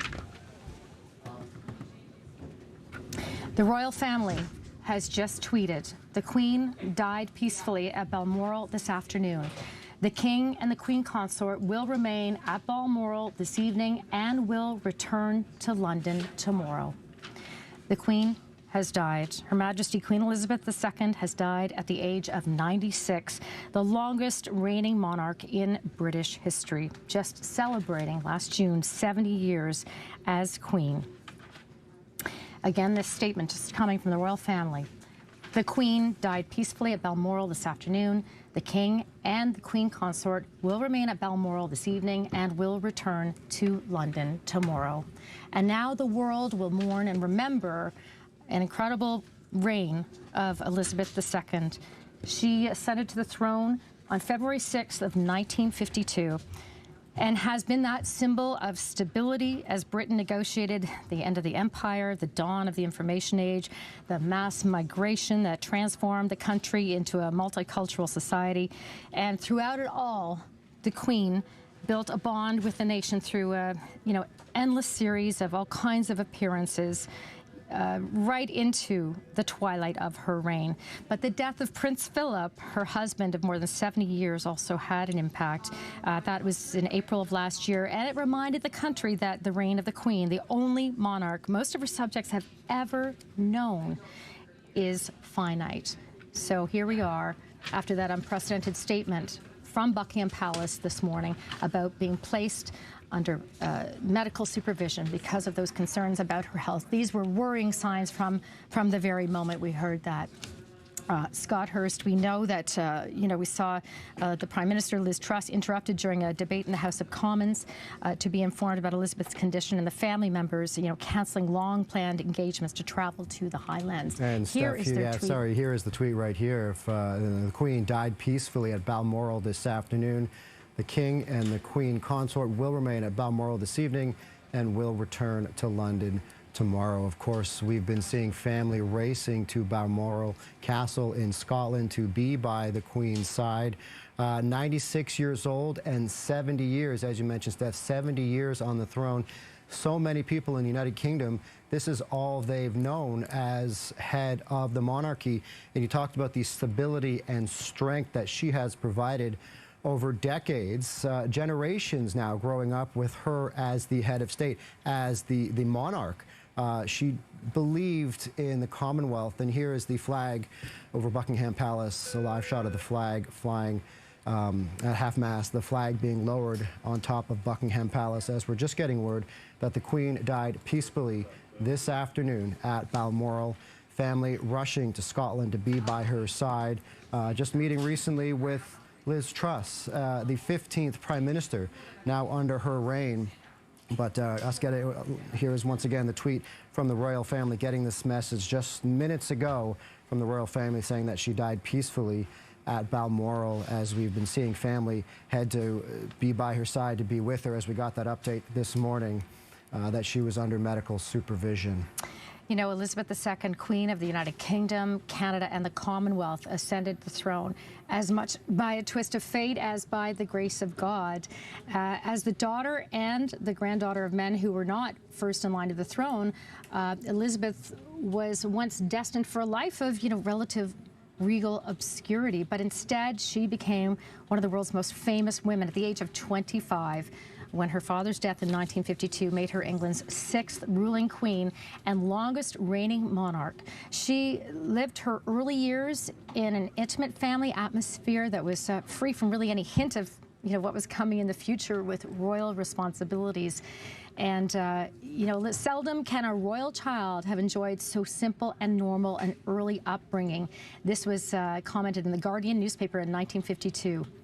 Buckingham Palace, announcing this morning she'd been placed under that medical supervision, and then we saw all the family flock to Balmoral Castle as quickly as they could, the immediate family members. But the Queen had to be by her side, and that's when, we saw those worrisome signs that something was indeed not well, not good. But Prince Charles, the heir to the throne, along with Camilla and sister Princess Anne, were at Balmoral Castle, the summer residence in Scotland, and then the other members of the family, including the sons, Charles' sons, Prince William and Harry, arrived. But the Queen had increasingly handed over her duties to Charles and other members of the royal family in recent months as she recovered from COVID and began using a cane and struggled to get around, just generally having mobility issues is what they described them as so frequently recently. But she was born April 21st, 1926 at 17 Bruton Street in London's Mayfair district at the home of her maternal grandparents, the Earl and the Countess of Strathmore. The golden-haired, blue-eyed first granddaughter of King George V and Queen Mary, grew up in a household where doors apparently were never slammed in anger. We want Elizabeth and her sister Margaret to have a happy childhood, which they can always look back on, said her mother. And thus it was, as the child of a country gentleman rather than as a potential future monarch, that Elizabeth lived at Bruton Street, at White Lodge in Richmond Park, and then at 145 Piccadilly, the house taken by her parents near Hyde Park. But she said, in the days of my childhood, the sun seemed always to be shining. And some happy moments were spent in that house in Piccadilly, as we've learned from Queen Elizabeth over the years. The top floor nursery and Elizabeth's stable of 3 dozen toy horses. And when she was 4, a sister, Margaret Rose, Princess Margaret the Rose, was later dropped and was born in ancient Glamis Castle in Scotland. And Elizabeth is reported to have exclaimed joyfully, "I've got a baby sister and I'm going to call her Bud."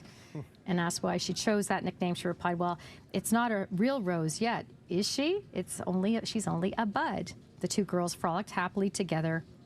Elizabeth's seriousness and sense of appropriateness was engaging, big contrast with Margaret's, ingrained mischief. And okay, let's take a look at this right now. So this is an easel that's being put out at Buckingham Palace as per protocol. This is the official announcement and giving the news about the Queen's death. And we understand that this is a protocol that's we clearly haven't seen in 70 years. And we didn't see advance bulletins. There's all kinds of ways that this could have happened, according to that document they call London Bridge. But here we have this moment of, I guess, circumstance or what official protocol and with Steph, the official announcement right now. Dickie Arbiter was talking about this Operation London Bridge, as it's been called. The fact that she's been on the throne for 70 years means no one in our recent generation has ever seen this. They've never had to go through these protocols in quite some time. That this is going to be a massive operation for days and weeks following the death of the Queen, called Operation London Bridge. Now, as people gather outside Buckingham Palace, now to mourn the death of the Queen. People have been gathering all day, as we heard news this morning about her failing health. But now, as we can see, some official protocol as they continue to go through Operation London Bridge, as it's been called. As per that protocol, just so you know, it says the Queen died peacefully at Balmoral this afternoon. The King and the Queen Consort will remain at Balmoral this evening and will return to London tomorrow, Tuesday, the 8th of September, 2022. Exactly what the royal family had tweeted.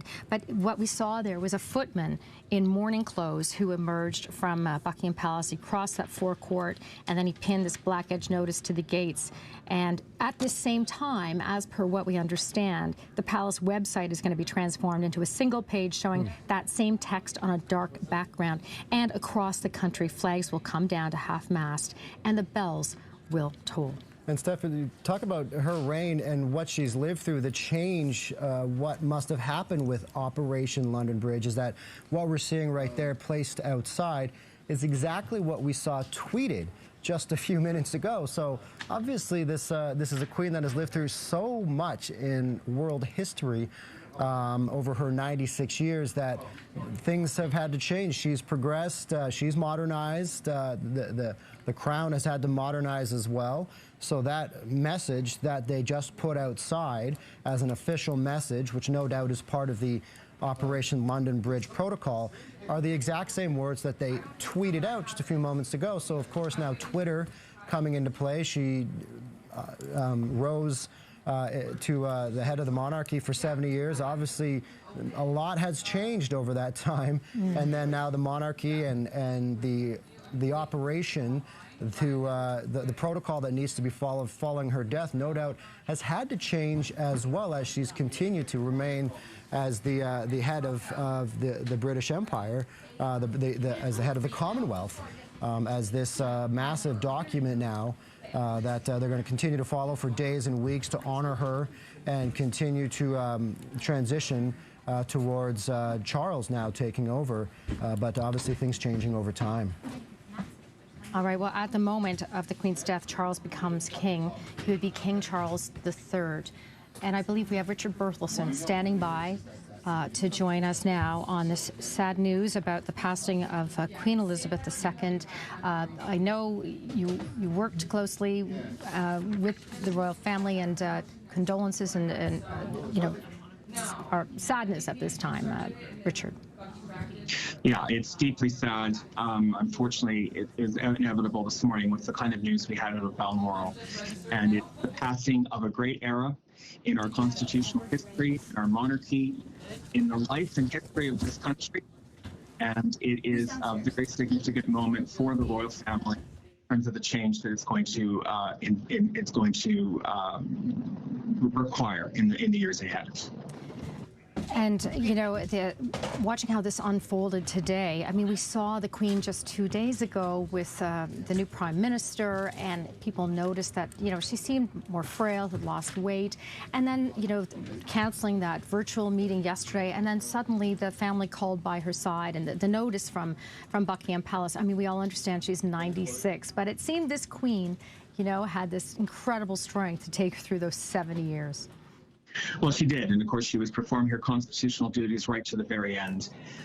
There was not a real gap in terms of how that happened, and you know, we must admire her tenacity and her carrying on in what's probably been a very difficult period of months for her, which she never really let on to any great extent to the public.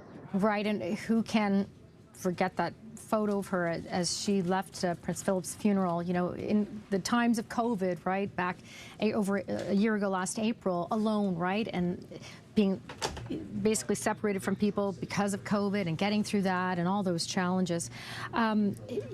History has been writing about this Queen already for years, right? And how do you think that this monarch will be remembered?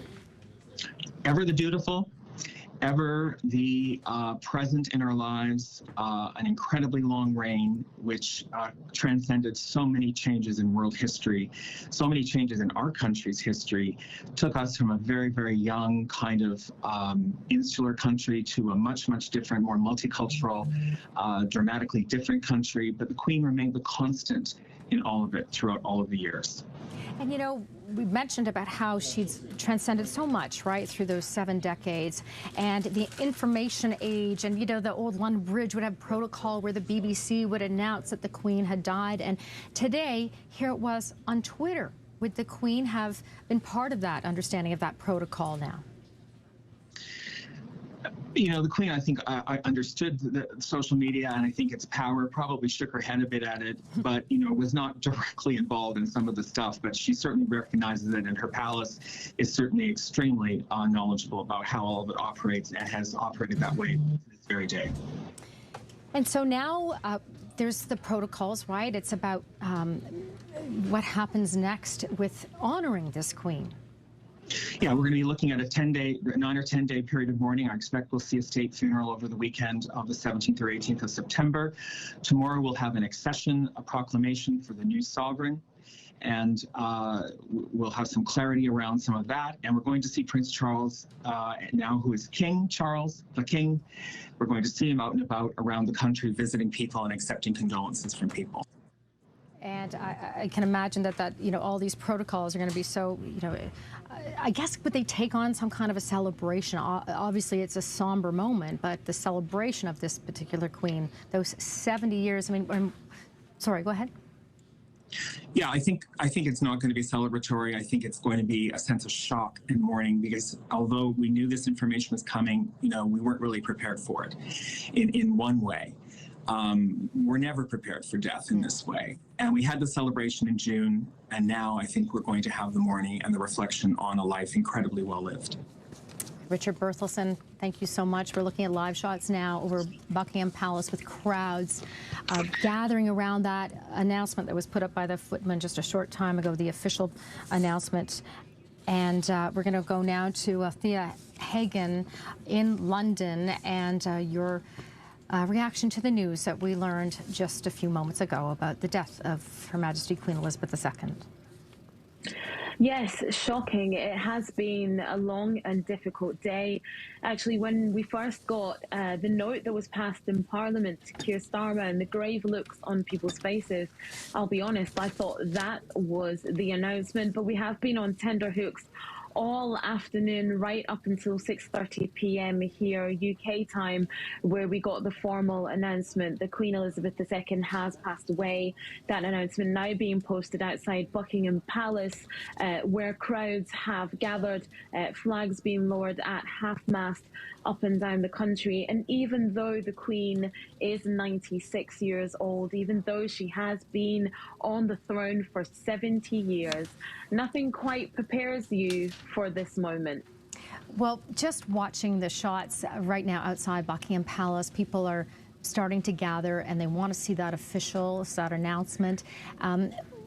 What do you think the reaction will be from Britain to the death of the monarch and the monarchy going forward?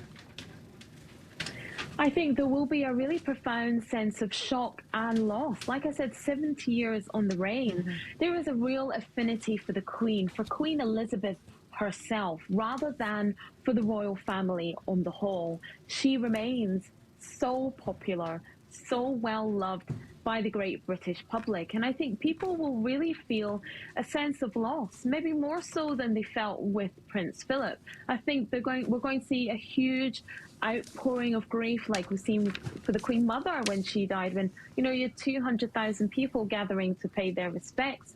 I think it could be something along the lines of when Princess Diana died, when she was mourned up and down the country. Now, the Queen has died at Balmoral, which means her body does have to be brought back to London. So in a way, that kind of gives the whole of the United Kingdom, from Scotland to England, Northern Ireland and Wales, a chance to mourn up and down the country, because her body will be transported in that way. But like I said, a real sense of shock and nothing can really prepare you. It just seems, it was only a few months ago, 3 months ago, that we celebrated the Queen's Platinum Jubilee, and I think a lot of us thought she was immortal and that she'd be here forever. But sadly today, we face a different reality. Well, and it's so true, right? Thinking that she was immortal. It's like the monarch most have only ever known for the United Kingdom. And, you know, she worked so steadily into the twilight of her reign. Still, right? Just always wanting to do as much as she possibly could. And that was her mantra from the beginning when she ascended to the throne. Absolutely. I mean, let's not forget the beginning of this week. You know, she was involved in the kissing hand ceremony, the handover of power from Boris Johnson to Liz Truss, and we saw those pictures of her at Balmoral meeting Liz Truss. That was only a few days ago, you know, and to think that only a few days later she has passed away, like you said, determined to work to the end. There was never going to be a Charles Regency. It wasn't going to happen. She was never going to abdicate the throne. I think, yes, we have been in a transition period for a while where we've seen more of Prince Charles taking on the roles and some of the things that the Queen had done, more of the heavy lifting, shouldering more of that burden. But the fact that this week, only a few days ago, Queen Elizabeth II was involved in, you know, a really significant part of British politics and the way the country runs, shows that she was dedicated to the very, very end. Well, seeing that photo of her with Liz Truss was just kind of fascinating to see, right? Knowing that she'd been, you know, had mobility issues, knowing that she was struggling, and yet there she was, which could be an iconic photo, you know, as what, the 15th Prime Minister that she has welcomed. Yes, the 15th Prime Minister in her reign, and she was known for saying, you know, and welcoming the Prime Ministers and saying, well, you're going to be here for 4 or 8 years and I'm going to be here forever. And that is true. She was outlasted all these prime ministers, you know, the 15th one that she's welcomed only a few days ago. And we can talk about her dedication to service, her dedication to the role that she had as queen. And I think part of that was actually her very deep faith. You know, when she made a promise to her country that she would always serve them, she would always be there for them, she also made that promise to God. And she was someone who took her religion very, very seriously. So I'm not surprised that, you know, 2 days before her unfortunate death, Queen Elizabeth II was working. If that's not a testament to who she was, I don't know what is. Well, Afia Hagen, thank you so much for your time and your thoughts on the passing of Her Majesty Queen Elizabeth II. We appreciate it. No problem. All right, and now we are going to be joined by Edward Wang, and a royal commentator as well. And I guess, you know, what is your reaction on the life and the legacy of this this monarch who's there for 70 years as queen? I think so many of us have been preparing ourselves, trying to prepare ourselves for over the last number of years for this eventual event. We know that Queen Elizabeth II has had health issues trailing back a number of years, but for someone who has been with us for so long, who has been that perennial figure, I don't think any of us can ever really prepare for this intense shock. I still have tingling, I do have tingling feelings all over right now, and I think, you know, we are now at the stage where we can have to prepare ourselves to pay tribute to a person who has been a dedicated sovereign to millions and millions of people around the world, throughout the Commonwealth, who has been a leader in her dedication to service and to duty to her peoples, who has led by example over the last 70 years and even beyond as princess. So it is with intense sadness and shock that I face this news today. It's so interesting to hear that word shock, right? With somebody I think it's just the reality, right, of there's a finite time. She was 96, and it seemed as though she could live and reign forever, right, and had the public on her side. What do you think it is that the Queen did did so right in those 70 years. And, you know, there were some missteps along the way, but it seemed to the very end, the public was on her side. I think what the Queen has done was, in the beginning parts of the reign, she did really try to follow the examples led by her father and her grandfather, and keeping the courtiers around her that was part of her father's reign. But as she spent more time as Queen, she began to develop her own initiatives and really understanding that in order for the monarchy to survive, one had to move with the times. And I think what the Queen did that was right throughout her reign was listen to advice and change advisors as the generations shift. She is very open to trying to understand young people's, and she is very open to modernizing the monarchy when needed. People keep on thinking that the monarchy only modernized after Princess Diana. The monarchy started to modernize in the 1960s when the Queen really took control of the reins of the monarchy.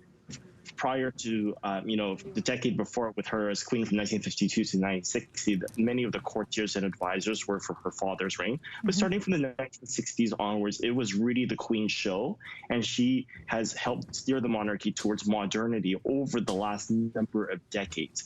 Understanding what young peoples are into, understanding the mood of the nations and the Commonwealth, realizing that some Commonwealth realms do want to become republics and not standing way when that happens. And I think those are the features that we really respect over the last numbers of years when we reflect on the Queen's legacy as what she has done for the United Kingdom, for Canada, and for the Commonwealth. And do you think that she was the one directing her children, you know, from Prince Charles to Prince William, you know, for the work that they've done to show modernizing of the monarchy as well, to bring in the next generation, right, to understand from their point of view and perspective the importance of the monarchy and how they're trying to understand and listen and evolve? 100%. I think over the last number of years, the Queen has done what she can to ensure a smooth transition of reigns. Now that the King is sovereign and head of the Commonwealth, the Queen Elizabeth ensured that the Commonwealth heads of government supported the King, the now King, in becoming head of the Commonwealth. That was determined in 2018. And last year, Queen Elizabeth was instrumental in ensuring that the Queen Consort, Camilla, came to that title when the King became sovereign. So I think she has done everything she can do over the last number of years to ensure this transition, and we shouldn't lessen the impact of her late husband, the Duke of Edinburgh. Both the Queen Elizabeth and the Duke of Edinburgh were a team, and they really tried to instill certain features in their children and their grandchildren. Whether the King adopts all of the Queen's practices? No, he does not. But there are certain flavors and features that Queen Elizabeth has instilled in her children, and in particular the Duke of Cambridge and Cornwall, as he is now Prince William, in how to be sovereign. And I think Queen Elizabeth really led by example, and that's something that Prince William, the Duke of Cambridge and Cornwall, has really adopted and learned from. And what do you think they've learned when it comes to this so-called scandals that the monarchy has had to face over time, right? The challenges that the Queen faced with Diana, that she faced with Harry and Meghan and Prince Andrew, right? And how those situations that are very troubling for the monarch, how they were dealt with and how they move forward with those kinds of situations. And I think we might have lost contact with Edward Wang, the royal commentator we've been speaking with about Her Majesty Queen Elizabeth II, who passed away today at the age of 96. The announcement coming for the royal family in a statement on Twitter, and then it was posted at Buckingham Palace by a footman as per protocol that we haven't seen in 70 years for a monarch. And now it's all about the next few days of mourning and the funeral arrangements to be finalized. And any talk of any kind of coronation for Charles is not clear. But at this point, we don't know exactly what he wants to be called, but he would be King Charles III, possibly. Here's a look for you right now at 10 Downing Street, where the new Prime Minister, Liz Truss, resides, and who we just saw in that photo with the Queen on Tuesday at Buckingham Palace when she met with her 15th Prime Minister. So we could be awaiting a statement from Buckingham Palace as well. We know that our Prime Minister, Justin Trudeau, is in Vancouver. He's been meeting with his cabinet. He was scheduled to have a 12:30 p.m. news conference our time today. That has been postponed. Here is the look at where that statement will come from our Prime Minister, Justin Trudeau, who did put out a statement earlier today about the situation with the Queen, you know, saying that he joins all Canadians across the country wishing the Queen well. As we had learned this morning at about 8 o'clock our time, that the Queen had been placed under medical supervision. So the Canadian flag's there, the podium there, awaiting our Prime Minister to speak. Outside Buckingham Palace, the crowds continued to gather. The sun is now out. It was a rainy day there earlier. But again, that statement is there about the death of the Queen, of the monarch, the British monarch. And as per protocol, people there gathering, taking photos of the announcement. And, you know, as we await any other kind of statements from world leaders and from, you know, at this point, we're not sure. We know that Charles and we shall, you know, King Charles will be making his way to London later. But as per that statement, which I guess we can show, that came out on Twitter a short time ago about the death of Queen Elizabeth, if we can show that, which was the Queen Elizabeth's death announcement from the royal family. That, you know, there have been a lot of talk about how this announcement might happen in terms of protocols, but we did learn initially on Twitter about the death of Queen Elizabeth. So now, at this point, here in our country, we know that here is the announcement from the royal family. The Queen died peacefully at Balmoral this afternoon. The King and the Queen Consort will remain at Balmoral this evening and return to London tomorrow. The King and the Queen Consort. So there we have it, referring to King Charles III. And so here in Canada, across the country, we'll be mourning the loss of the Queen. Canada's Governor-General, Mary Simon, offered her condolences to the British royal family. She said, "We offer our deepest condolences to the royal family on the passing of Her Majesty Queen Elizabeth II. She goes on to say, "Canadians across the country will mourn the loss of the Queen. Let us take a moment to honor Her Majesty's memory in each of our own ways." And again, that live look at Buckingham Palace.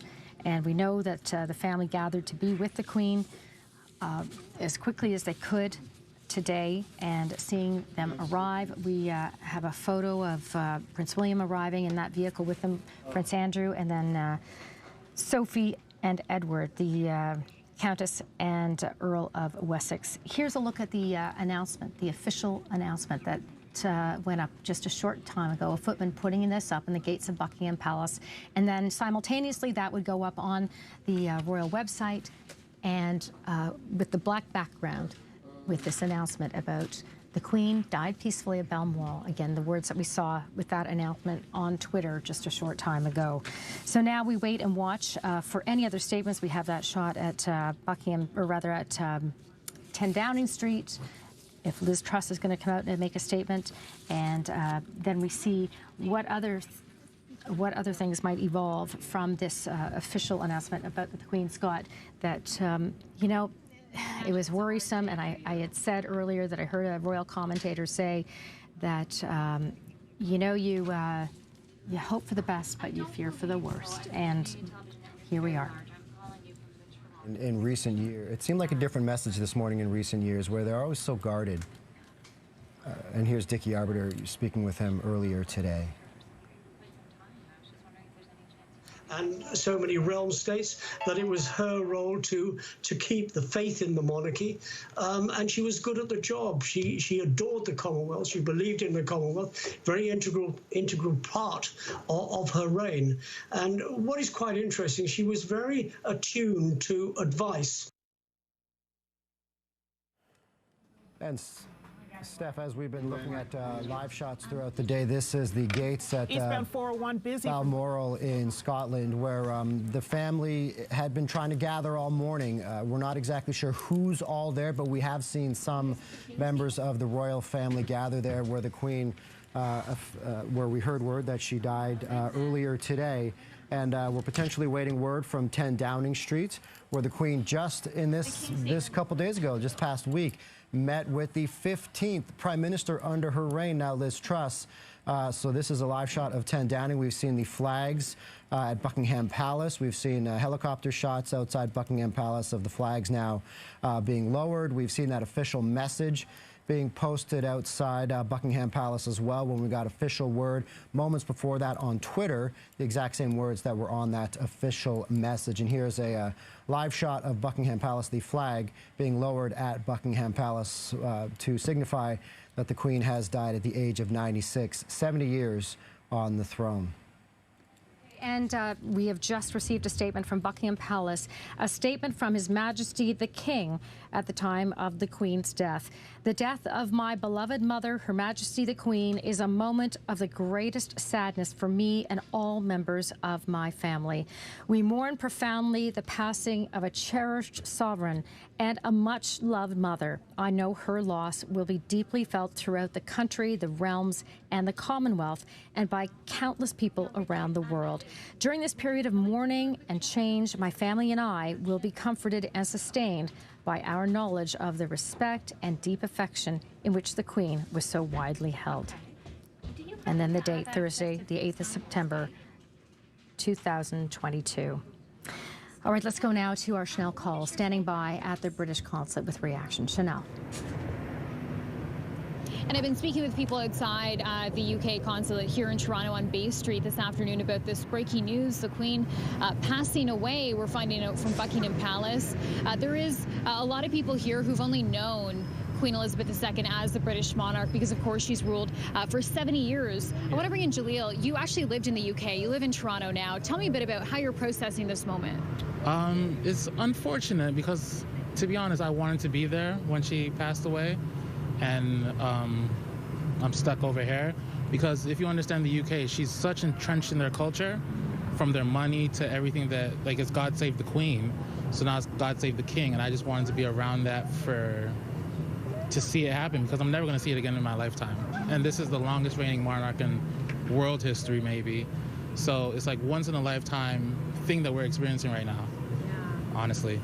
How did you find out, by the way? My friend texted me saying that she's not in too good a condition, and then I was just watching it on YouTube for the past 4 hours. And then we were getting ready to go outside, and then on ITV, the lady came on and said that she had passed away. Yeah. You talked a bit about how much the Queen is part of the culture in the UK. Yeah. What are you going to remember most about her life and legacy? How she wasn't allowed to have an opinion about anything. She had to be as neutral as humanly possible, and I think that's very difficult, especially in today's age where everyone has an opinion about everything. Although they may not know anything about the facts of it, she just had to stay neutral and silent, and she just couldn't express what she really thought about things. And we'll never know what she thought about a lot of the things, unfortunately. As somebody who lived in the UK for so many years now here in Toronto, what do you have to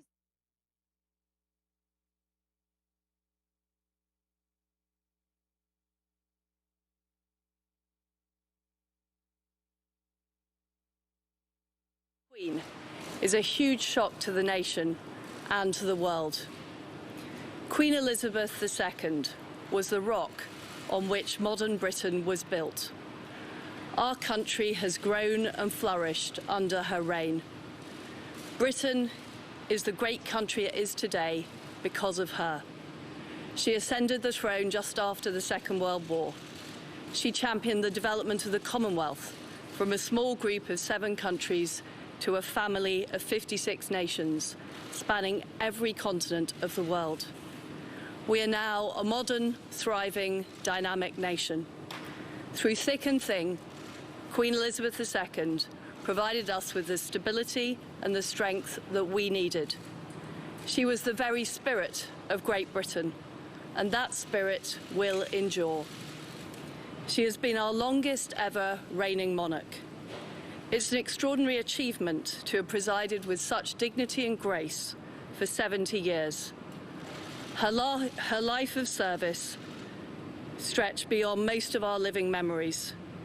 In return, she was loved and admired by the people in the United Kingdom and all around the world. She has been a personal inspiration to me and to many Britons. Her devotion to duty is an example to us all. Earlier this week, at 96, she remained determined to carry out her duties as she appointed me as her 15th Prime Minister. Throughout her life, she's visited more than 100 countries, and she has touched the lives of millions around the world. In the difficult days ahead, we will come together with our friends across the United Kingdom, the Commonwealth and the world to celebrate her extraordinary lifetime of service. It is a day of great loss, but Queen Elizabeth II leaves a great legacy. Today, the crown passes, as it has done for more than 1,000 years, to our new monarch, our new head of state, His Majesty, King Charles III. With the King's family, we mourn the loss of his mother, and as we mourn, we must come together as a people to support him, to help him bear the awesome responsibility that he now carries for us all. We offer him our loyalty and devotion, just as his mother devoted so much to so many for so long. And with the passing of the second Elizabethan age, we usher in a new era in the magnificent history of our great country, exactly as Her Majesty would have wished, by saying the words, "God save the King."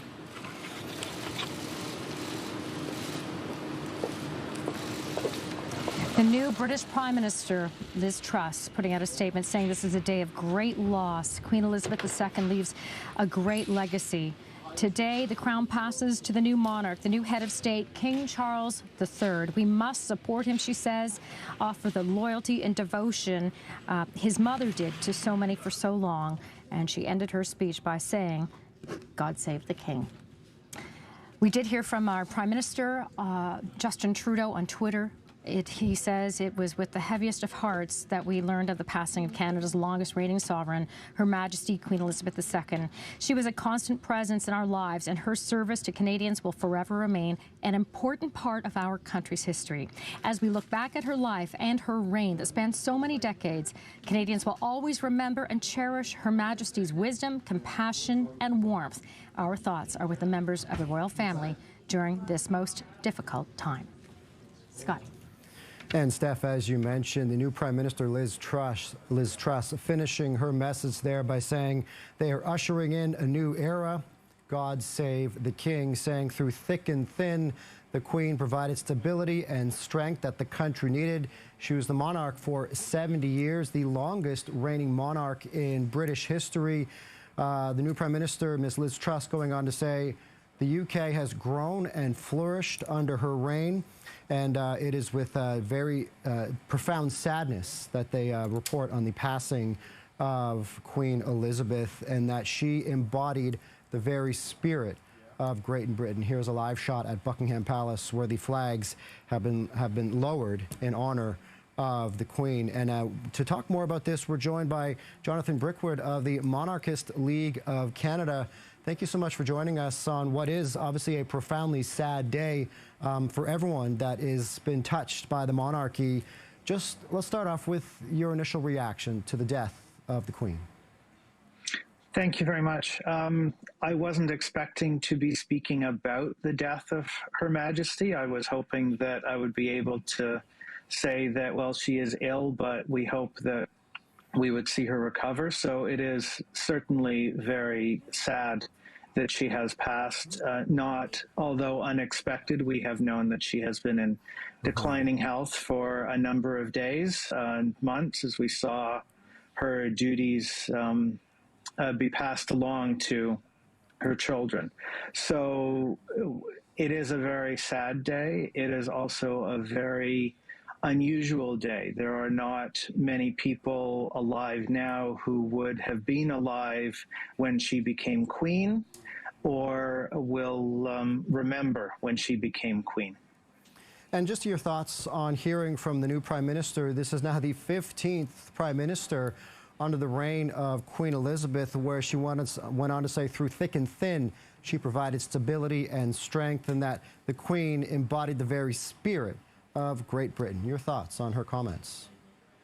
Well, I think she embodies the spirit of Great Britain. I think she embodies the spirit of Canada. She's Queen of Canada as well, and Queen of Australia, and Queen of many other nations as well. So I think we have to keep in mind that she has a much more far-reaching impact and a much more far-reaching influence than just being Queen of Great Britain. As being Queen of Canada, she has come to Canada many times, and she has said that this was one of her favorite places to be. So I think we need to look at it from that aspect as well, in that while we may just be seeing the initial comments from the British Prime Minister and from British politicians that she is also Queen of Canada, was also Queen of Canada, excuse me. Right, and we're expecting to hear from the Prime Minister in a few moments, but he has gone on Twitter to say with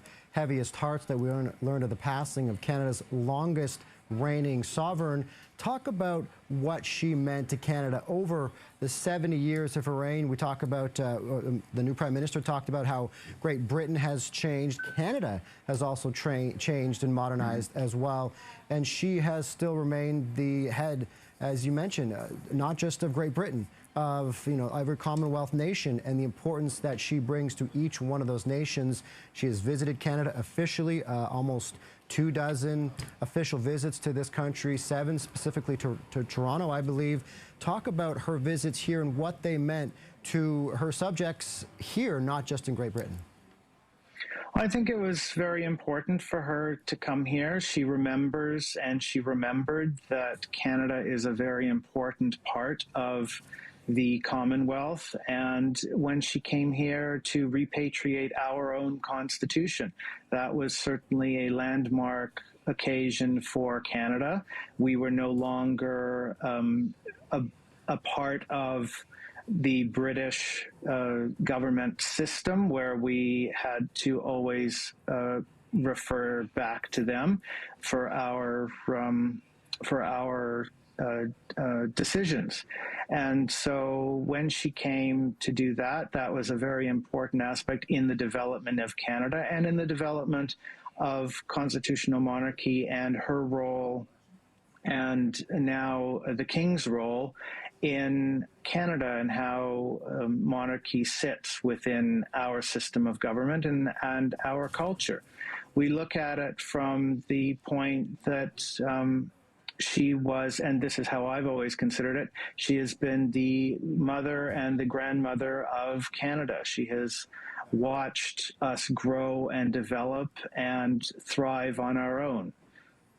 And talk about how that role, her role, has had to change over the years as countries in the Commonwealth have grown up, as you mentioned, as Canada has changed, Great Britain has changed, and every other nation in the Commonwealth has changed, has modernized, and she has still stayed the constant, the strength and stability, as the new Prime Minister of Britain had just mentioned, but also she had to evolve with the time because she spanned 7 decades, 70 years on the throne, that she had to have changed with the time to keep the crown, to keep the monarchy relevant.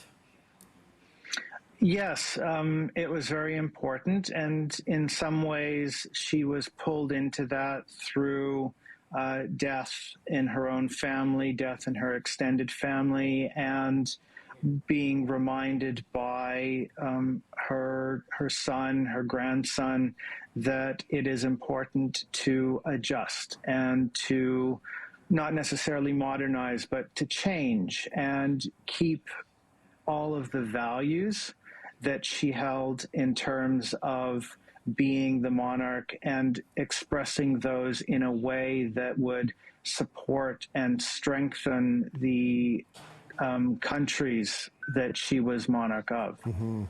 And we've heard from several other guests this afternoon as this message came out first this morning that she was under medical supervision in Scotland.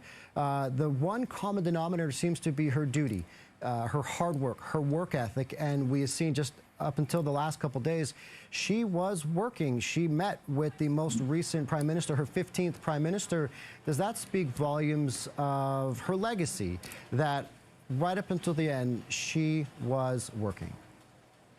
I completely agree with that. I mean, her duty was very strong to her. She treated being queen, a job that she never expected to have, or one that her father expected to have, as something that she would dedicate her life to, as she said in one of her very, very early speeches when she was still Princess Elizabeth, that she would dedicate her entire life to being queen.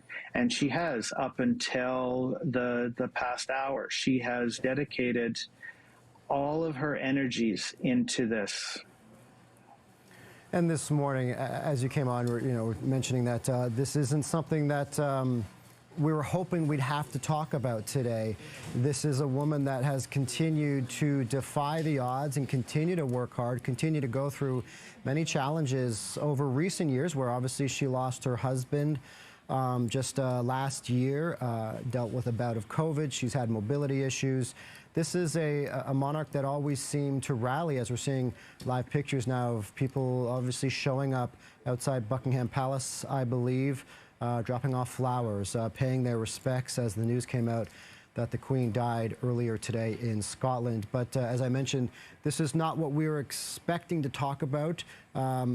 She seems to be someone that always continues to work, and over the recent years there was mobility issues where she might have taken a step back with COVID as well. There's no doubt concern for her health during the significant times of COVID, that it always seems to be she would still be working. And this is a profound loss for the UK and the Commonwealth. Yes, it very much is. I mean, like I said earlier, this is certainly not what I was expecting to talk about today. I was expecting to talk about how she has always been a very strong woman, how she has always come back from adversity and come back from challenging times to be stronger and to show that she is just like her mother and she would live to be well over 100. And so certainly talking about this today and that she has now passed away is certainly a sad occasion and a very mournful occasion that we have to look at, but also to look at it in the future, in that we know who our king is, and we know who the next king will be, and we know that he is equally as engaged with Canada as his mother was. Now, King Charles was just recently in Canada. We talked about the Queen's visits to this country, nearly 24 official visits to Canada. King Charles also has visited this country many times. Talk about his affinity to this country and what he means and his connection, I guess our connection to him, as he's viewed this country very favorably for many years as well. Yeah, so he has visited a number of times. I don't remember exactly how many, but I remember particularly an occasion where he visited British Columbia with a young Prince William and a young Prince Harry many years ago, and how they enjoyed that trip. And as Charles had said when he was here earlier this year, he looked very much like our king, and he spoke very much like a king of Canada, not necessarily just as king of the Commonwealth or king in Great Britain. He spoke as if he was king of Canada. So looking at that, I think that spoke volumes to how he regards Canada and how he looks at Canada as one of his countries that he is monarch now of. When did you notice over the most recent few years where he was being put out there more often, whether it's her mobility issues, the loss of her husband, Prince Philip? King Charles had been getting put out in the spotlight much more often over the last couple of years. Would you believe that the Queen was doing that very meticulously, very specifically and on purpose to put him out there as she was starting to slow down in public life? Yes, I do. Like any good family, like any good organization, like any good country, government or otherwise, you need to do your succession planning. And no more so than in a monarchy where you know that your son is going to become the next monarch. You want to make sure that they have a strong foundation and a strong ability to carry on the role that you have taught them.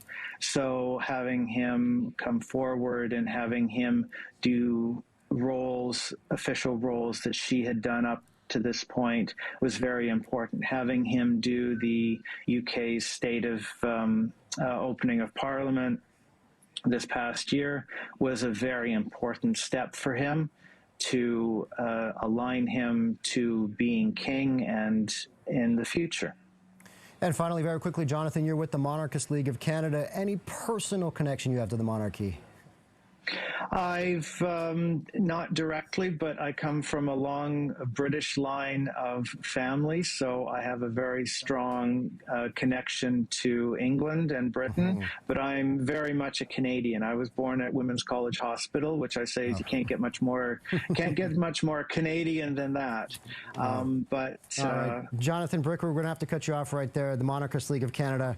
Here's the Prime Minister speaking right now.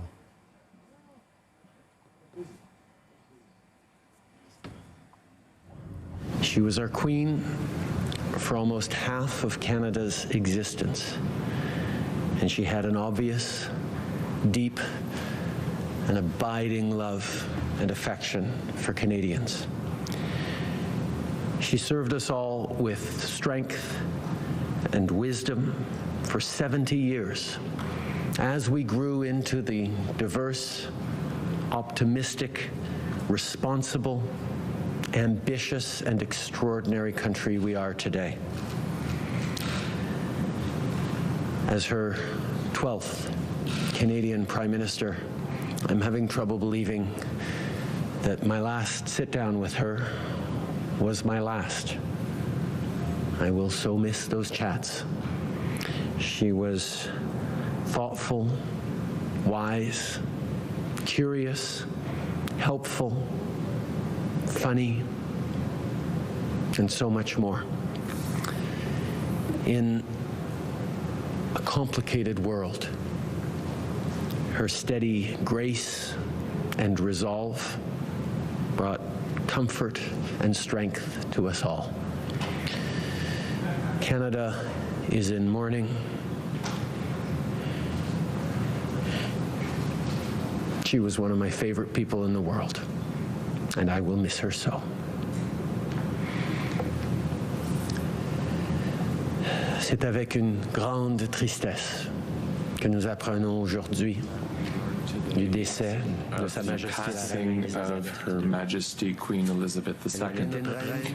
She was our queen during almost half of the existence of Canada, and she had an obvious affection and deep affection for all Canadians. She served us with strength and courage during 70 years. Nous sommes devenus le pays ambitieux, optimiste, diversifié, responsable, extraordinaire que nous sommes aujourd'hui. En tant que sa 12e Premier ministre canadien, j'ai eu beaucoup de mal à accepter que la dernière fois que je l'ai vue sera la dernière fois. Ces conversations vont me manquer énormément. Elle était I will miss these conversations. She was interested, interesting, engaged, committed, funny, and she advised me a lot, and she helped me a lot. So in a very complicated world, her presence, her grace, her strength has been a significant resource for all of us. She was one of my favorite people in the world, and I will miss her hugely.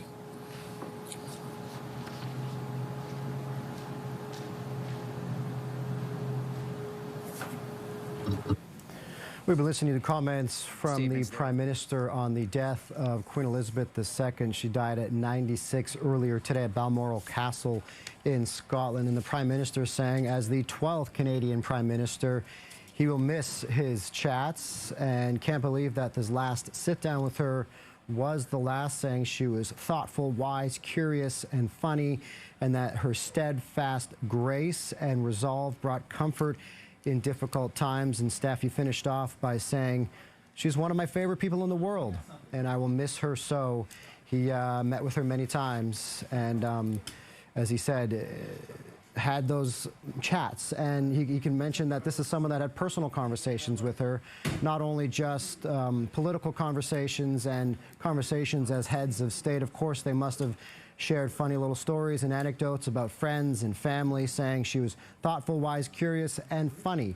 These are the kind of stories that we don't often get when she's speaking on an official, for an official, in her official role, but meeting with the Prime Minister obviously many times.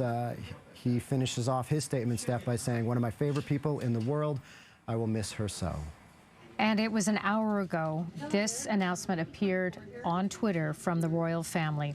The Queen died peacefully at Balmoral this afternoon. The King and the Queen consort will remain at Balmoral this evening and will return to London tomorrow. A short time later, we had another statement from Buckingham Palace. It was a statement from His Majesty the King at the time of the Queen's death. The death of my beloved mother, Her Majesty the Queen, is a moment of the greatest sadness for me and all members of my family. We mourn profoundly the passing of a cherished sovereign and a much-loved mother. I know her loss will be deeply felt throughout the country, the realms, and the Commonwealth, and by countless people around the world. During this period of mourning and change, my family and I will be comforted and sustained by our knowledge of the respect and the deep affection in which the Queen was so widely held. Thursday, the 8th of September, 2022. And now we got reaction from royal commentators to the death of Her Majesty Queen Elizabeth II. We're going to be looking at a 9 or 10 day period of mourning. I expect we'll see a state funeral over the weekend of the 17th or 18th of September. Tomorrow we'll have an accession, a proclamation for the new sovereign, and we'll have some clarity around some of that. And we're going to see Prince Charles now, who is King Charles, the King. We're going to see him out and about around the country, visiting people and accepting condolences from people. I don't think any of us can ever really prepare for this intense shock. I still have tingling. I do have tingling feelings all over right now, and I think we are now at the stage where we can have to prepare ourselves to pay tribute to a person who has been a dedicated sovereign to millions and millions of people around the world throughout the Commonwealth, who has been a leader in her dedication to service and to duty to her peoples, who has led by example over the last 70 years and even beyond as princess. So it is with intense sadness and shock that I face this news today.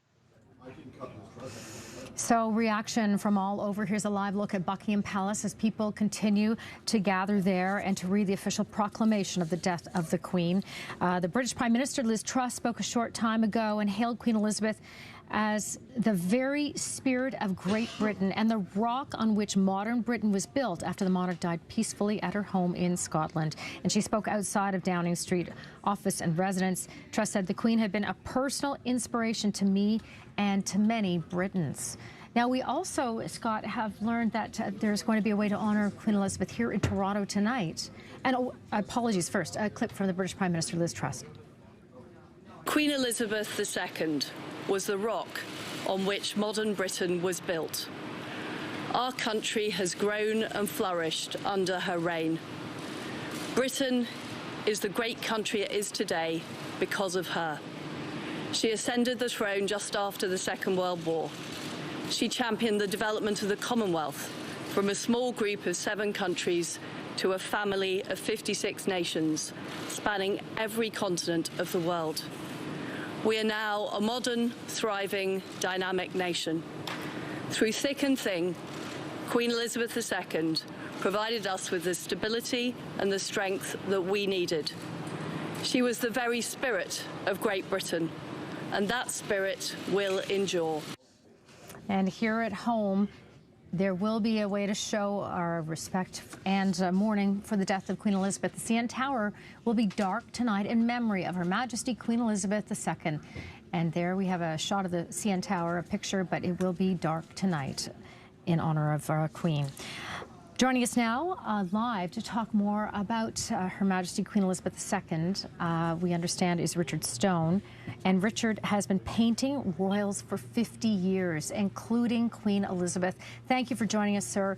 I can't imagine what that experience would have been like, painting royals. And please tell us about your time. And I can't imagine how much time you would have spent with Queen Elizabeth. Well, the day is especially sad for me, because over the many hours I've spent with the Queen, I suppose one sort of gets to know her as one gets to know any subject whose portrait I'm painting. And my task would always have been, I suppose, to, if you want, paint the person behind the face we see on the stamp. And of course, it's been a huge privilege over the two important commissions that I've received over the course of my career to paint the Queen, is the chance really to talk with her and to actually get to know her.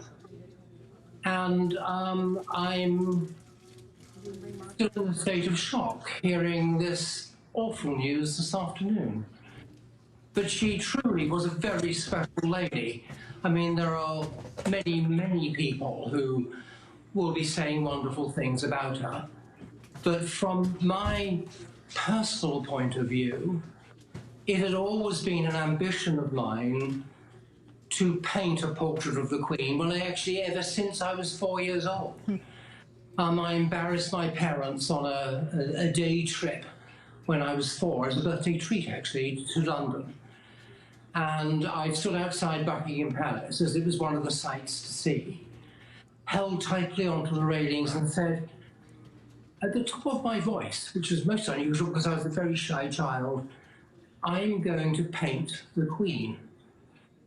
Well, I had to really wait the better part of 35 years before that.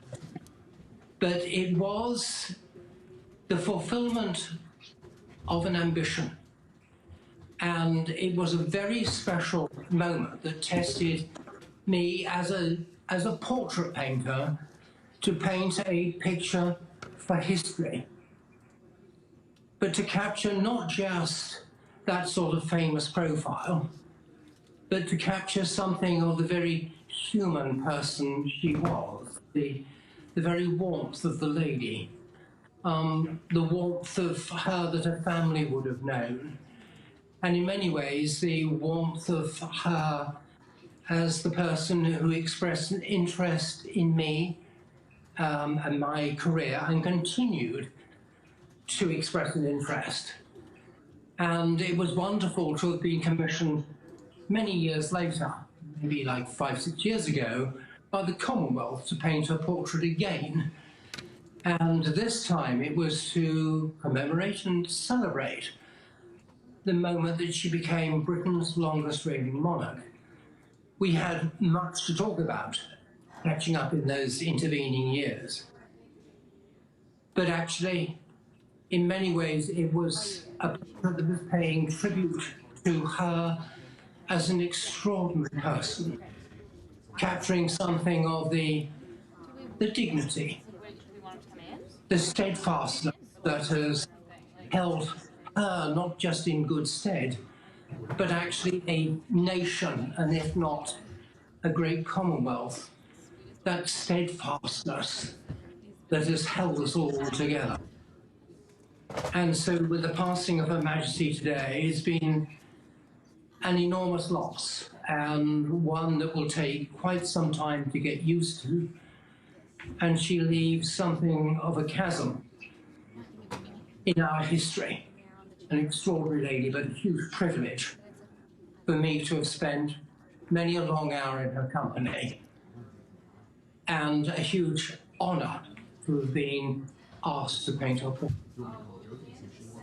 Well, Richard Stone, it's fascinating to hear you had the opportunity to be with the Queen through 2 portraits. Is there anything, I know you've expressed in your portraits your face, your person behind the face, but how would you describe her to us, and how should she be remembered in your estimation? Well, I think one should remember that underneath all the trappings of being a monarch, there was a very real, warm, caring person.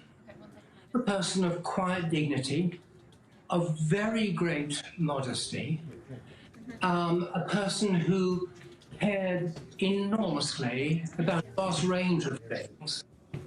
And I suppose I was so deeply touched that she seemed to care about me.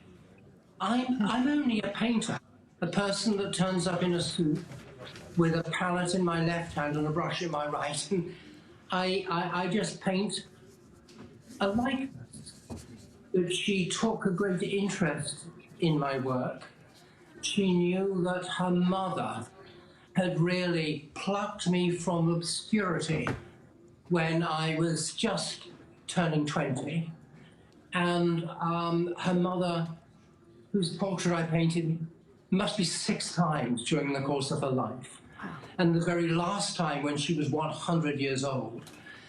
So the fact I could bring, if you want, experiences of other members of the family to those sittings and could talk about them, there was, if you want, a familiarity that I felt was very special. But the Queen was very special in her own right. And I think it is that specialness that is stunning, I think, a nation, and if not the world today, that special quality that she had, in many ways, one that is impossible to define. She was special because she was just herself. No one teaches you to become a monarch, but she grew into the role and has carried it out with enormous dignity.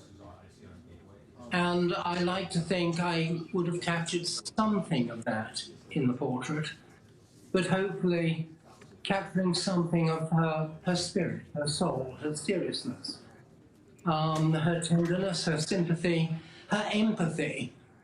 I mean, all those qualities that made her rather a rare individual. And I think she's left a hole in everyone's heart today. We're all very sad. Now, you've also done a portrait of a king, a now king, Charles. Well, he's only just become a king, yes. Yes. I have painted several portraits of the man that we all knew as the Prince of Wales. And again, this has been part of the honour of being continually commissioned to paint royal portraits, as I have done over the past 5 decades. A man who has extended the hand of friendship. Excuse me. You know what? I think someone will handle the phone. I'd imagine. And I've enjoyed every moment with the Prince of Wales. And he's something of a kindred spirit because he's a painter himself. And so it's nice to be able to sort of have a bond whereby one could sort of talk about a shared hobby. And did you see similarities with his mother? Oh, without a doubt. A man who is interested in people, and if you want, has inherited that common touch that his mother had, and of course, his greatly beloved grandmother. Well, Richard Stone, we can't thank you enough for your time today. You've had an incredible experience in having this opportunity to spend time with royals and Queen Elizabeth II. It's incredible, and your portraits will live on. Thank you very much for your time. We appreciate it. Thank you for your kindness in contacting me. Best to you. Thank you. Thank you. Well, fascinating, Scott, to hear from someone who has, not only painted Queen Elizabeth, done a portrait of Queen Elizabeth, but also Charles, and had that rare insight into the royals, which is just, you can only imagine how fascinating it would be, and how he dreamed of doing a portrait at the age of 4. I'm going to paint. Wow. It's quite a moment to be able to speak with someone who was so close. Being commissioned by the royal family, he said, for 50 years to paint portraits, not only of the late Queen, but also the now King Charles as well, and having a connection with Charles throughout the time where he painted Charles and met with Charles. As we continue to look at live shots of no doubt a lot more people, crowds swelling outside Buckingham Palace with news that the Queen died at 96 years old today in Scotland at Balmoral Castle. And the statement that we got from His Majesty the King at the time of the Queen's death. The death of my beloved mother, Her Majesty the Queen, is a moment of the greatest sadness for me and all members of my family. We mourn profoundly the passing of a cherished sovereign and a much-loved mother. I know her loss will be deeply felt throughout the country, the realms of the Commonwealth, and by countless people around the world.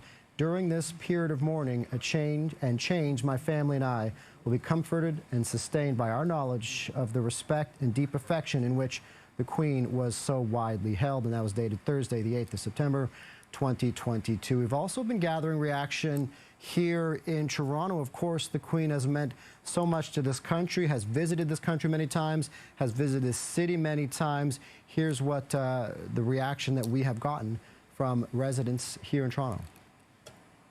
Kind of sad because she came to the throne the year I was born, so she's been part of my life, my whole life, and I admire and respect her as a person. She's been part of my life. To be honest, I wanted to be there when she passed away, and I'm stuck over here because if you understand the UK, she's such entrenched in their culture, from their money to everything that, like, it's God Save the Queen. So now it's God Save the King, and I just wanted to be around that to see it happen, because I'm never going to see it again in my lifetime.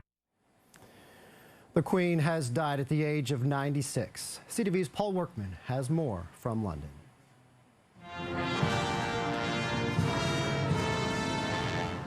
In a long life marked by milestones, the Queen's 90th birthday was perhaps the most significant.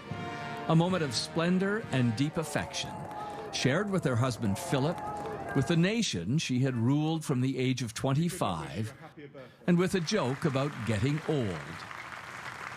How I will feel if people are still singing Happy Birthday in December remains to be seen.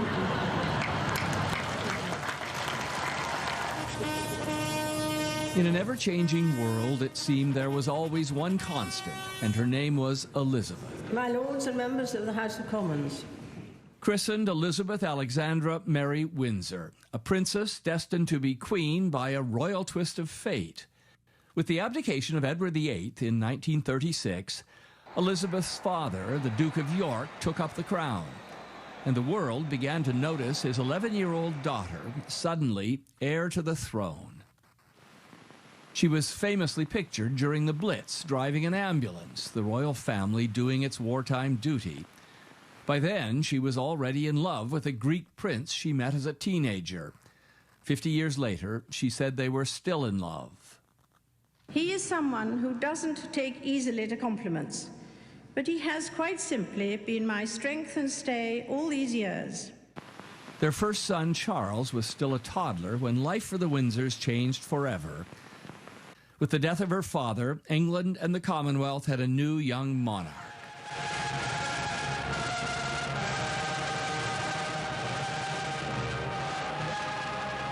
She got to know Canada as Canadians got to know her. One of her last tributes, sending best wishes for the country's 150th birthday. I have watched Canada develop into a remarkable nation. You have earned a reputation as a welcoming, respectful, and compassionate country. Life for the Queen wasn't always pomp and ceremony. She faced her own horrible times. 1992, the year Prince Charles and Diana separated, to be followed by much worse. A terrible car accident in Paris. The Princess of Wales mourned in an outpouring of grief and shock. The Queen steadfast. In spite of rumors, she and her daughter-in-law never got along.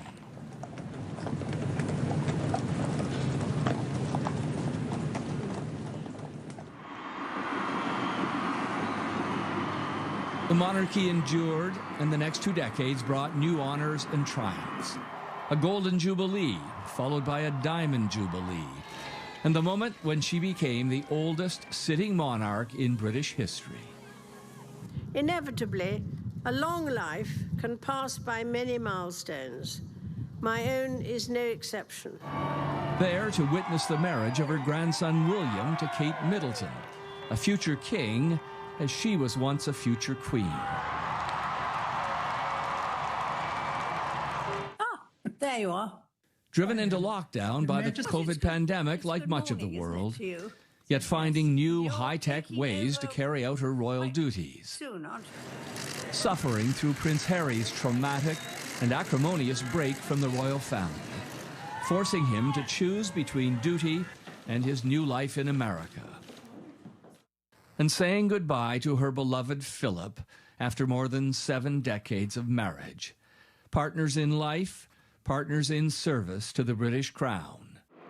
And it was alone that she celebrated her Platinum Jubilee, an achievement counted in years and the boundless affection of the British people.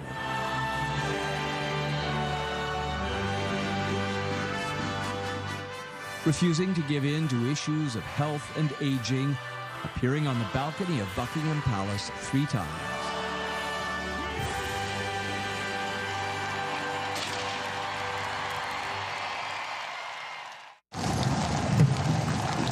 A life of duty and show accepted as both a privilege and a burden.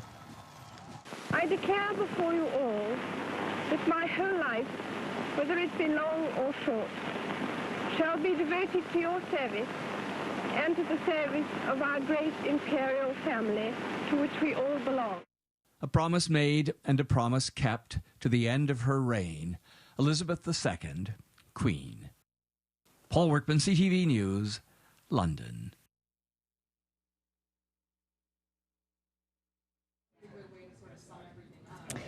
And at 1:30 this afternoon, the world saw this from the royal family. The Queen died peacefully at Balmoral this afternoon.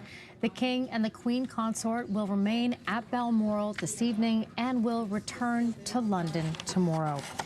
And shortly thereafter, Buckingham Palace released a statement from His Majesty the King at the time of the Queen's death. There's the statement, and it reads, "The death of my beloved mother, Her Majesty the Queen, is a moment of the greatest sadness for me and all members of my family. We mourn profoundly the passing of a cherished sovereign and a much-loved mother. I know her loss will be deeply felt throughout the country, the realms, and the Commonwealth, and by countless people around the world. During this period of mourning and change, my family and I will be comforted and sustained by our knowledge of the respect and deep affection in which the Queen was so widely held." Thursday, the 8th of September, 2022. And there's a live look at Buckingham Palace, Scott, as night falls. It is now just about 7 o'clock there, 6:53 p.m. in London. And we have heard from the British Prime Minister. We've heard from the Canadian Prime Minister. We've seen various tweets and condolences from around the world. And we are expecting to hear from the Premier of Ontario, Doug Ford, at Queen's Park anytime now. And you can see that the crowds have just continued to grow outside Buckingham Palace. We saw video of people placing flowers at the gates. We saw the official proclamation of the Queen's death posted on the gates shortly after. The same statement was put up on Twitter, as you mentioned, at 1:30 this afternoon. This after we got word from Buckingham Palace this morning that the Queen was that the medical team was very concerned for her health, and then throughout the morning we saw senior members of the royal family rush to Scotland hoping to be by her side. And then we got the word this afternoon that she had in fact died this afternoon at Balmoral Castle in Scotland. And then hearing from the new British Prime Minister a short time ago saying the Queen was the very spirit of Great Britain, finishing her remarks by saying Great Britain is now ushering in, and the Commonwealth is now ushering in a new era. God save the King.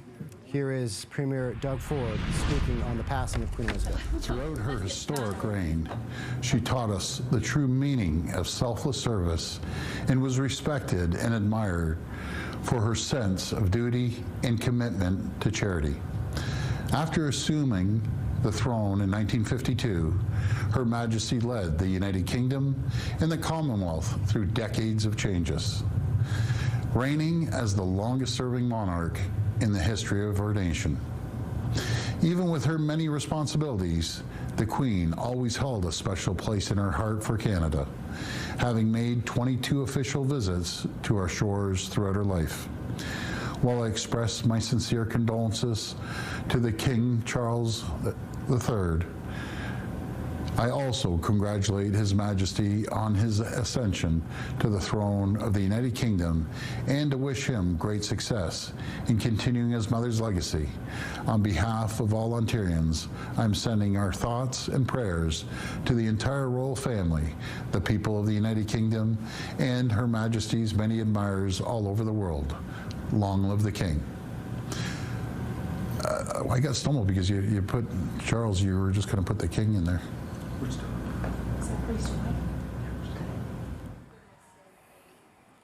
We've been listening to the Premier of Ontario sending his thoughts and condolences to the royal family on the passing of Queen Elizabeth this afternoon. I mentioned that she made 22 official visits to Canada throughout her reign, 70 years, becoming the longest reigning monarch in British history, and many times coming to Canada, showing a great affinity for Canada. The Prime Minister also mentioned in his comments earlier today that the Queen, and he said, quote, "She is one of my favorite people in the world, and I will miss her so." We also heard from the new Prime Minister of Great Britain a short time ago, and this speaks to what we've been hearing all throughout the afternoon, speaking with royal commentators, saying the common denominator through all this was her dedication to duty. She had to be dedicated over her 70 years on the throne, and she was working up until the last few days meeting the Prime Minister, and that will be that is officially her 15th Prime Minister under her reign. Liz Truss, she spoke outside 10 Downing Street earlier today saying the UK has grown and flourished under her reign, going on to say through thick and thin she provided stability and strength that the country needed, and that she is in fact the very spirit of Great Britain, and finishing her comments saying the Commonwealth is ushering in a new era. God save the King, as King Charles is now taking over the throne from his mother, who had been on the throne for 70 years since she was just a young woman. At the age of 25, she began her rule after her father died. And this is a woman, a family that hadn't expected to be in this spot as she was growing up. So it's a queen that didn't expect this to be her life when she was young. But now she has impacted and influenced so many people, so many generations for her 70 years on the throne. And Steph, 1:30 this afternoon as we got the official notice saying that she had in fact died at Balmoral Castle in Scotland, after getting word this morning that her medical team was very concerned for her health and that she was under medical supervision. And as you're reporting all morning, the family rushing to Scotland, hoping to be by her side for the last few moments. And Scott, we've seen reaction from around the world and here at home. We just heard the statement from Premier Doug Ford, but our Mayor John Tory has also just issued a statement on the death of Her Majesty Queen Elizabeth II. And he says, on behalf of the people of Toronto, I offer heartfelt condolences to the King and members of the royal family, as well as to the many people throughout the Commonwealth who will be feeling a profound sense of loss as we mark the passing of our Queen Elizabeth II. So many of us have known no other queen. She was the one constant and reassuring presence in our own country and on the world stage, a beacon of eloquence, stability, and commitment to duty over so many decades. Our city has had a long and warm relationship with the Queen, the longest-serving monarch. This relationship began in October of 1951 when a young Princess Elizabeth visited Toronto in place of her ailing father, King George VI. During this visit, she and Prince Philip were greeted by excited crowds and experienced a quintessential Toronto tradition, watching a Leafs game at the storied Maple Leaf Gardens. Over the course of her more than 70-year reign, the Queen's sense of duty and devotion to public service was unflagging. She traveled more than any other monarch, and Canada was the country she most often visited. She even referred to Canada as her second home. Her Majesty's first visit to Toronto as our head of state was in 1959 during a tour of Canada. The Queen and Prince Philip arrived in HMY Britannia, attended the 100th running of the Queen's Plate at Woodbine Racetrack, and visited City Hall, where they were shown a preview of the design for the new City Hall, which she visited in 1973 and 1984. She returned to Toronto in 1973, 1984 to celebrate Toronto's 150th birthday, 1997, 2002, and 2010. On her visit to Toronto in 1973, the Queen praised our city's diversity. She was interested in learning more about our neighborhoods. During her royal tour in 1984, she visited Corso Italia, where 20,000 people came out to greet her. Her last visit to Canada ended in Toronto in 2010. We are thankful for the time she was able to spend here in our city and in Canada. Many people, including me, had the privilege of having met the Queen and to a person appreciate the opportunity and to witness her quick wit, grace, and wonderful smile. The Queen will be profoundly missed. We will be reminded of her through landmarks around our city, including the Queen Elizabeth II building and the Queen Elizabeth Theatre at Exhibition Place, rose gardens named in her honor at Queen's Park and Grange Park, and the Diamond Jubilee Promenade. The city recently planted 70 trees in Roundtree Mills Park to mark her Platinum Jubilee, a living tribute for the public to enjoy for many years to come. Her legacy will also live on through her relationship with this country, province, and city over the years, and the length of time she has been our Queen, together with her commitment to the Commonwealth. Today, as we mourn the Queen's passing, we are thankful for the long life she has lived, devoted to our service and the service of the entire Commonwealth. We pray that she has now found rest and peace everlasting. Across Toronto, our thoughts are with the King and all the members of the royal family at this sad time. A statement from Toronto Mayor John Tory. And we also heard from our Prime Minister a short time ago. Let's listen in. As her 12th Canadian Prime Minister, I'm having trouble believing that my last sit-down with her was my last. I will so miss those chats. She was thoughtful, wise, curious, helpful, funny, and so much more. In a complicated world, her steady grace and resolve brought comfort and strength to us all. She has been our longest ever reigning monarch. It's an extraordinary achievement to have presided with such dignity and grace for 70 years. Her life of service stretched beyond most of our living memories. In return, she was loved and admired by the people in the United Kingdom and all around the world. She has been a personal inspiration to me and to many Britons. Her devotion to duty is an example to us all. Earlier this week, at 96, she remained determined to carry out her duties as she appointed me as her 15th Prime Minister. Throughout her life, she's visited more than 100 countries, and she has touched the lives of millions around the world. And that the new British Prime Minister Liz Truss, who just met with the Queen on Tuesday. Now, here are photos that were captured outside of Balmoral Castle as Prince Andrew, Prince William at the wheel, and then the Earl and Countess of Wessex in the back, Edward and Sophie, as they rushed to be by the Queen's side before we learned of her passing.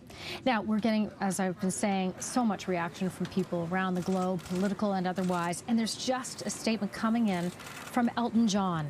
And Elton John says, along with the rest of the nation, I am deeply saddened to hear the news of Her Majesty Queen Elizabeth's passing. She was an inspiring presence to be around and led the country through some of our greatest and darkest moments with grace, decency, and a genuine, caring warmth.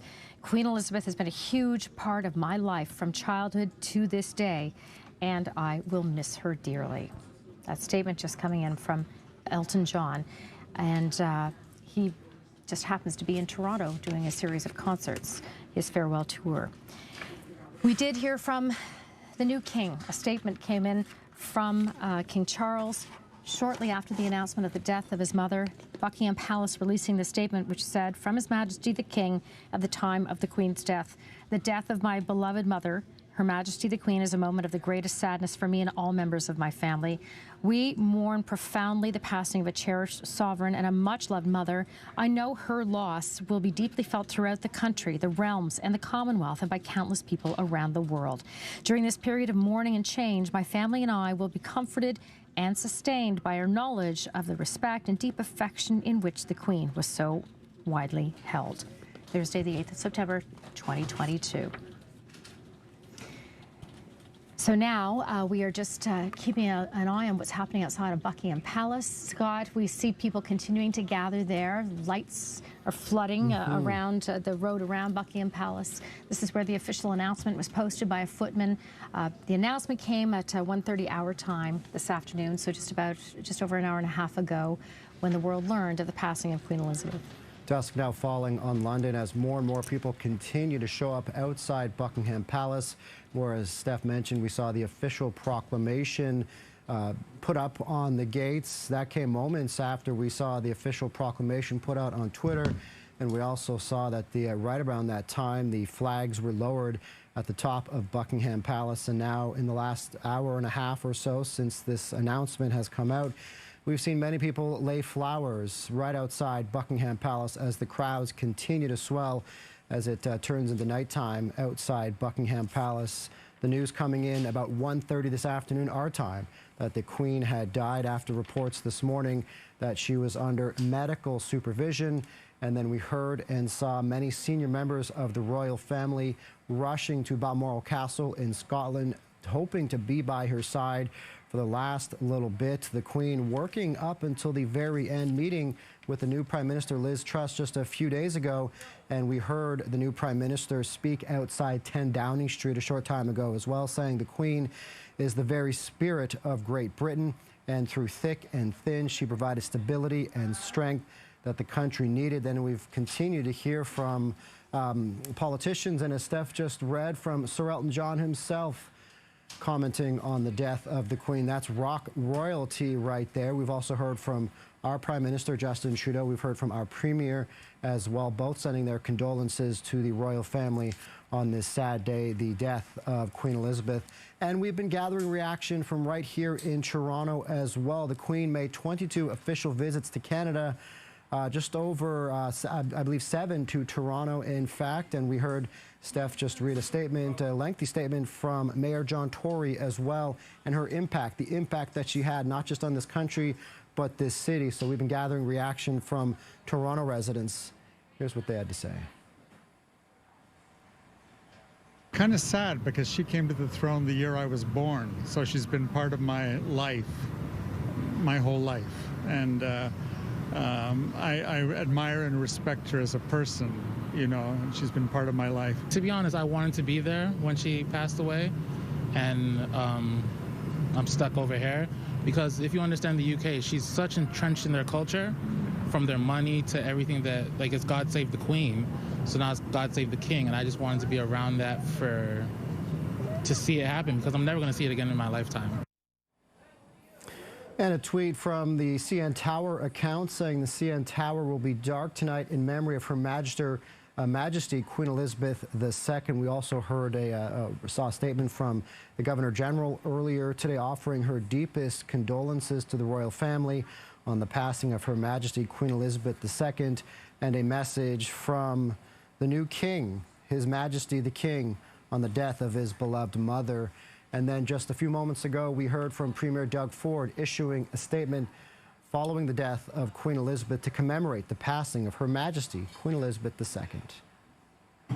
Throughout her historic reign, she taught us the true meaning of selfless service and was respected and admired for her sense of duty and commitment to charity. After assuming the throne in 1952, Her Majesty led the United Kingdom and the Commonwealth through decades of changes, reigning as the longest-serving monarch in the history of our nation. Even with her many responsibilities, the Queen always held a special place in her heart for Canada, having made 22 official visits to our shores throughout her life. While I express my sincere condolences to the King Charles III, I also congratulate His Majesty on his ascension to the throne of the United Kingdom and to wish him great success in continuing his mother's legacy. On behalf of all Ontarians, I'm sending our thoughts and prayers to the entire royal family, the people of the United Kingdom, and Her Majesty's many admirers all over the world. Long live the King. And so much reaction coming in, and we've spoken to many royal commentators with their thoughts. Here is more from those commentators. Richard Berthelsen. We're going to be looking at a 9 or 10 day period of mourning. I expect we'll see a state funeral over the weekend of the 17th or 18th of September. Tomorrow we'll have an accession, a proclamation for the new sovereign, and we'll have some clarity around some of that. And we're going to see Prince Charles now, who is King Charles, the King. We're going to see him out and about around the country, visiting people and accepting condolences from people. I don't think any of us can ever really prepare for this intense shock. I still have tingling. I do have tingling feelings all over right now, and I think we are now at the stage where we can have to prepare ourselves to pay tribute to a person who has been a dedicated sovereign to millions and millions of people around the world throughout the Commonwealth, who has been a leader in her dedication to service and to duty to her peoples, who has led by example over the last 70 years and even beyond as princess. So it is with intense sadness and shock that I face this news today. And that was royal commentator Edward Wang. And now we have a special look back at the life and legacy of Queen Elizabeth with Paul Workman.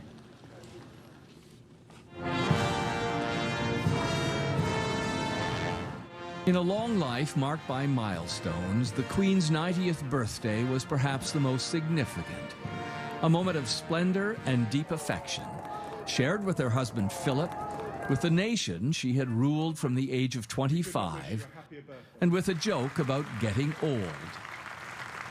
How I will feel if people are still singing Happy Birthday in December remains to be seen.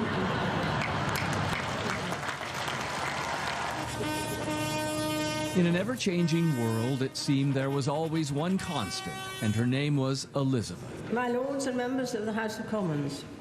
Christened Elizabeth Alexandra Mary Windsor, a princess destined to be queen by a royal twist of fate. With the abdication of Edward VIII in 1936, Elizabeth's father, the Duke of York, took up the crown, and the world began to notice his 11-year-old daughter, suddenly heir to the throne.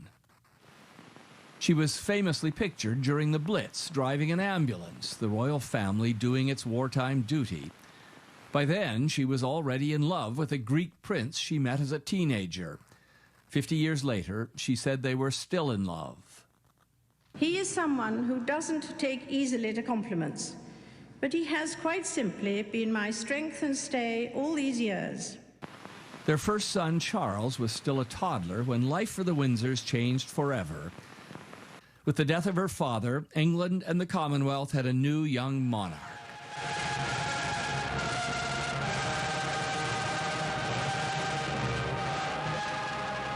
She got to know Canada as Canadians got to know her. One of her last tributes, sending best wishes for the country's 150th birthday. I have watched Canada develop into a remarkable nation.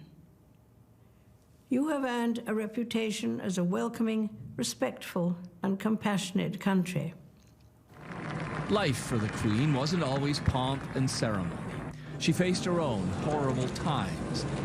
1992, the year Prince Charles and Diana separated, to be followed by much worse. A terrible car accident in Paris.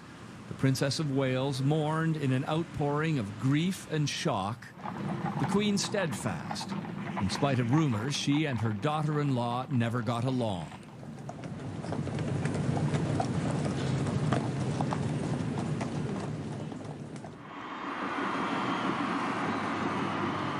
The monarchy endured, and the next 2 decades brought new honors and triumphs. A golden jubilee, followed by a diamond jubilee, and the moment when she became the oldest sitting monarch in British history. Inevitably, a long life can pass by many milestones. My own is no exception. There to witness the marriage of her grandson William to Kate Middleton, a future king, as she was once a future queen. There you are.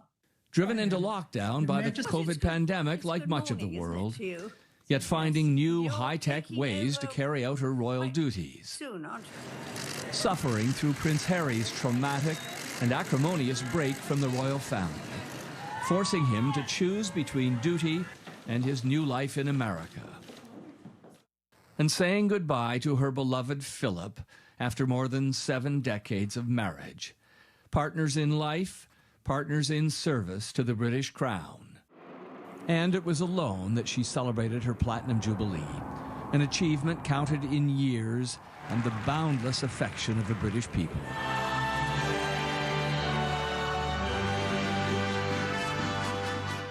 Refusing to give in to issues of health and aging, appearing on the balcony of Buckingham Palace 3 times.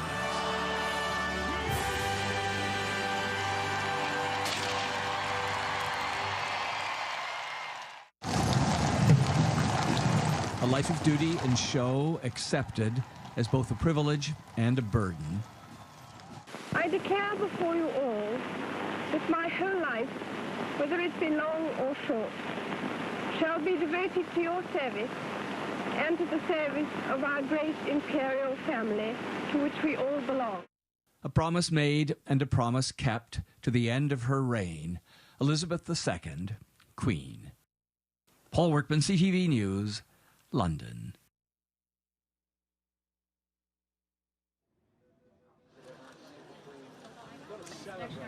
And our coverage of the death of Her Majesty Queen Elizabeth II continues. I'll be right back.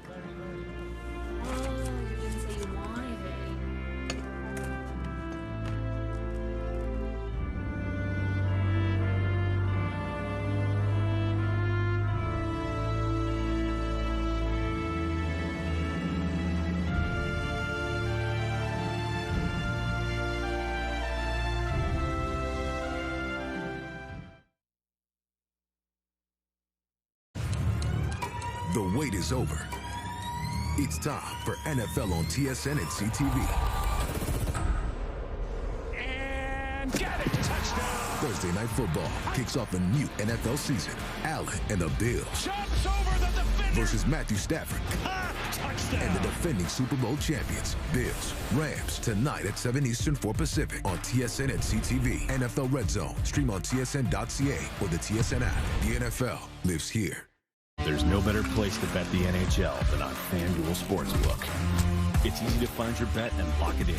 And when you're ready to cash out, you can get your winnings in as little as 2 hours. FanDuel is now live in Ontario. Download FanDuel Sportsbook today. The heavy hitter. The original. the award winner, the nonconformist, the weekend warrior. There's an award-winning Ram truck just for you, with a full line of trucks for immediate delivery during Ram Power Days. Ram Classic models now get 0% financing for 60 months or up to $10,000 in total discounts. Only with Rogers can you search for so much to watch all in one place. Binge the hottest content from 25 apps, including thousands of free movies and shows. Watch at home or on the go with our Ignite TV app. Catch it all on Ignite TV.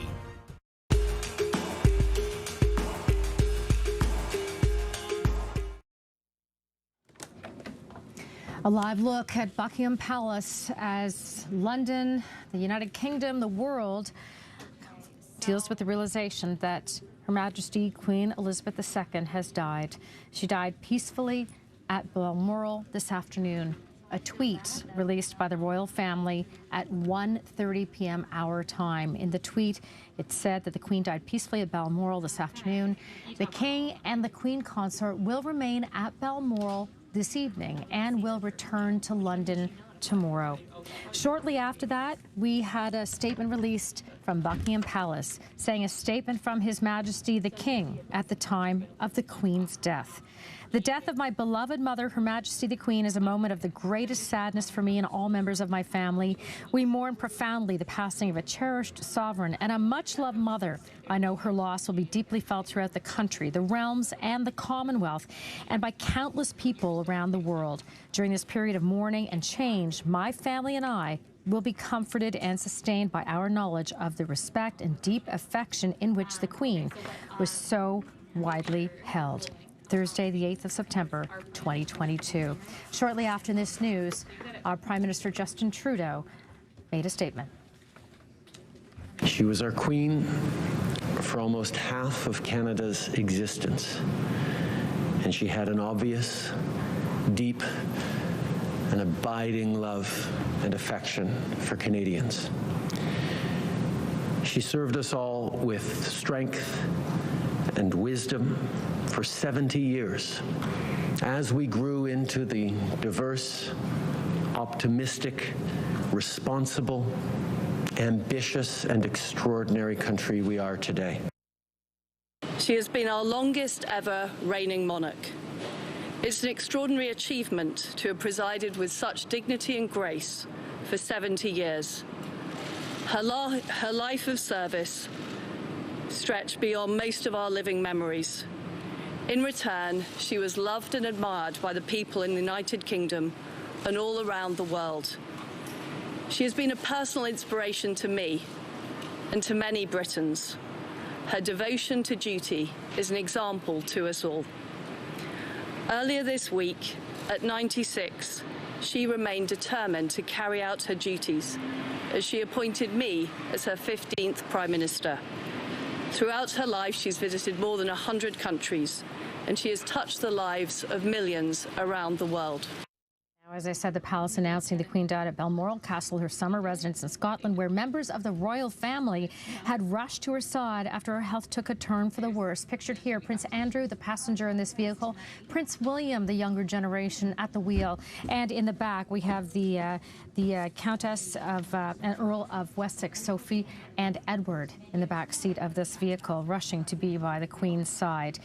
A link to the almost vanished generation that fought World War II. The Queen was the only monarch most Britons have ever known, Scott. And her 73-year-old son, Prince Charles, automatically becomes king. He is known right now as King Charles III, announced by his office. And British monarchs in the past have selected new names upon taking the throne. Charles' second wife, Camilla, will be known as the Queen Consort. Now, the BBC in Great Britain played the national anthem, God Save the Queen, over a portrait of Elizabeth in full regalia as her death was announced, and the flag over Buckingham Palace lowered, and as the second Elizabethan age has come to an end. King Charles III now taking over, but Queen Elizabeth, the longest reign for any monarch in British history, as we continue to watch the crowds gather outside Buckingham Palace. And also, a short time ago, we heard from our Premier, Doug Ford. Here's what he had to say about the death of Queen Elizabeth II. Throughout her historic reign, she taught us the true meaning of selfless service and was respected and admired for her sense of duty and commitment to charity.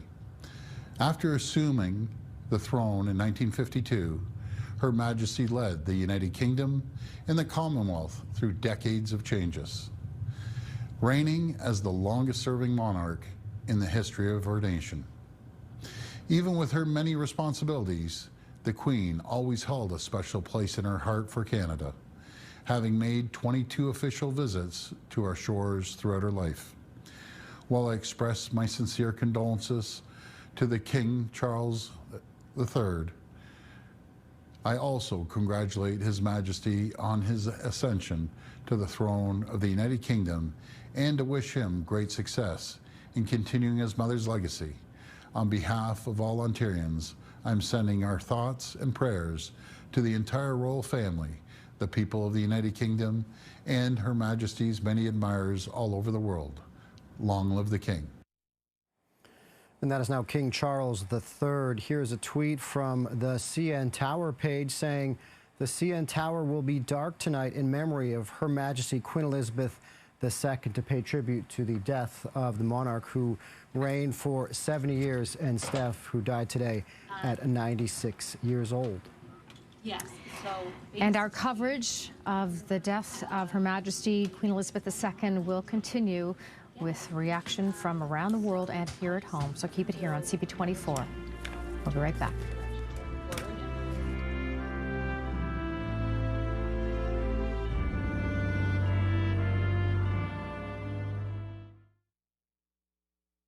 Every weekday, 99.9 Virgin Radio is giving away $5K. Listen to Virgin Mornings with Adam Wilde, TJ, and Jax for your chance to win $5,000. Virgin Radio's 5K a day. Listen to win every weekday. I use Speeds for Cash and own a house or a condo. I'm Harold, the mortgage closer. I can arrange a speedy mortgage and have the funds deposited into your account in 24 hours. $20,000, $50,000, even $100,000. Call me now for a speedy mortgage to relieve your financial stress. Fastest mortgage in town. $3.99, limited time, Timberland $3.99. Beautiful.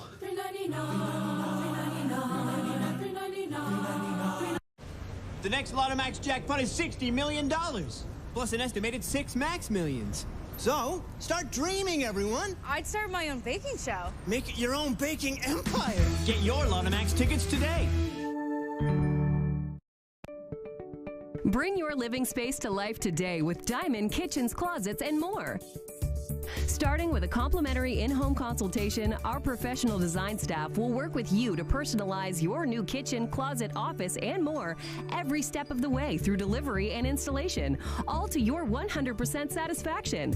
Diamond even offers exceptional financing options to work within your budget. Make your dream renovation a reality today with Diamond. Do you need money urgently? $20,000, $30,000, even $50,000. If you own a home with equity, I can provide you a mortgage in 24 to 48 hours. Call me, Harold the Mortgage Closer, at 647-400-4653 for a speedy first, second, or third mortgage.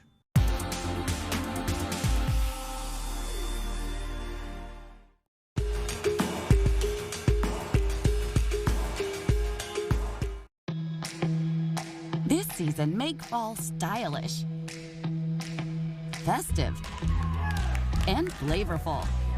Invite fall in by visiting your local Ashley store or shopping online today.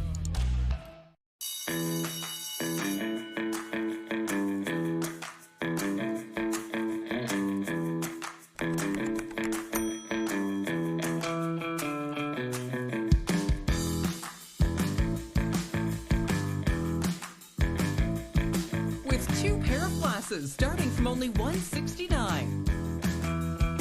Get an A+ for style. It's the back to school sale only at Hakeem Optical. Your doctor says you can't work, and I believe them, and so should your long-term disability insurer. My name is Aaron Waxman, and if your disability claim has been denied for any reason, call me at 416-661-4878 or pound LTD on your cell phone. And before you call, you should always remember that there are no bad questions. 416-661-4878 or pound LTD. Come on, Snow, let's go.